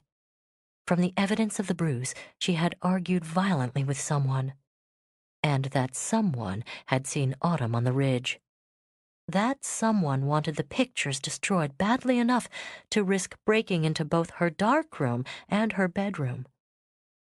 The film had to be potentially damaging for anyone to risk knocking her unconscious and ransacking her room. Who else but the killer would care enough to take such dangerous actions? Who else? At every turn, logic pointed its finger toward Lucas. It had been his plans that brought the group together in the first place. Lucas was the person Autumn had met just before coming across Helen. Lucas had bent over her as she lay on the darkroom floor. Lucas had been up, fully dressed, the night of Helen's murder. Autumn shook her head, wanting to shatter the logic, but the film was solid in her hand. He must have seen her as she stood on the ridge. She would have been in clear view. When he intercepted her, he had tried to rekindle their relationship. He would have known better than to have attempted to remove the film from her camera. She would have caused a commotion that would have been heard in 2 counties. Yes, he knew her well enough to use subtler means. But he wouldn't have known she had already switched to a fresh role. He had played on her old weakness for him. If she had submitted, he would have found ample time and opportunity to destroy the film. Autumn admitted, painfully, that she would have been too involved with him to have noticed the loss. But she hadn't submitted. This time, she had rejected him. He would have been forced to employ more extreme measures. He only pretended to want me, she realized. That, more than anything else, hurt. He had held her, kissed her, while his mind had been busy calculating how best to protect himself. Autumn forced herself to face facts. Lucas had stopped wanting her a long time ago, and his needs had never been the same as hers. 2 facts were very clear. She had never stopped loving him, and he had never begun to love her. Still, she balked at the idea of Lucas as a cold-blooded killer. She could remember his sudden spurts of gentleness, his humor, the careless bouts of generosity. That was part of him, too. Part of the reason she had been able to love him so easily. Part of the reason she had never stopped. A hand gripped her shoulder. With a quick cry of alarm, she whirled and found herself face to face with Lucas. When she shrank from him, he dropped his hands and stuffed them into his pockets. His eyes were dark and his voice was icy. "Where's the film, Autumn?" Whatever color was left in her face drained. She hadn't wanted to believe it. Part of her had refused to believe it. Now, her heart shattered. He was leaving her no choice. "A film?" She shook her head as she took another step back. "What film?" "You know very well what film." Impatience pulled at the words. He narrowed his eyes, watching her retreat. "I want the 4th roll. Don't back away from me." Autumn stopped at the curt command. "Why?" "Don't play stupid." His impatience was quickly becoming fury. She recognized all the signs. "I want the film. What I do with it is my business." She ran, thinking only to escape from his words. It had been easier to live with the doubt than the certainty. He caught her arm before she had dashed 3 yards. Spinning her around, he studied her face. "You're terrified." He looked stunned, then angry. "You're terrified of me." With his hands gripping hard on her arms, he brought her closer.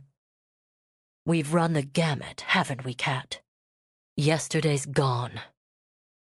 There was a finality in his voice that brought more pain than his hands or his temper. "Lucas," Autumn was trembling, emotionally spent. "Please don't hurt me anymore." The pain she spoke of had nothing to do with the physical, but he released her with a violent jerk. The struggle for control was visible on his face. "I won't lay a hand on you now, or ever again. Just tell me where that film is. I'll get out of your life as quickly as possible." She had to reach him. She had to try one last time. Lucas, please. It's senseless. You must see that. Can't you? Don't push me. The words exploded at her, rocking her back on her heels. You stupid fool. Do you have any idea how dangerous that film is? Do you think for 1 minute I'm going to let you keep it? He took a step toward her. Tell me where it is. Tell me now. Or by God, I'll throttle it out of you. In the dark room. The lie came quickly and without calculation. Perhaps that was why he accepted it so readily. All right. Where? She watched his features relax slightly. His voice was calmer. On the bottom shelf, on the wet side. That's hardly illuminating to a layman, Cat. There was a touch of his old mockery as he reached for her arm. Let's go get it. No, she jerked away wildly. I won't go with you. There's only one roll. You'll find it. You found the others. Leave me alone, Lucas. For God's sake, leave me alone. She ran again, skidding on the mud. This time, he didn't stop her. Autumn had no idea how far she ran, or even the direction she took. Ultimately, her feet slowed to a walk. She stopped to stare up at a sky that had no clouds. What was she going to do? She could go back. She could go back and try to get to the darkroom first, lock herself in. She could develop the film, blow up the two figures beside the lake, and see the truth for herself. Her hand reached for the hated film again. She didn't want to see the truth. With absolute certainty, she knew she could never hand the film over to the police. No matter what Lucas had done or would do, she couldn't betray him. He'd been wrong, she thought. She could never pull the lever. Withdrawing the film from her pocket, she stared down at it. It looked so innocent. She had felt so innocent that day, up on the ridge with the sun coming up. But when she had done what she had to do, she would never feel innocent again. She would expose the film herself. Lucas, she thought, and nearly laughed. Lucas McLean was the only man on earth who could make her turn her back on her own conscience. And when it was done, only the two of them would know. She would be as guilty as he. Do it quickly, she told herself. Do it fast and think about it later. Her palm was damp where the film was cradled in it. You're going to have a whole lifetime to think about it. Taking a deep breath, Autumn started to uncap the plastic capsule she used to protect her undeveloped film. A movement on the path behind her had her stuffing the roll back into her pocket and whirling around. Could Lucas have searched the darkroom so quickly? What would he do now that he knew she had lied to him? Foolishly, Autumn wanted to run again. Instead, she straightened and waited. The final encounter would have to come sooner or later. Autumn's relief when she saw Steve approaching quickly became irritation. She wanted to be alone, not to make small talk and useless conversation while the film burned in her pocket. Hi! Steve's lightning smile did nothing to decrease her annoyance, but Autumn pasted on one of her own. If she were going to be playing a game for the rest of her life, she might as well start now. Hello. Taking Jacques up on the hiking? God, how normal and shallow her voice sounded. Was she going to be able to live like this? Yeah. I see you needed to get away from the inn, too. Taking a deep breath of the freshened air, he flexed his shoulders. Lord, it feels good to be outside again. I know what you mean. Autumn eased the tension from her own shoulders. This was a reprieve, she told herself. Accept it. When it's over, nothing's ever going to be the same again. And Jacques is right, Steve went on, staring out through the thin leaves. The mountains are beautiful. It reminds you that life goes on. I suppose we all need to remember that now. Unconsciously, Autumn dipped her hand in her pocket. Your hair glows in the sunlight. Steve caught at the ends and moved them between his fingertips. Autumn saw, with some alarm, that warmth had crept into his eyes.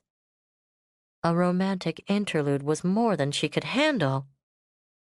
People often seem to think more about my hair than me. She smiled and kept her voice light. Sometimes I'm tempted to hack it off. Oh, no. He took a more generous handful. It's very special, very unique. His eyes lifted to hers. And I've been thinking quite a lot about you the last few days. You're very special, too. Steve. Autumn turned and would have walked on, but his hand was still in her hair. I want you, Autumn. The words, so gentle, almost humble, nearly broke her heart. She turned back with apology in her eyes. I'm sorry, Steve. I really am. Don't be sorry. He lowered his head to brush her lips. If you let me, I could make you happy. Steve, please. Autumn lifted her hands to his chest. If only he were Lucas, she thought as she stared up at him. If only it were Lucas looking at me like this. I can't. He let out a long breath, but didn't release her. McLean, Autumn, he only makes you unhappy. Why won't you let go? I can't tell you how many times I've asked myself the same question. She sighed, and he watched the sun shoot into her eyes. I don't have the answer, except that I love him. Yes, it shows. Frowning, he brushed a strand of hair from her cheek. I'd hoped you'd be able to get over him, but I don't suppose you will. No, I don't suppose I will. I've given up trying. Now, I'm sorry, Autumn. It makes things difficult. Autumn dropped her eyes to stare at the ground. She didn't want pity. Steve, I appreciate it, but I really need to be alone. I want the film, Autumn. Astonished, she jerked her head up. Without consciously making the step, she aligned herself with Steve. Film? I don't know what you mean. Oh, yes. I'm afraid you do. He was still speaking gently, one hand stroking her hair. The pictures you took of the lake the morning Helen and I were down there? I have to have them. You? For a moment, the implication eluded her. You and Helen? Confusion turned into shock. She could only stare at him. We were having quite a row that morning. You see, she had decided she wanted a lump sum payment from me. Her other sources were drying up fast. Julia wouldn't give her a penny, just laughed at her. Helen was furious about that. His face changed with a grim smile. Jacques had finished with her, too. She never had anything worthwhile on Lucas in the first place. She counted on intimidating him. Instead, he told her to go to hell and threatened to press charges. That threw her off balance for a while. She must have realized Jane was on the edge. So, she concentrated on me. He had been staring off into the distance as he spoke. Now his attention came back to Autumn. The first hint of anger swept into his eyes. She wanted $250,000 in 2 weeks. $250,000. Or she'd hand over the information she had on me to my father. But you said what she knew wasn't important. Autumn let her eyes dart past his for a moment. The path behind them was empty.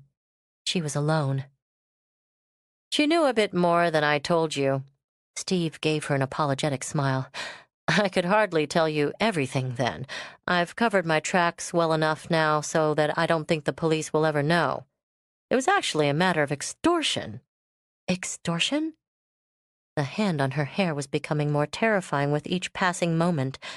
Keep him talking, she told herself frantically. Keep him talking and someone will come. Borrowing, really. The money will be mine sooner or later. He shrugged it off. I just took some a little early. Unfortunately, my father wouldn't see it that way. I told you, remember? He's a tough man. He wouldn't think twice about booting me out the door and cutting off my income. I can't have that, Autumn. He flashed her a smile. I have very expensive tastes. So you killed her.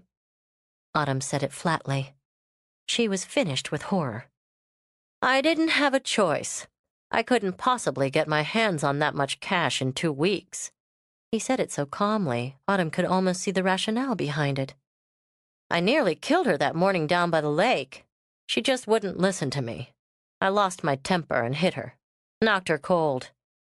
When I saw her lying there on the ground, I realized how much I wanted her dead. Autumn didn't interrupt. She could see he was far from finished. Let him talk it out, she ordered herself, controlling the urge to break from him and run. Someone's going to come. I bent over her, he continued. My hands were almost around her throat when I saw you standing up on the ridge. I knew it was you because the sun was shining on your hair. I didn't think you could recognize me from that distance, but I had to be sure. Of course, I found out later that you weren't paying attention to us at all. No, I barely noticed. Her knees were starting to shake. He was telling her too much. Far too much. I left Helen and circled around, thinking to intercept you. Lucas got to you first. Quite a touching little scene. You watched us? She felt a stir of anger edge through the fear. You were too involved in each other to notice. He smiled again. In any case, that's when I learned you'd been taking pictures. I had to get rid of that film. It was too chancy. I hated to hurt you, Autumn. I found you very attractive, right from the first. A rabbit darted down the path, veering off and bounding into the woods. She heard the call of a quail, faint with distance. The simple, natural texture of her surroundings gave his words a sense of unreality. The dark room. Yes, I was glad the blow with the door knocked you out. I didn't want to have to hit you with the flashlight. I didn't see your camera, but found a roll of film. I was so certain I had things taken care of. You can imagine how I felt when you said you'd lost 2 rolls and that they were shots of your trip down from New York. I didn't know how the other roll had been ruined. Lucas. Lucas turned on the lights when he found me. Suddenly, through the horror came a bright flash of realization. It hadn't been Lucas. He'd done nothing but simply be who he was. She felt overwhelming relief at his innocence, then guilt at ever having believed what she had of him. Lucas, she said again, almost giddy with the onslaught of sensations. Well, it hardly matters now, Steve said practically. Autumn snapped back. She had to keep alert, had to keep a step ahead of him. I knew if I just took the film from your camera, you'd begin to wonder. You might start thinking too closely about the pictures you'd taken. I hated doing that to your things, breaking your camera. I know it was important to you. I have another at home. It was a weak attempt to sound unconcerned. Steve only smiled. I went to Helen's room right after I'd finished with yours. I knew I was going to have to kill her. She stood there, pointing to the bruise and telling me it was going to cost me another 100,000. I didn't know what I was going to do. I thought I was going to strangle her. Then I saw the scissors. That was better. Anyone could have used scissors, even little Jane. I stopped thinking when I picked them up until it was over. He shuddered, and Autumn thought, run now. But his hand tightened on her hair. I've never been through anything like that. It was terrible. I almost folded. I knew I had to think, had to be careful, or I'd lose everything. Staying in that room was the hardest thing I've ever done. I wiped the handles of the scissors clean and tore up my shirt. Her blood was on it. I flushed the pieces down the toilet. When I got back to my room, I showered and went to bed. I remember being surprised that the whole thing took less than 20 minutes. It seemed like years. It must have been dreadful for you, Autumn murmured, but he was oblivious to the edge in her voice. Yes, but it was all working out. No one could prove where they were when Helen was killed. The storm, the phones, the power, that was all a bonus. Every one of us had a reason to want Helen out of the way. I really think Julia and I will be the least likely suspects when the time comes. The police should look to Jacques because he had more of a cause, and Lucas because he has the temper.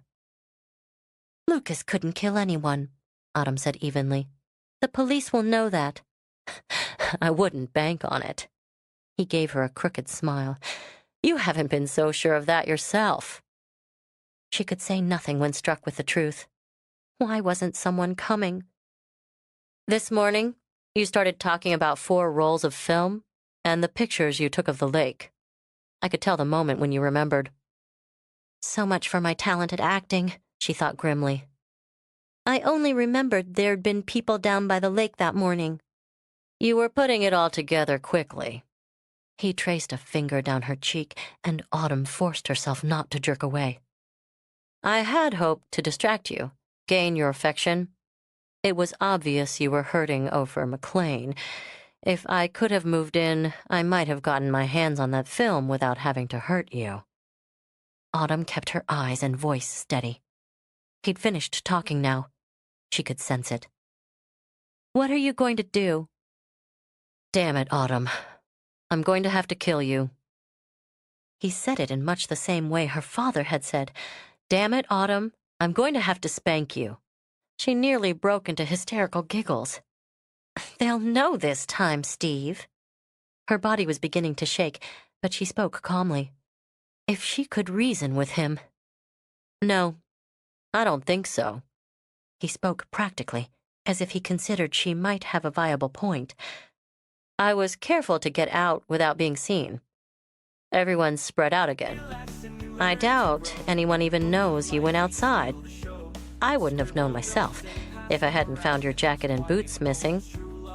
Then again, if I hadn't found the jacket hanging on a branch and been able to follow your tracks from there, I wouldn't have found you so easily. He shrugged, as if showing her why his reasoning was better than hers. When you're found missing, I'll make certain I come this way when we look for you.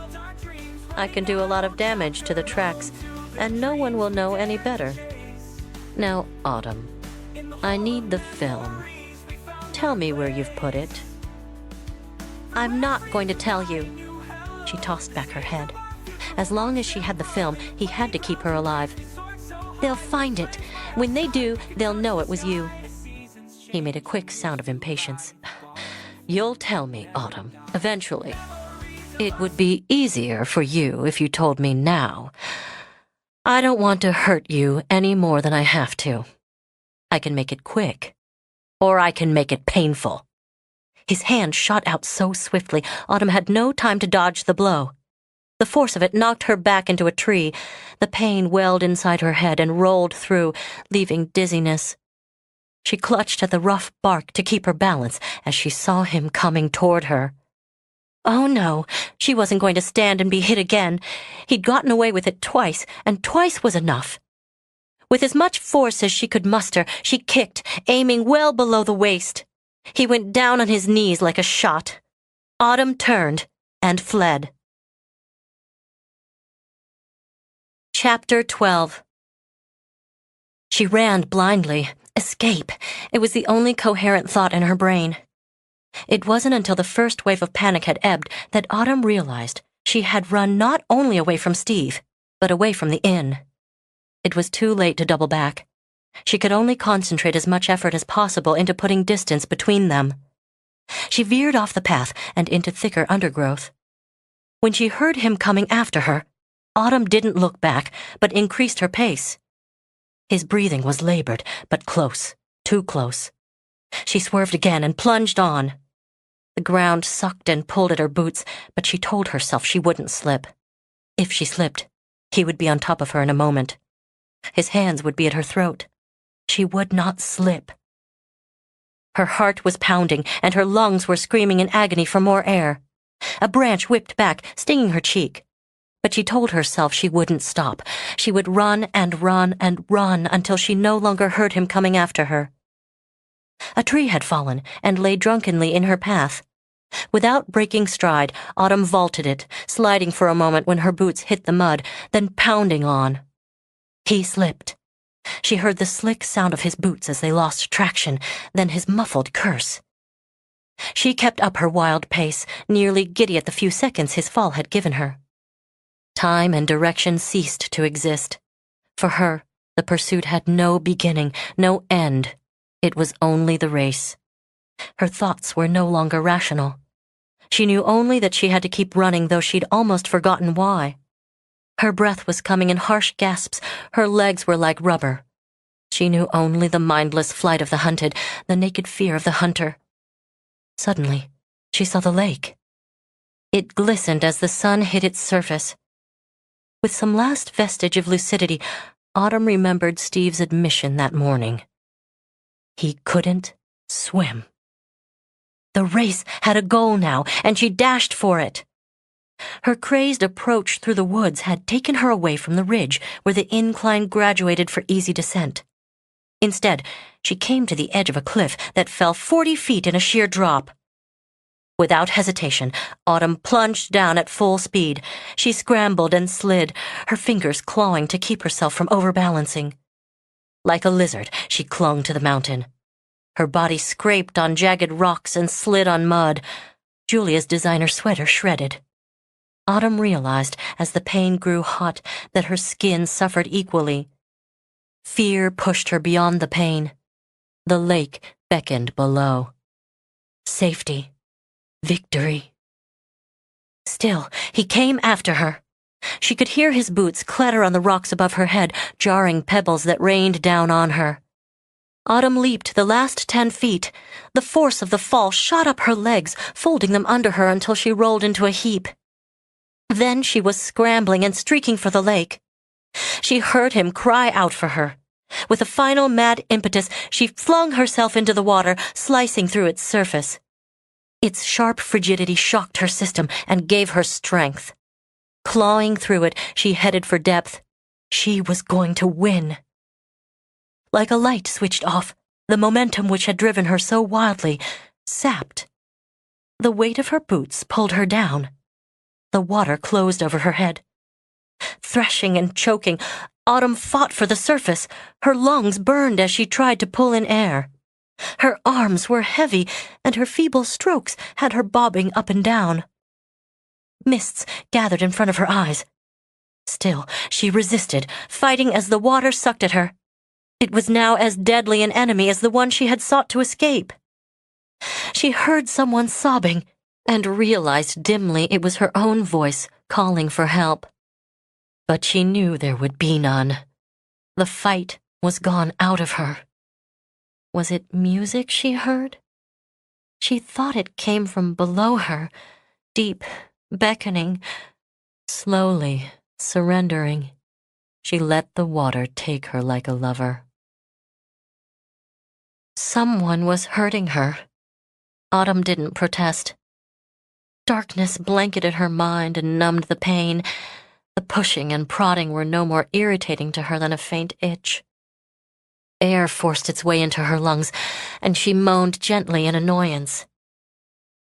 Lucas's voice touched the edges of her mind. He was calling her back in a strange, unnatural voice. Panic? Yes, even through the darkness she could detect a note of panic.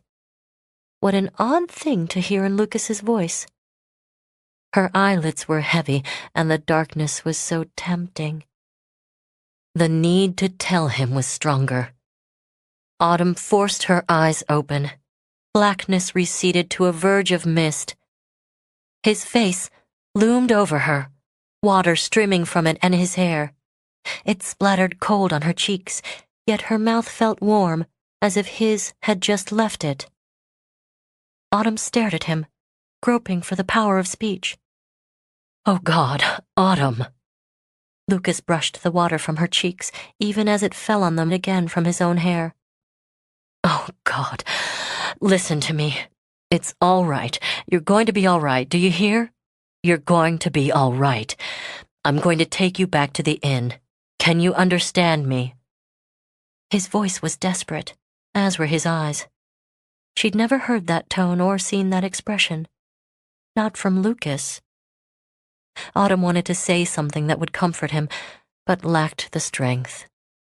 The mists were closing in again, and she welcomed them. For a moment, she held them off and dug deep for her voice.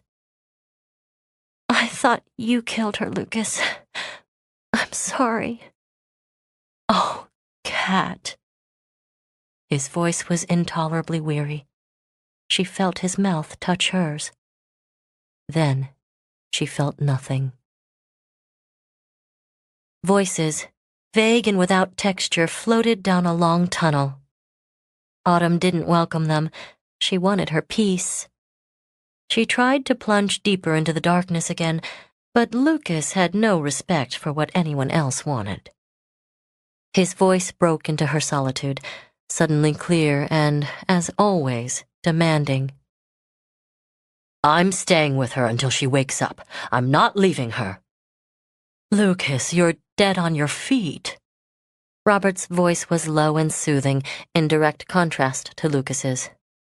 I'll stay with Autumn. It's part of my job. She's probably going to be floating in and out all night. You wouldn't know what to do for her. Then you'll tell me what to do. I'm staying with her. Of course you are, dear. Aunt Tabby's voice surprised Autumn even in the dim drifting darkness. It was so firm and strong. Lucas will stay, Dr. Spicer. You've already said it's mainly a matter of rest and waiting until she wakes naturally. Lucas can take care of her. I'll sit with you, Lucas, if you'd like. All right, but you've only to call me. Julia's voice rolled over Autumn, as smoky as the mists. Suddenly, she wanted to ask them what was happening, what they were doing in her own private world. She struggled for words and formed a moan. A cool hand fell on her brow. Is she in pain? Was that Lucas's voice? Autumn thought, trembling? Damn it, give her something for the pain! The darkness was whirling again, jumbling the sounds. Autumn let it swallow her. She dreamed. The deep black curtain took on a velvet, moonlight texture. Lucas stared down at her. His face seemed oddly vivid for a dream. His hand felt real and cool on her cheek. Cat, can you hear me?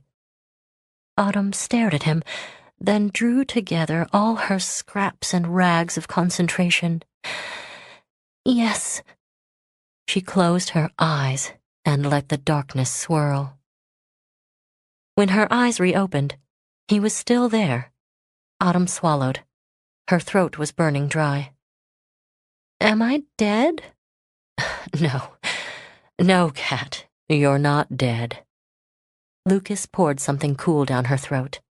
Her eyes drooped again as she tried to patch together her memory. It was too hard, and she let it go.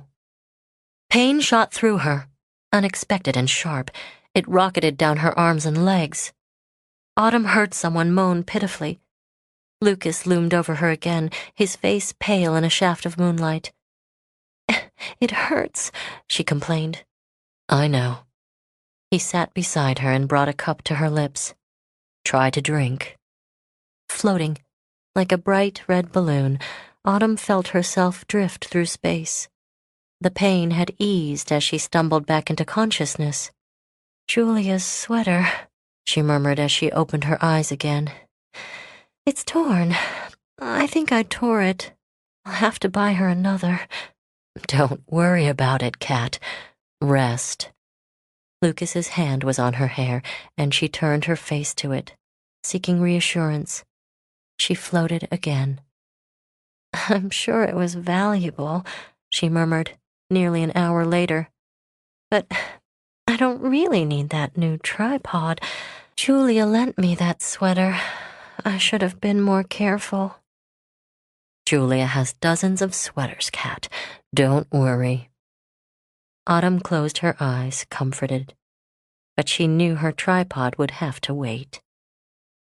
Lucas. She pulled herself back, but now the moonlight was the gray light of dawn. Yes, I'm here.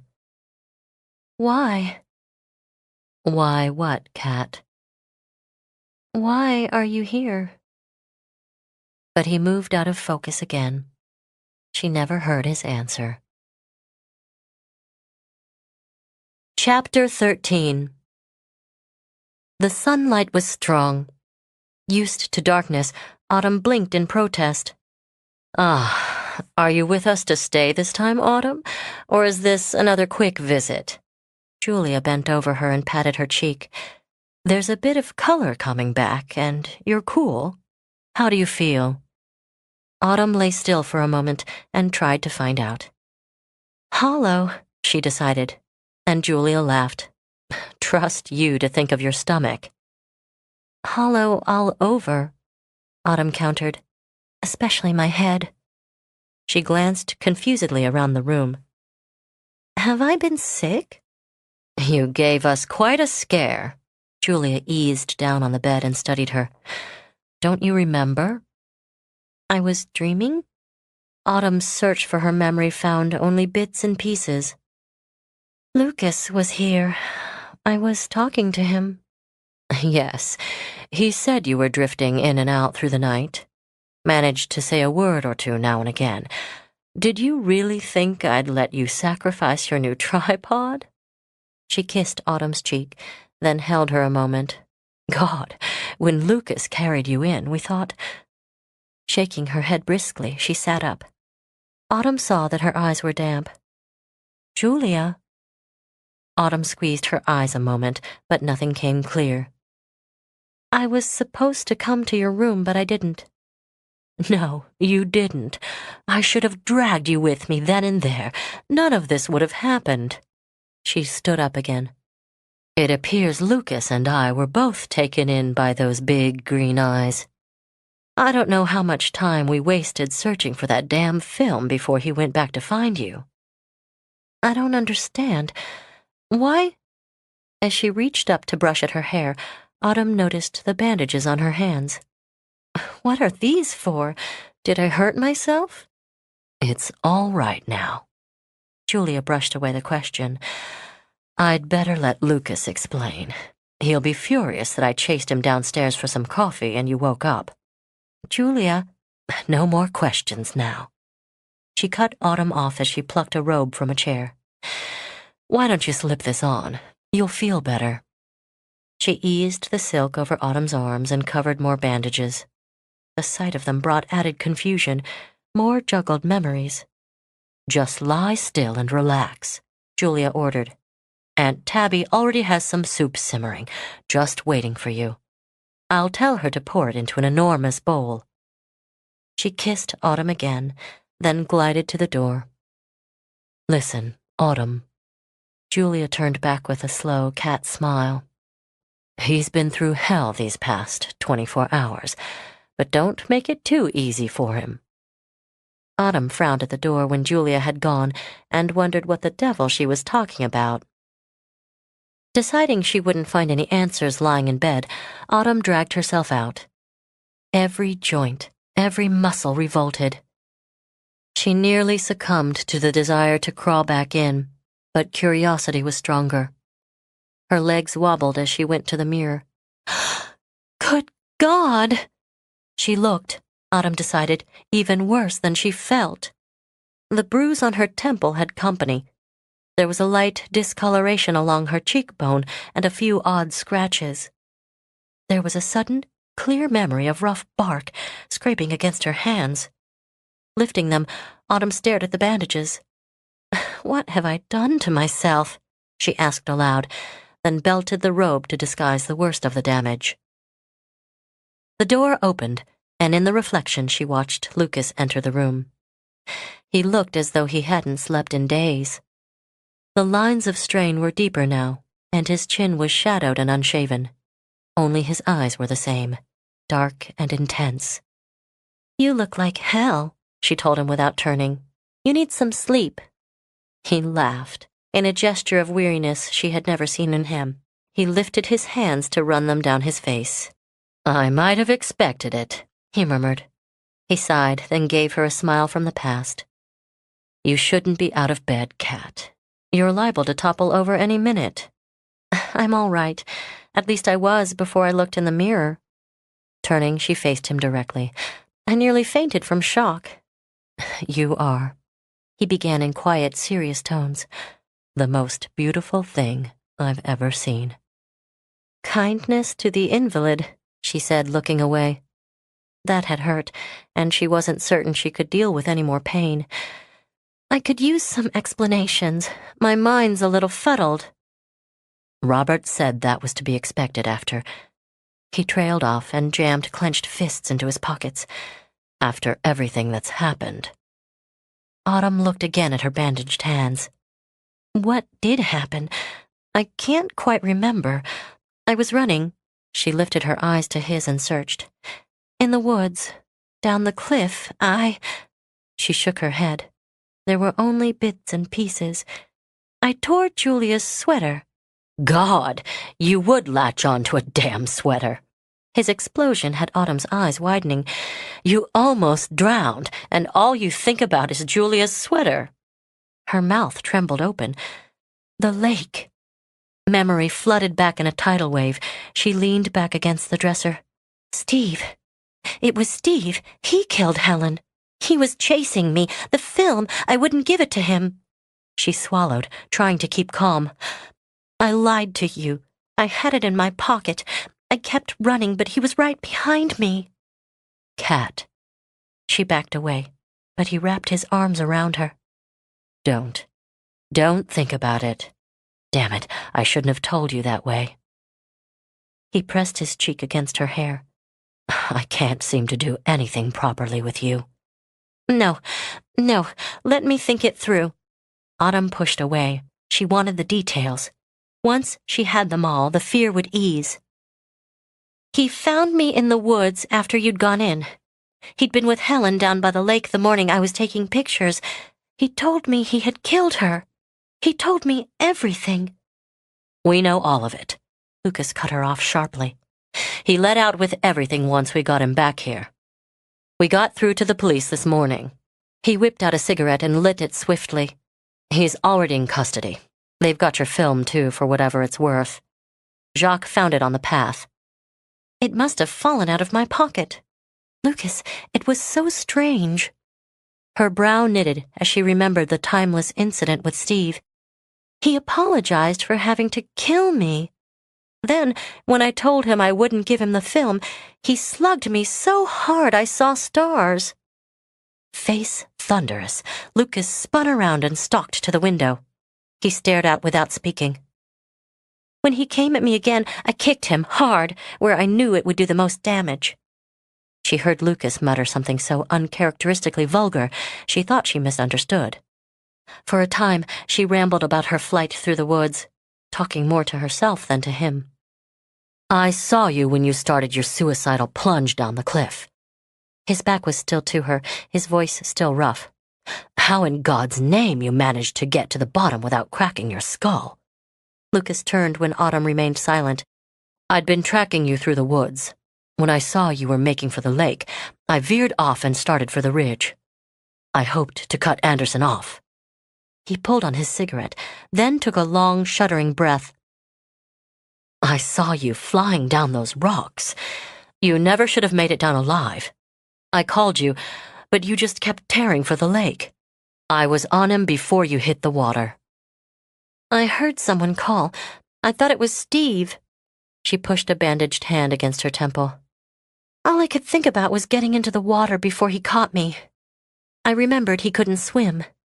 Then, when I had trouble keeping myself up, I panicked and forgot all those nifty rules you learn in lifeguard class."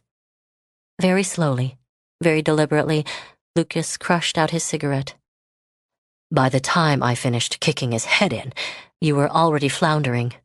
How you got out so far after the run you'd had, and with boots that must weigh 20 pounds, I'll never know. I was a good 10 yards from you when you went under the last time. You sank like a stone." He turned away again to stare out the window. "I thought—" He shook his head a moment, then continued. "I thought you were dead when I dragged you out. You were dead white, and you weren't breathing. At least, not enough that I could tell." He took out another cigarette, and this time had to fight with his lighter to get flame. He cursed and drew deeply. "I remember you dripping on me," Autumn murmured into the silence. "Then I thought I died."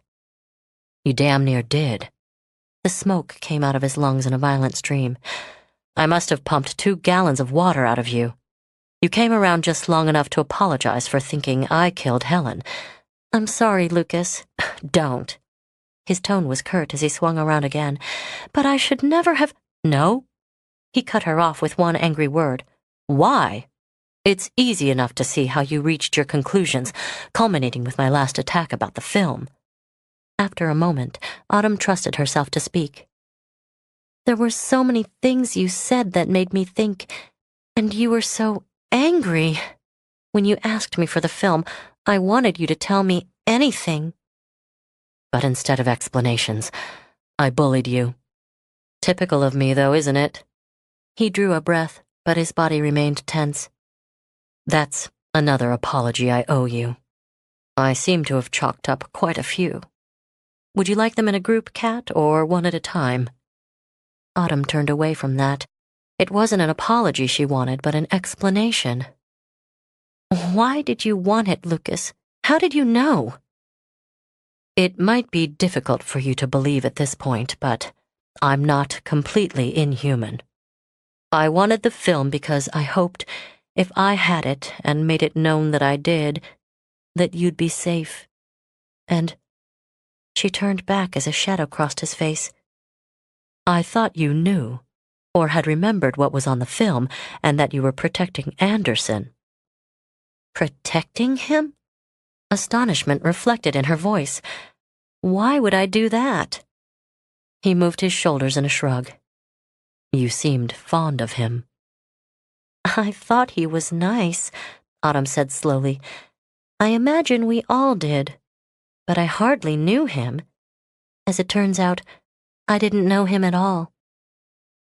"I misinterpreted your natural friendliness for something else, then compounded the mistake by overreacting. I was furious that you gave him what you wouldn't give me: trust, companionship, affection." "Dog in the manger, Lucas?" The words shot out icily. A muscle twitched at the corner of his mouth in contrast to another negligent shrug. "If you like." "I'm sorry." With a sigh, Autumn pushed wearily at her hair. "That was uncalled for." "Was it?" He countered and crushed out his cigarette. "I doubt that. You're entitled to launch a few shafts, Kat. You've taken enough of them from me." "We're getting off the point." She moved away. Julia's silk robe whispered around her. "You thought I was protecting Steve. I'll accept that, but how did you know he needed protecting?" "Julia and I had already pieced together a number of things. We were almost certain he was the one who had killed Helen." "You and Julia?" Now she turned to him, curious. Autumn gestured with her hands, then stopped as the pain throbbed in them. "You're going to have to clear things up, Lucas. I might still be a little dim."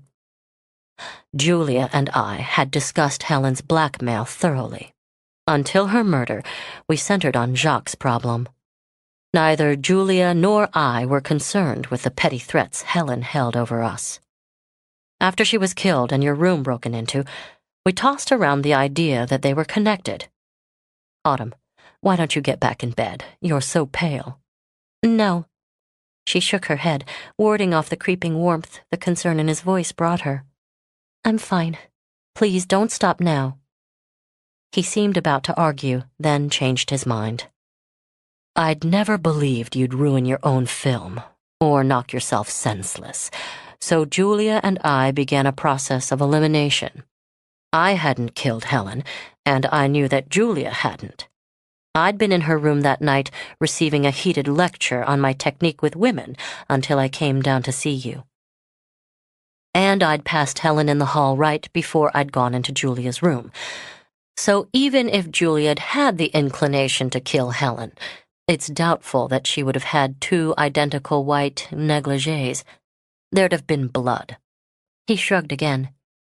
In any case, if Julia had killed her, she probably would have admitted it. Yes. Autumn gave a murmured agreement and wondered what Julia's lace-clad lecture had included. I've known Jacques for years, Lucas continued. He's simply not capable of killing. Julia and I all but eliminated the Spicers. Robert is entirely too dedicated to life to take one, and Jane would dissolve into tears. Lucas began to pace. Anderson fit the bill, and, for reasons of my own, I wanted it to be him.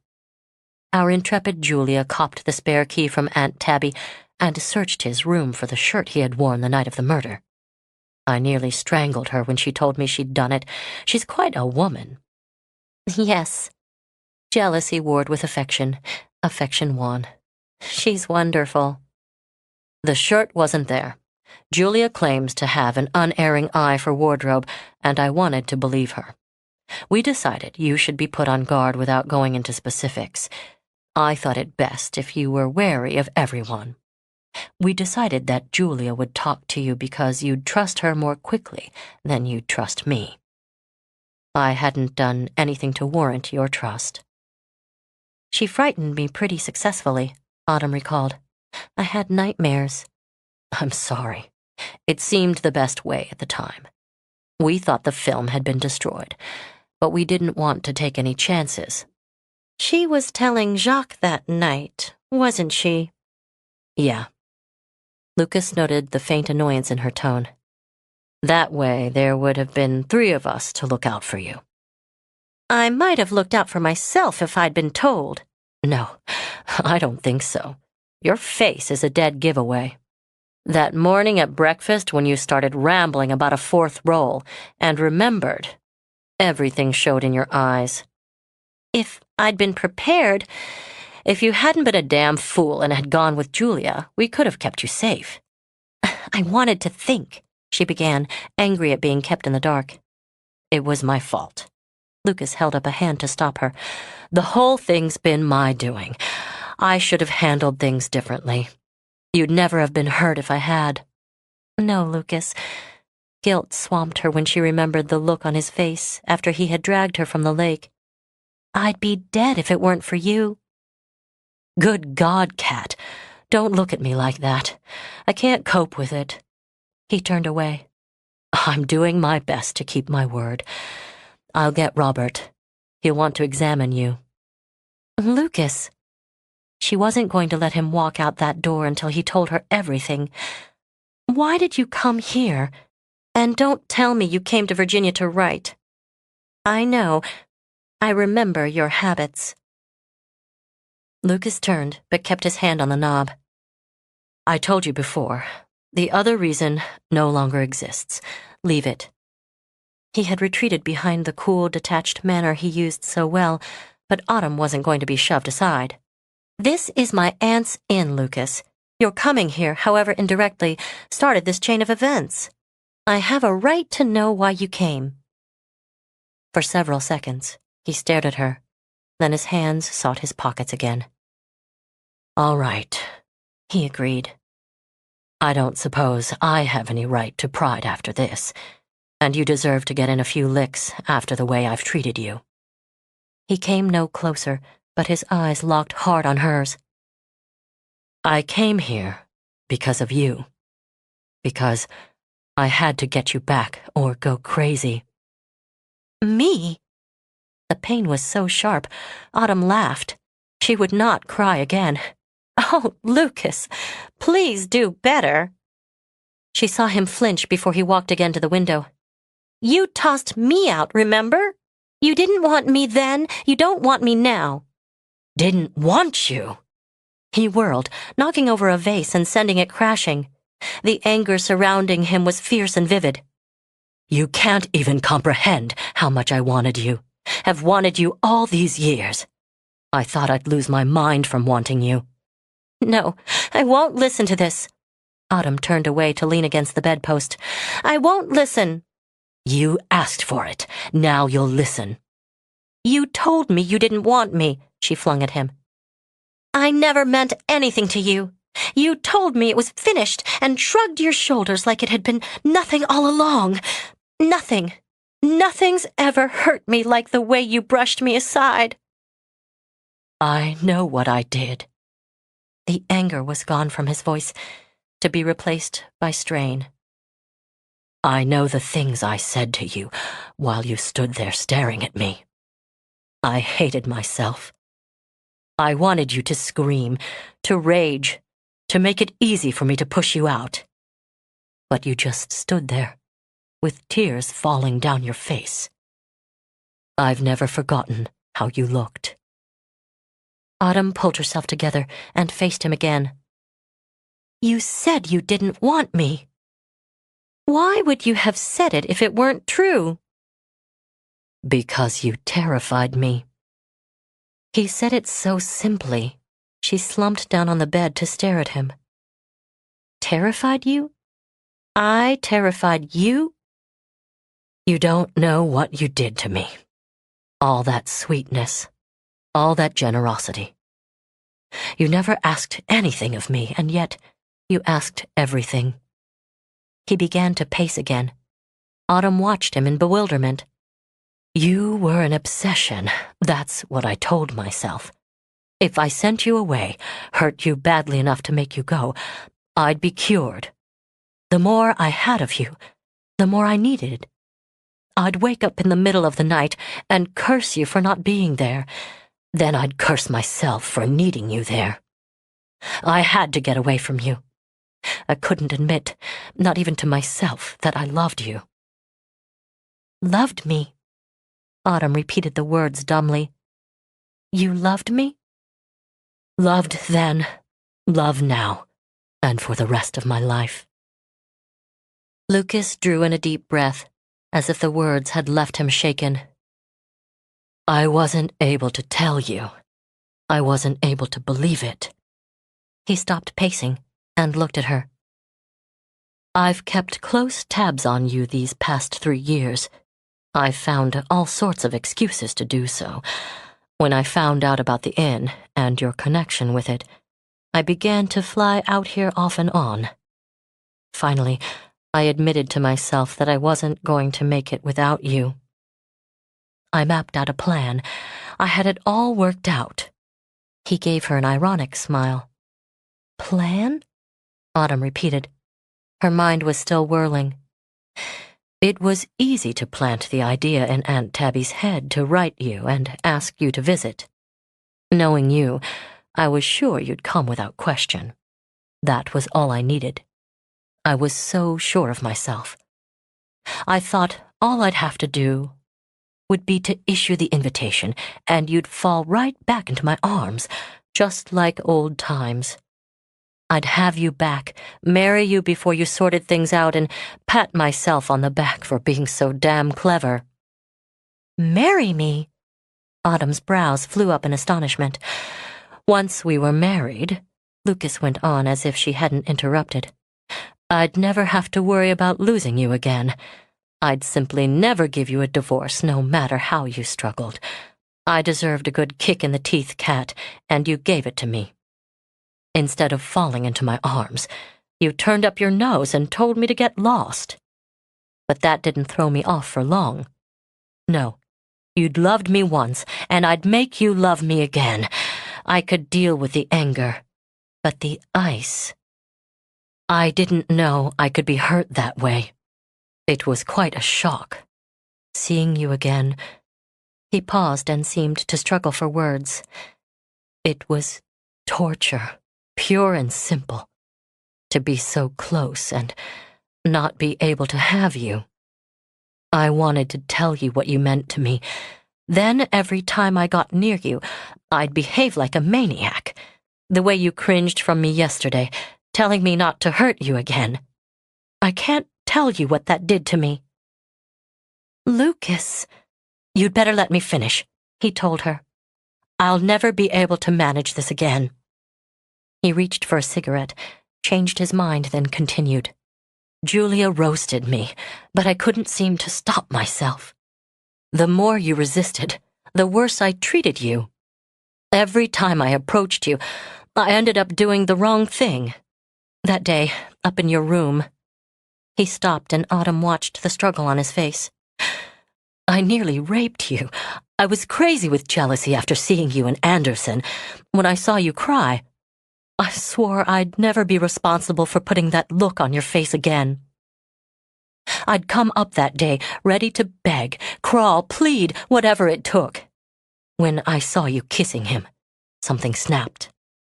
I started thinking about the men you'd been with these past 3 years, the men who'd have you again when I couldn't." "I've never been with any man but you," Autumn interrupted quietly. Lucas's expression changed from barely suppressed fury to confusion before he studied her face with his familiar intensity. "Why?" "Because every time I started to, I remembered he wasn't you." As if in pain, Lucas shut his eyes, then turned from her. "Kat, I've never done anything in my life to deserve you." "No, you probably haven't." She rose from the bed to stand behind him. "Lucas, if you want me, tell me so, and tell me why. Ask me, Lucas. I want it spelled out." "All right." He moved his shoulders as he turned back, but his eyes weren't casual. "Kat." He reached up to touch her cheek, then thrust the hand in his pocket. "I want you, desperately, because life isn't even tolerable without you. I need you because you are, and always were, the best part of my life. I love you for reasons it would take hours to tell you. Take me back, please. Marry me." She wanted to throw herself into his arms, but held back. "Don't make it too easy on him," Julia's words played back in her head. No, Lucas had had too much come too easily to him. Autumn smiled at him, but didn't reach out. "All right," she said simply. "All right?" He frowned, uncertain. "All right, what?" "I'll marry you. That's what you want, isn't it?" "Yes, damn it, but—" "The least you could do is kiss me, Lucas. It's traditional." Lightly, he rested his hands on her shoulders. "Kat, I want you to be sure, because I'll never be able to let go. If it's gratitude, I'm desperate enough to take it, but I want you to think about what you're doing." She tilted her head. "You did know that I thought it was you with Helen on that film." "Kat, for God's sake." "I went into the woods," she continued mildly. "I was just about to expose that film when Steve found me. Lucas," she inched closer, "do you know how I feel about the sanctity of film?" His breath came out in a small huff of relief as he lifted a hand to either side of her face. He grinned. Yes, I do." "Something about the 11th commandment?" "Thou shalt not expose unprocessed film. Now." She slid her arms up his back. "Are you going to kiss me, or do I have to make you?"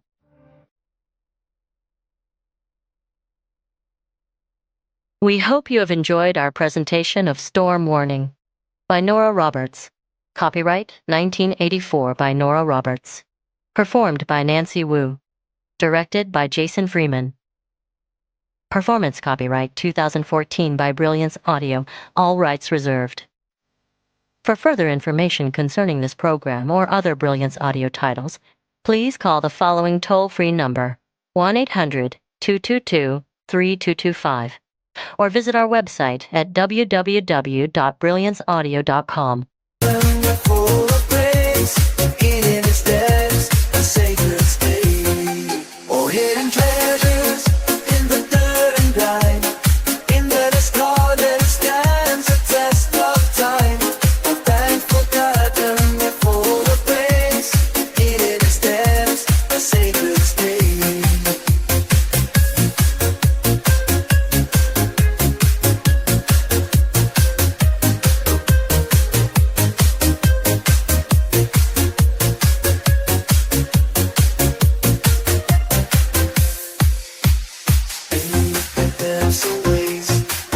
lesson learned. Hidden treasures in the refuse jar. Falling by the star that we often find. The beauty of treasures left behind. So. I swore I'd never be responsible for putting that look on your face again.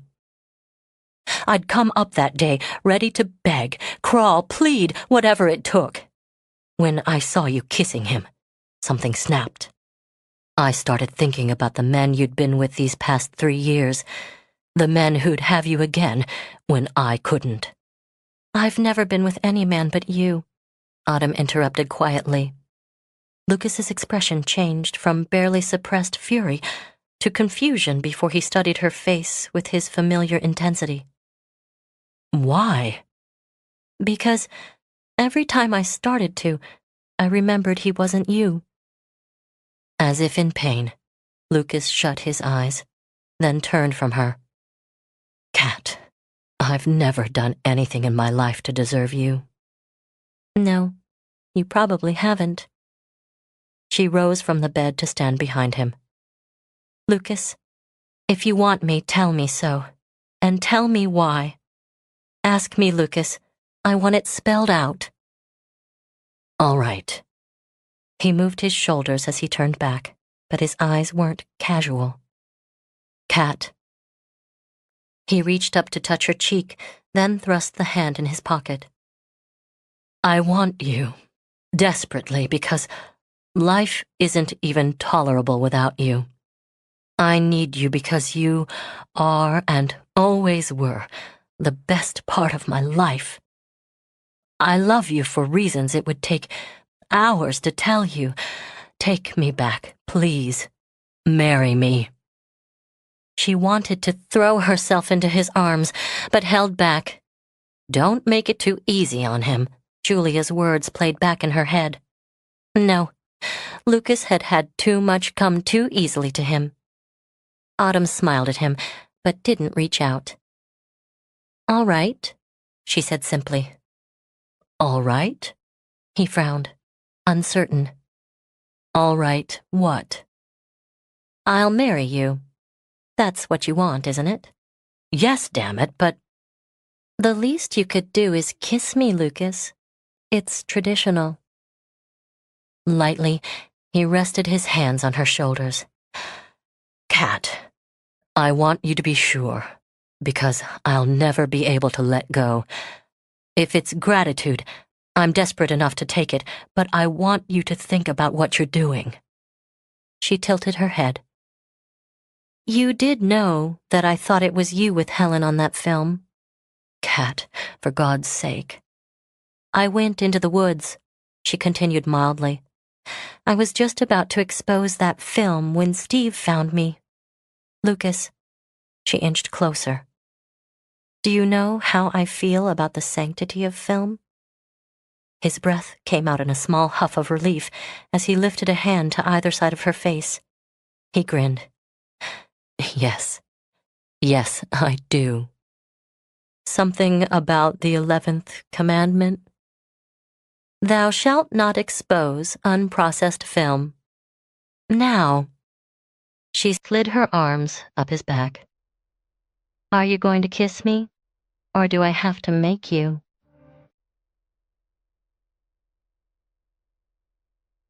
We hope you have enjoyed our presentation of